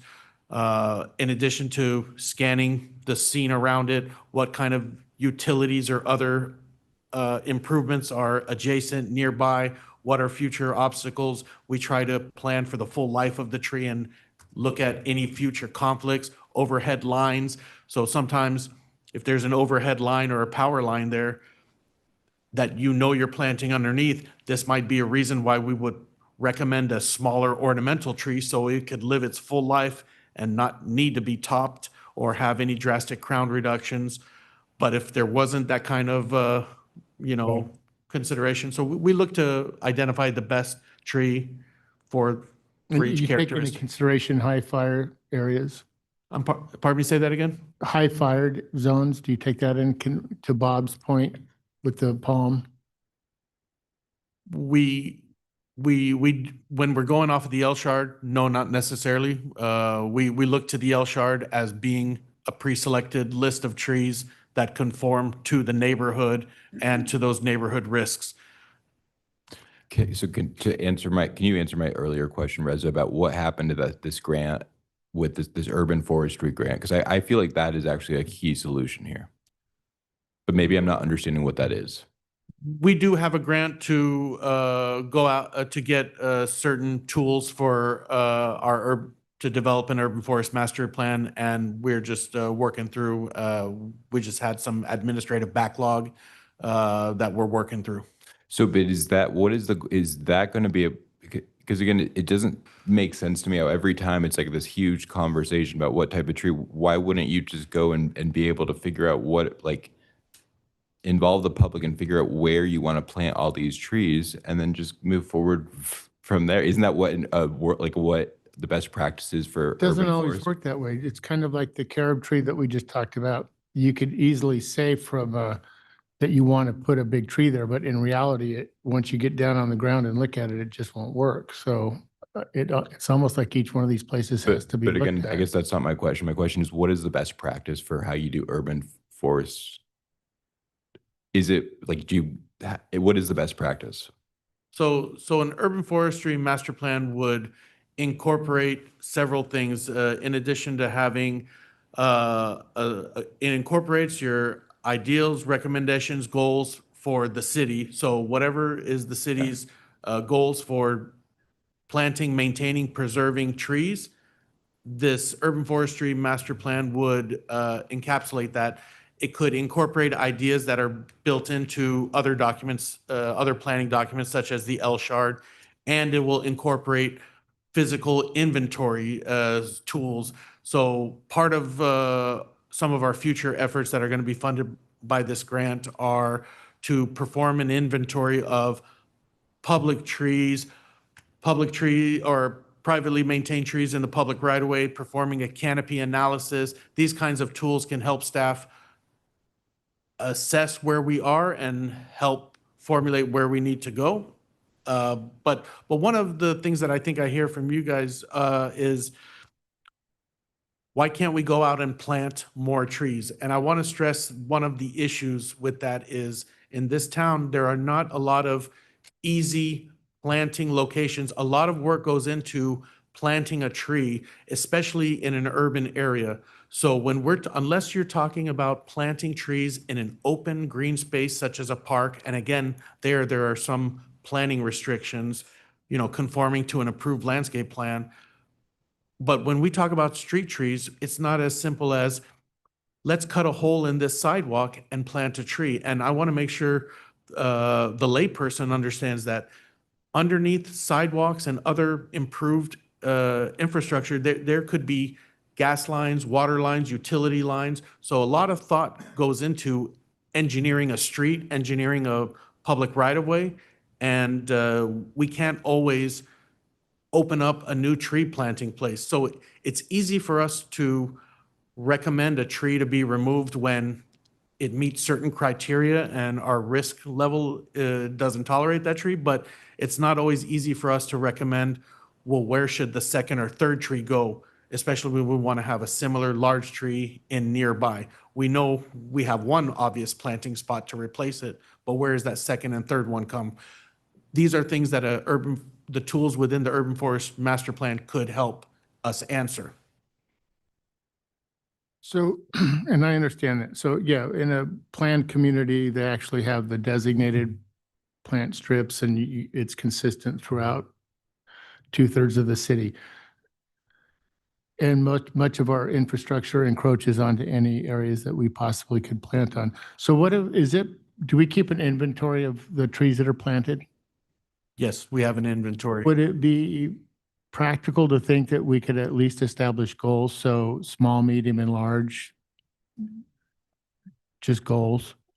And then you could let us know how far off we are from time to time? You mean goals new plantings? Yeah. Like Hallie's saying, well, she doesn't want to end up with a bunch of miniature trees. Right. But if we knew, hey, 20% of the trees that we planted last year were, could approach 25 feet or whatever it is that we're looking for. We could, I'm just asking. I could see us doing that. Please forgive me for saying this, but I think we're overcomplicating it, quite frankly. I think we need to replace trees that we lose with comparable trees. We need to think strategically about growing more of an urban forest, which it sounds like you guys are already, well on your way. You're working towards that goal. I'm not sure. Are they on their way? You guys are moving towards it. I understand you've had some resource issues, which is understandable, but If I can point to somewhere in the city manager's report or the appendix, I think these are some of the questions that we could use some guidance on, because when we look to plant a tree at a spot and we make recommendations, we look for a variety of things to make our recommendations. Sometimes our starting point might be the L shard, and we look at the L shard to see what are the recommended trees, and the L shard and other planning documents may have done some of that math for us.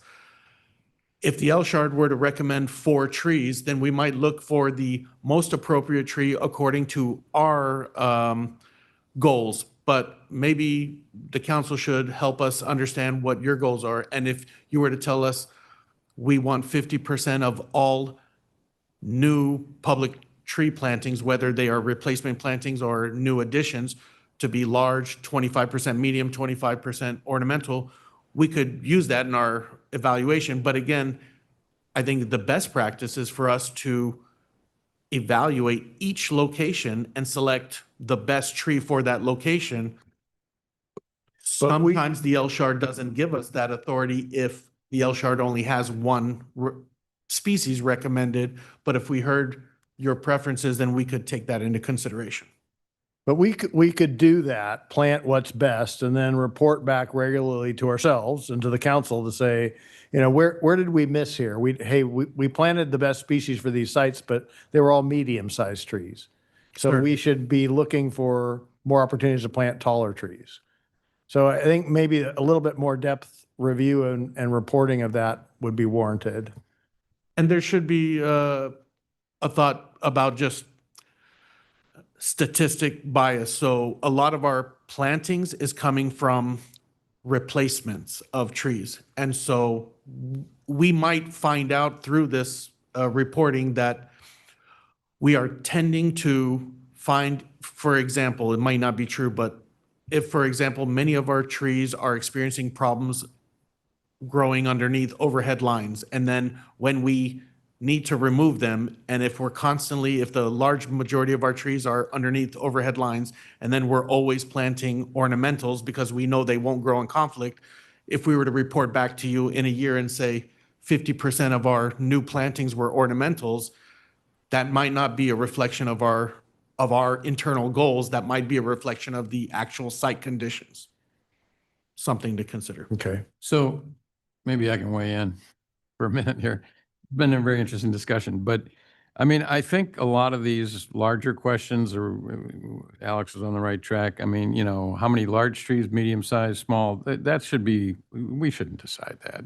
I mean, that should be done in this urban master plan, right? So separate topic, urban master plan, you know, let's let the experts do their work. Meanwhile, staff had some very specific requests here with respect to direction, right? That I'd like to give them on this. So on the current pruning schedule, is it the case, the staff report says we've got 3,100 public trees. It says all public trees are inspected and pruned either annually or on a biannual cycle. So all 3,100 trees get pruned over a 24-month period. Is that correct? That's correct. Okay. So I think that the pruning schedule is fine. I mean, I don't think we need to change that. I don't think we have the money to change that. When this comes back to us, and we put a lot of extra money into trees a few years ago, when we increased the budget quite a bit. And nothing in here talks about budget, but we should be informed by that when this comes back. Can I ask you a question, Bob? So when you said we have 3,100 trees and we're on a pruning schedule, I don't think we're on a pruning schedule for all the trees because we have view problems and they've exceeded their height, and so. That's why I asked the question. But, Okay. I mean, staff saying all 3,100 trees have been pruned within the last 24 months. But anyway, I think that we should continue on that pruning schedule. I think we should, as everybody said, be more, do more than we've done to date on those. I think that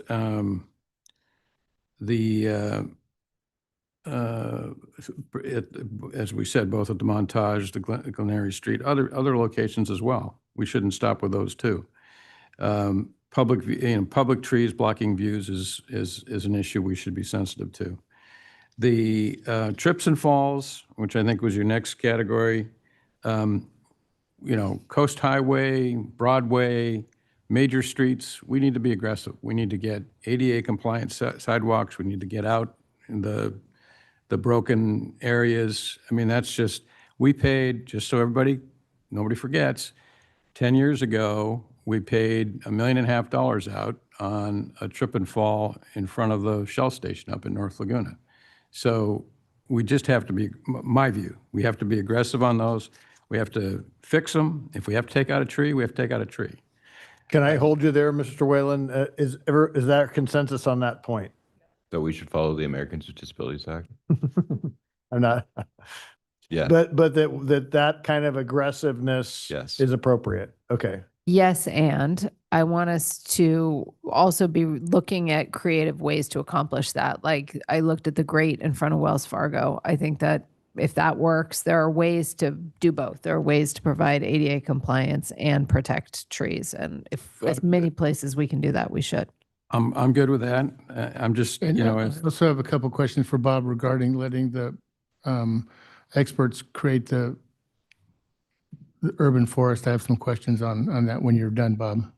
so I think the last one was, we already touched on the Montage. I think there's a consensus on that. Last one was privately maintained trees in the public right-of-way, which is the last one here. And there's 3 options laid out in the staff report.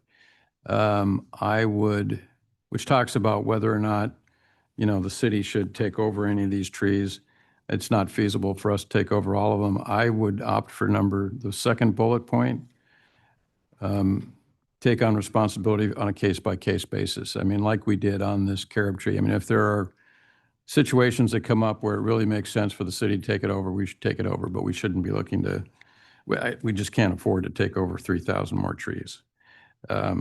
So those are my thoughts on the staff report request for direction. So let me ask you a couple of questions. You just brought up the trees on Short Street. So left to their own devices, we would have just ended up with the palm trees. So I think that they need more direction. We also heard from the community that a lot of the trees that are being planted, and I agree, by the way, that we are getting a lot of small variety of trees planted.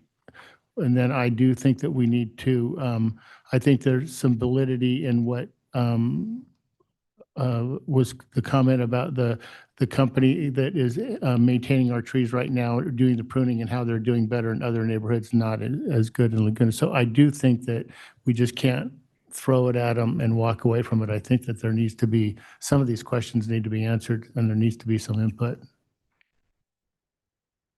I don't, for myself, I don't think I don't feel like I have the expertise to say, plant this percentage of big, middle, and small. I mean, somebody's got to come up with a plan, right? Yeah, for that's that. fine. I'm just saying, but we need to somehow give them direction to come back to us with how these decisions are being made. And even the, using the palms as an example, do we want to at least tell them that they need to take that into consideration? He said that particular hazard zones weren't being evaluated when they make a decision on the tree planting. So should that go in their criteria when they choose a tree? I'm not sure. I mean, there's lots of different tree options, I guess, laid out for each area. I mean, I think staff, Reza just articulated a number of factors that they look at. Do we want to add that factor? For fire safety? Yeah. I would. Okay, well, that's what I'm getting at here. Just trying to give them Is something. that a consensus too? Yeah. We should add fire safety as a factor? Yeah. Okay. Hallie doesn't agree. Okay. And then Hallie, what, are you okay with just not worrying about the size? Well, I mean, is this, I'd put it back to staff. I mean, is this urban master plan going to proceed? Is that going to come up with that answer? I mean, I generally agree we need, with what Ann said, we need to have a mix. We need to have some big, we need to have some middle, and we need to have some small. And that's the level of my expertise. Put the big ones at the back so Maybe that's all we they're need. not in anybody's way. And on the street trees, though, I do really want, and I'm sure staff already thinks about this, for example, the ficus trees now, if we could roll the clock back 50 or 60 years, we wouldn't put any of those in downtown. I mean, they're ripping up the sidewalks. They drop stuff all over the sidewalks. It's not the right kind of tree. It's not a native tree. So for street trees, we ought to be putting in something that for the people who are sitting here 50 years from now, they're not going to have to be dealing with these kind of issues, right? Because the proper street trees were put in and they're growing in well. So I would caution you, though, a proper street tree is a spindly 15-foot tree that doesn't drop anything and doesn't provide any shade. So I think it's, going to be really hard for you guys to find trees that aren't going to buckle sidewalks, that aren't going to cause any problems, that aren't going to drop anything, and that are going to provide a shade canopy. Because I think the shade canopy is really important too. well, you might have to find, bigger spaces to plant them in. It's kind of weird, I think, to jam them in next to, you look at these things, they're all misshapen anyway. I mean, because they're too close to buildings. So you might have to come up with a different planting routine or something. But, everybody wants the big shade tree, and I think shade is important, as things get hotter, but you have to create it in the right space. So when is that urban plan coming back? I can develop a schedule and report back to We'll the do city that. manager. Yep. Okay.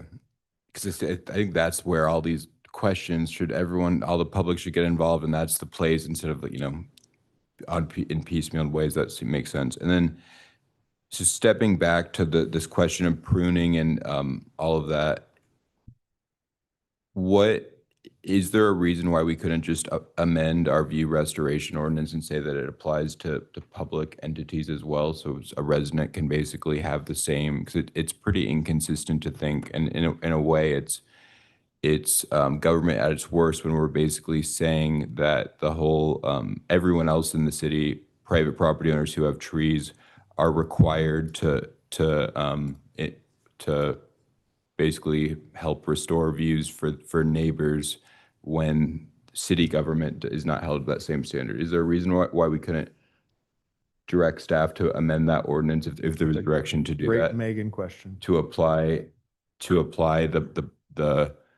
that ordinance to the city as well, just like it applies to all of the property owners in the city of Laguna Beach? I don't think I'm ready to have that discussion tonight. I think that's a bigger conversation and one that I wouldn't feel prepared to include in tonight's discussion. How about we see how this goes with the montage trees and the trees next to the parking structure? Well, I just want to answer the question about is there a reason why we couldn't give that direction? Maybe there's not direction for that. Councilmember Nagy, I don't think I think that you could do that. I'm trying to think, the only thing I would say is obviously we have our land use documents that in various ways dictate certain things. So I don't know if that would create a conflict. We'd have to look at that, I think, right? So if you change the ordinance to apply to the city's trees, I would have to look to see if that's going to create an inherent conflict with like our general plan or other documents that may require, whatever it is that they require. So I think it just requires some analysis. I think he can come, Reza can come back with this master tree plan. We can talk about the, public trees, but let's just get a move on here. We got the eucalyptus trees at the Glen Eyrie thing. We need to get those. Those are going to get trimmed. We're going to trim the ones at the Montage. We need to get some of those trees down in Bluebird. So why don't we just focus on that? Well, I mean, I think we need to focus on solving the problem, and that's the only way that we can actually solve this problem. Is that if the rights of property owners to be protected from trees from other property owners, why shouldn't they they have to, the city have to play by the same rules? No, of the I game? totally, I agree with you. I agree with you, but for tonight, we could sit here and debate this all night, but let's work on what's in front of us. So that's where I'm. And then on the Montage, I think that I think it would be ideal if we could point to something in the coastal development permit, which I think that there is language there that we should basically show to the Montage and have them, with the direction to basically look at the preservation, trimming, and pruning of the existing eucalyptus trees to basically ensure that that we can protect public views and the views of the neighbors around it.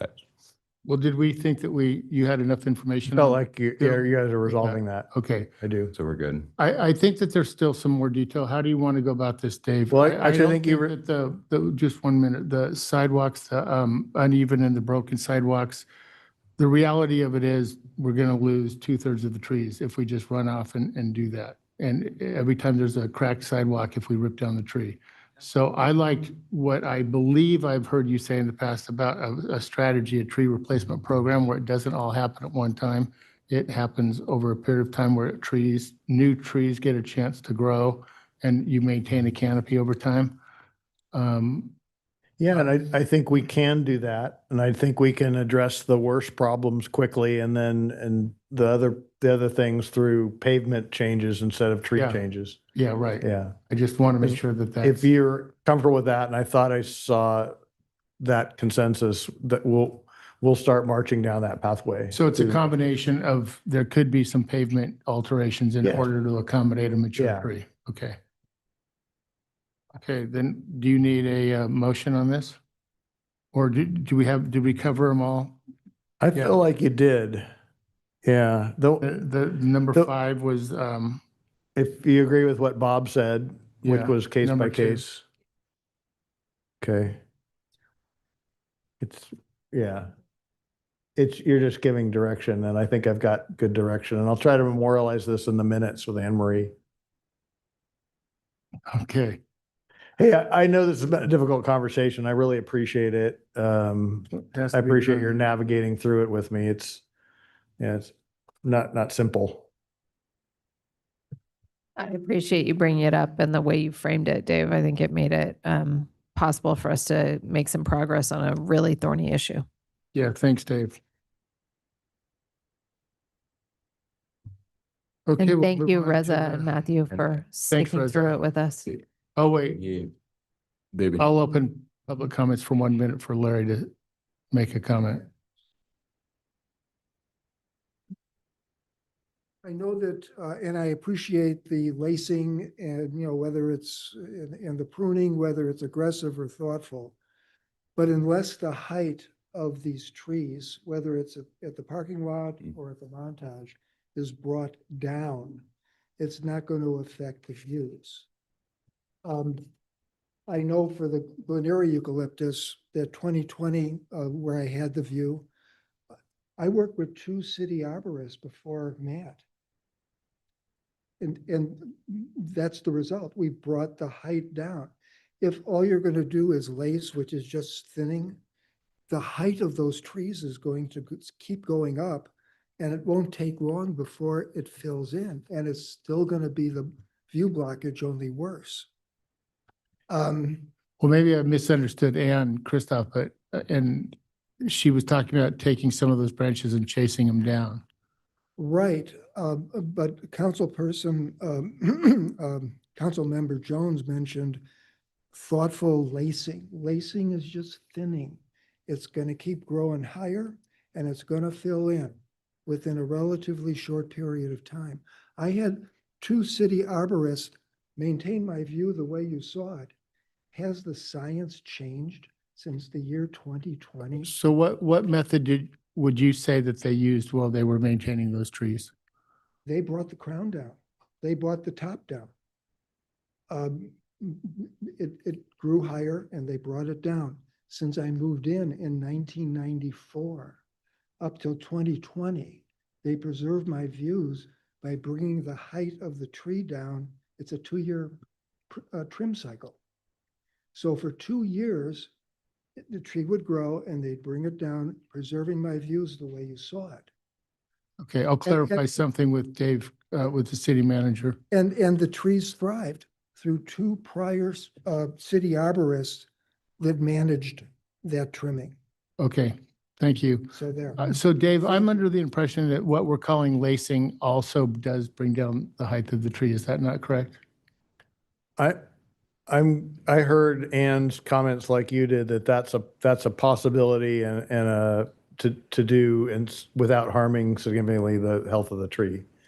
So it's not the flat out topping like Edison would do, but it's more thoughtful removal of the taller limbs that over time will start to bring the height of the tree down. Right. So do you feel okay with that? I do, yeah. Okay. Then we'll move on to the appeal. Okay, the continuance, right? Yeah, it's a continuance. So this is 511 Brook Street. Oh, Matt's got it, sorry.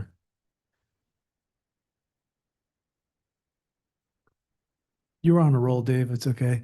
511 Brook Street, the appellant and the property owner are both agreeable to continuing to 4/28. We looked at scheduling this to our first special meeting of appeals in May. However, we already have 3 items scheduled for that day. So the recommendation is to continue this to April 28th. Thank you. Are there any public comments on this issue, on this item? None. Bring it back to council. Do I have a motion? Move the recommended action. I'll second. All in favor? Aye. Aye. Passes. Any council? Bless you. Anybody? So I wanted to ask council, we heard earlier, way back at the beginning of the meeting, we had a presentation from the Laguna Bluebell. We got the petition recommendation from the state. They recommended denial of everything in the bin too, not just this one, but others. But my understanding in talking to Jeremy is this is going to the Environmental Sustainability Committee. They're going to come up with a recommendation to us. There's going to be a hearing mid-May, state Fish and Game hearing. So I'm thinking that with ESC taking it up, we need to take it up at some point as a council. and before the mid-May hearing, and just decide what we're going to do. There's people on both sides of this issue. I think we just can't duck under the covers. We should agendize it and have the discussion. I agree. And I think now is the right time between now and that May 13th hearing. So April 28th? That's going to be a big conversation. Yeah. We're going to have a lot of people in chambers for it. So I'm not sure when ESC is going to be I discussing it. think they're going to be doing it before that. So Dave, maybe you could talk to Jeremy about process in terms of Environmental Sustainability Committee coming to council this May 13th deadline, when we need to get comments in. At the deadline, May 13th? I don't know Okay. if that's the public meeting. I don't know when deadlines are or when comments are due, but there's a deadline by which we need to submit our response to the petition. And I couldn't agree with you more, Bob. I think it is absolutely appropriate for us to do that. Megan and I were just comparing that the 28th is looking busy, but if that's the day, that's the day. Well, check with I will, Jeremy. I mean, if we yeah. can move it to the first meeting in May, that's Right. fine. Okay. Okay, so Hallie, you support it. I'll support it. So anybody else, you comment? Alex, Sue? I think you have three votes. We just I need know, three but to get a staff report on it, so. I just wanted to know if there's any more. Okay, you have three. That'll be a good discussion. Would that? Sorry, were you asking me a question, Mr. Mayor? Is that? Would you like to something- share with the could rest we- of the class, Megan? We're passing notes. Telling Dave all the things on the agenda for Is April that, 20th. I'm should, sorry. I mean, is that one where it makes sense because it's gonna be so long and so many people where we just have like a special meeting or something on it? So you mean like start earlier or set? No, have like a day? separate, Oh, okay. separate meeting just on that issue. Possibility. I kind of feel like this warrants a separate meeting. I don't know how you feel about that, Bob. Would you rather do that the same week rather than have a meeting the following week? Why don't we see when comments are Okay. due, see what the deadline is and work backwards from Okay. there.